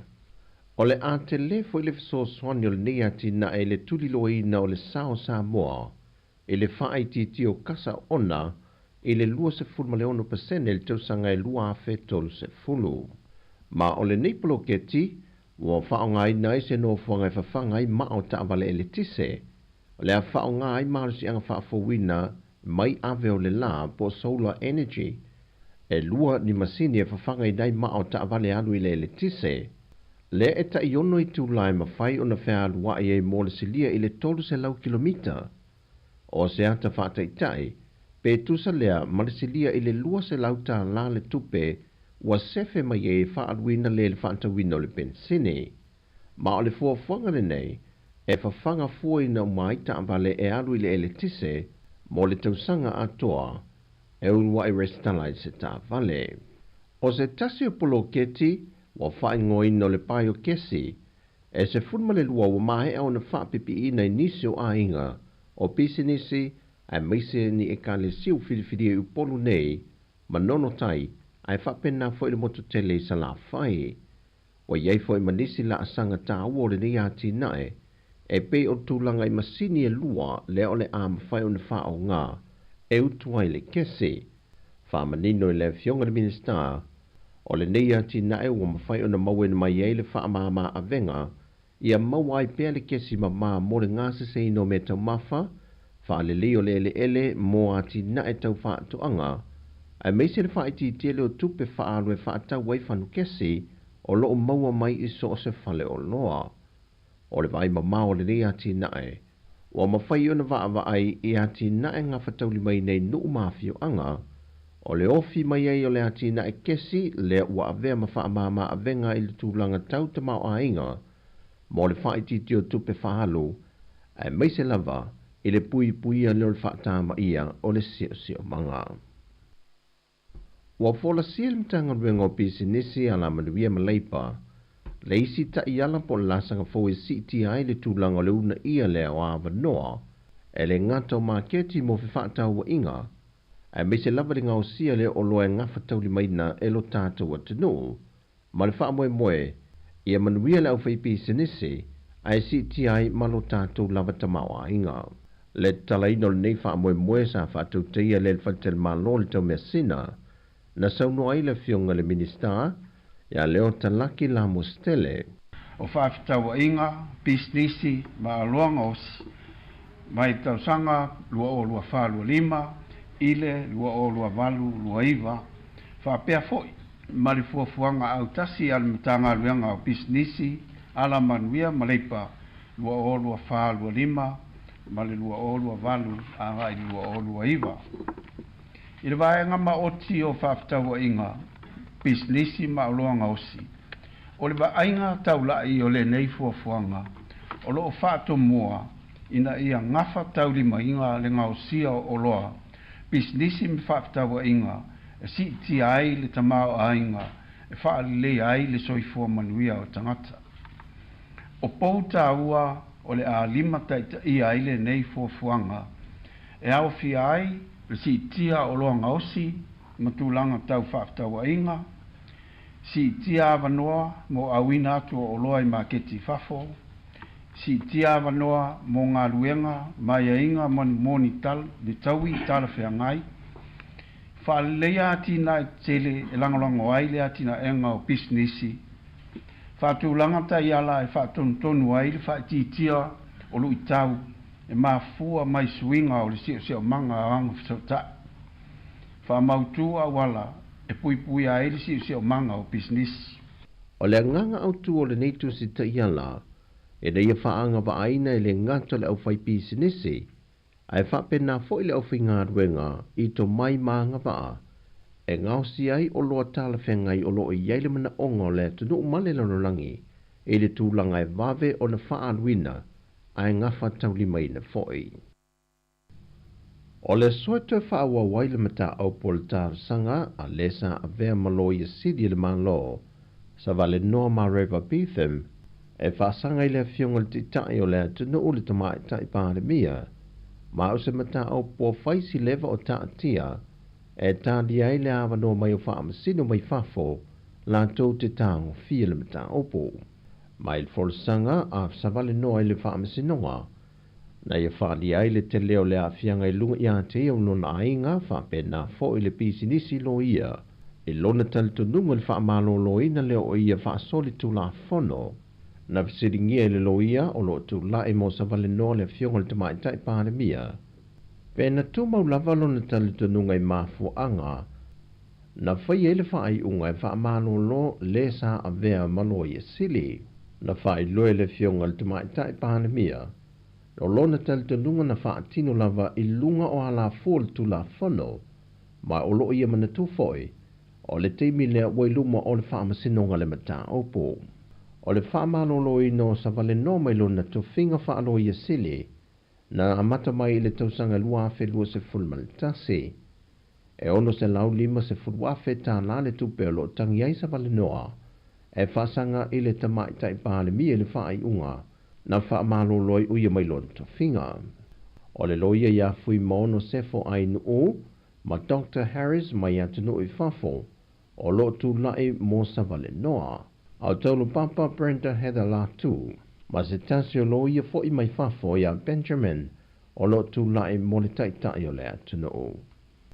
Wa talia le whaamsino le tolo atu le isi tolu vai aso le mata opo mo le tamaita ia Sia Fikau, ona o le tānsanga alana loia ia o nasa uni sa polo, o le mana o mia se reporti mai le fo mai o le mafau, e fua iei se tali te te po le I oi foi, I mōli anga iu fōlasia leo le mata opo. E le ngata ua talia le whaamsino le tānsanga, au whapena foi on talia le tānsanga e toi ave tua le pui le whasala la wina, o le swafa o le ua afia, ma ua talia foi le avea aloa ia loa o le tamaita ia o nasa uni sa polo, ma lo ia a Sia Fikau.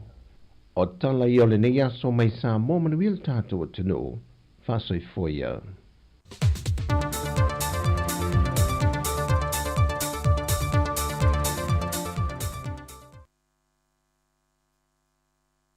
Awe lilo maya vai sauni folau. Lulu au fulu apa au mafa au lio laula au. Fa asisina sali lo maya vale vaya safalele taua. Opa laulio tama oleu amea.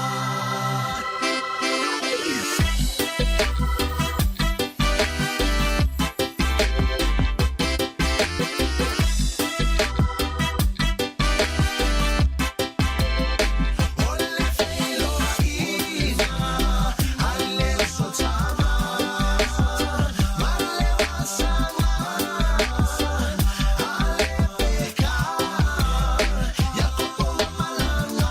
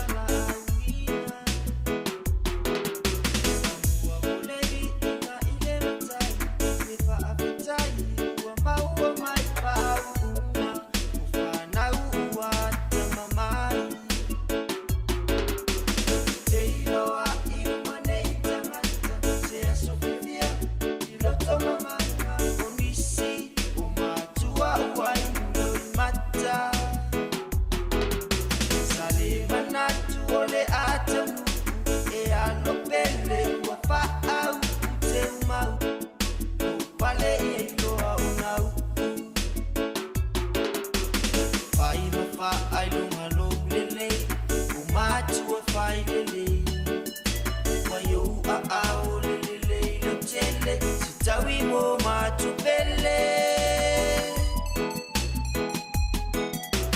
ne I fai o se suina I tupe etele te mauaina ne ingalo unai matua male aina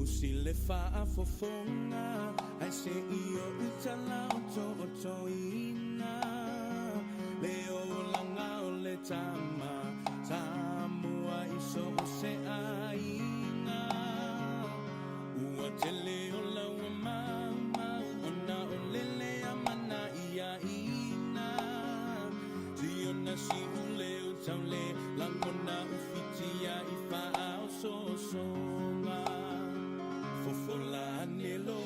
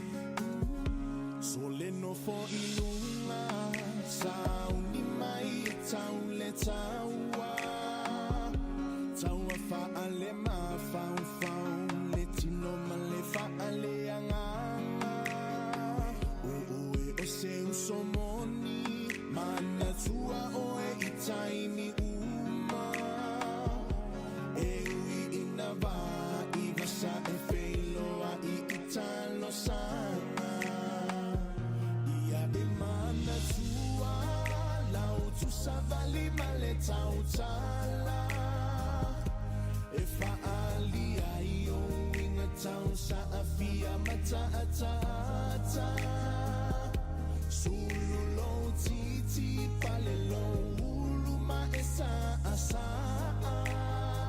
o e ole Samoa e te tiu ai le Pacifica awe tama Samoa mai e tato amo faata silota pao pao ole fola ngai le faia to atasi awa ole atua la valeta utai alola ia yo faiva to fili maleta utuaina o aina maekale sia uane ifa angalo usaya la tama Samoa o mai e tato o faata silota pao pao ole fola ole eto atasi ole atua maleta utai alola ia yo faiva to fili maleta utuaina o ainga maekale sia uane ifa angaloina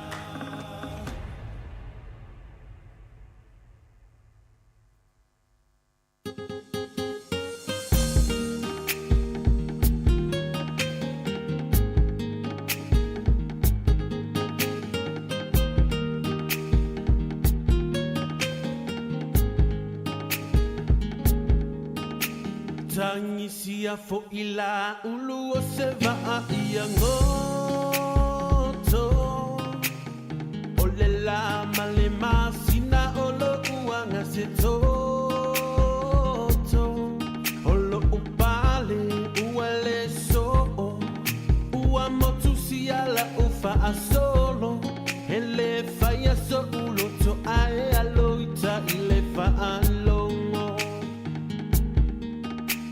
tangi sia fo ila ulu o se va ia ngoto ole la male masina olo uanga se toto olo upale uale so ua motu sia la ufa asolo ele faya so ulo to ae aloita ile fa alongo awewe tali so ia ete fa anoa noa olo ua lo fale na dia ua eiloa tasilua tolu fale alofa ai lima ila ua fionga ua lavea iyo umama ba utotonga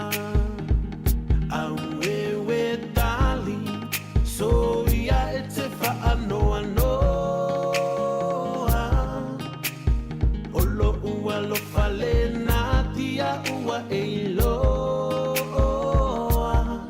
tasilua tolu fale alofa ai lima ila ua fionga ua lavea iyo umama ba utotonga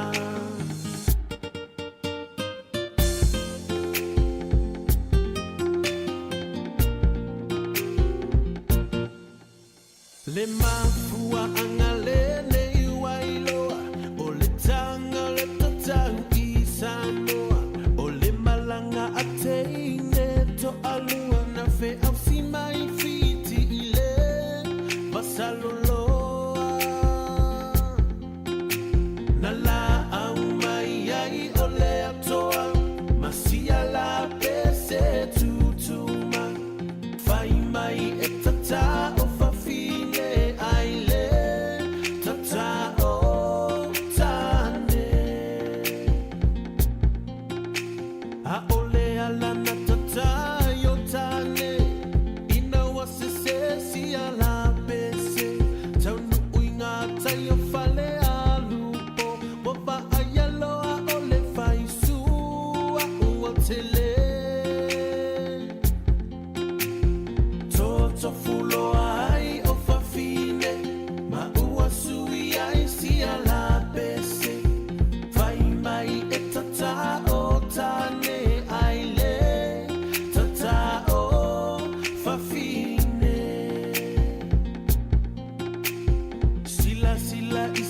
sama ua taatia, o le tufunga lea ua amatalia.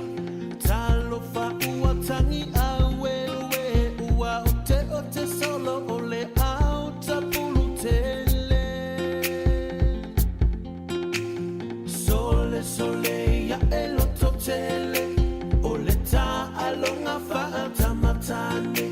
E uilava ina tinga tele, ai muli ane ua e fefete. O atunu uma le Pasifika, wasili sambo aleta uta ua. O le songa imiti wasavali vali mai, ua fe ila finai ona faila.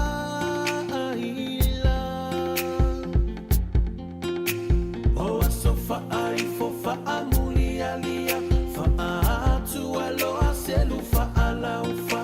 O le singa no fa apea fa auluta, ua ova ile vasa lao lao.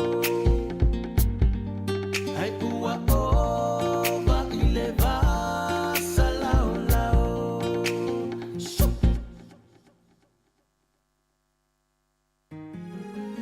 Ladies on the floor, yeah. All my ladies on the floor, yeah. Damas on the floor, all my damas on the floor. Come on.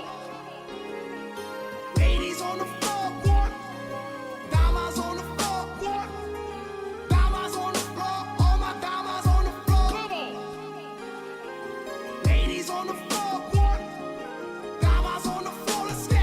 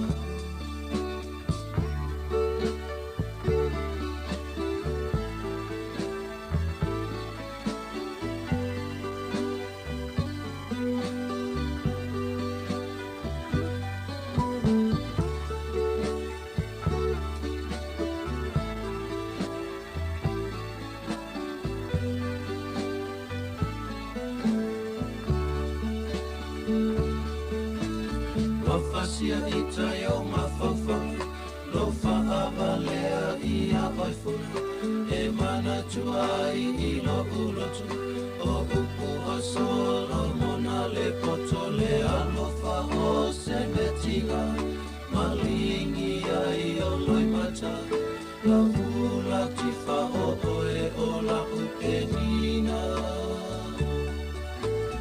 Mau e tangi e lo mawhawhanga Ua ta e lau I pule tuinana Io e whawhiwhianga ia whaasolo nei o mawhauwhaunga nei a wauli whaamaloa atu nei tato wompa anga ia le whapito ele tato tautua ia I tula munmuli na I tula munmuli ia whaamaloa atu le sunga ia mo lesi sanga polu tele whaftaile mafuta mai io e musika sui whewhilo iolo mafuta mai Hawaii ia mahalo lava le mafuta mai mo lesi alo whaatalo whaatia ma live written ia mafuta mai nunga le YouTube ia le wato e 5 minute wha mai a tato tautua ia mole toi fo ile nganga whaftai ia o ata ia to te sila mai ai ia peona sila mai toi nungo penga te whailangi ia o ata ia lena pue mai Samoa whainga malanga fulsunga ia tu fuel amatanga o tausanga ina ia tana wesi ia o ulu o talo whainga o sua vai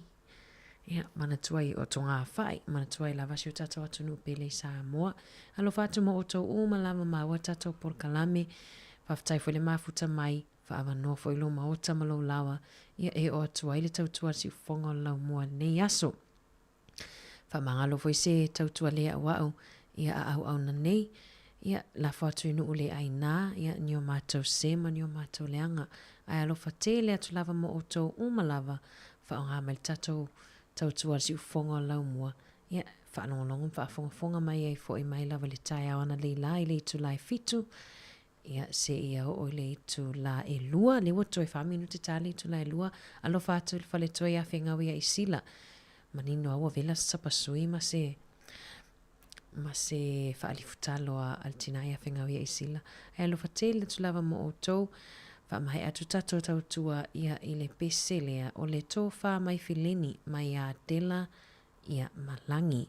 Lo whatu mo tō whelo ai le tu lai fitu tai au o le matautua ma le tuangane a Mari I le tai au lo whatu po kalame me la whionga le lipule ma lau whenga nuenga matau te whatu wha soifu atu mo le nei taimi.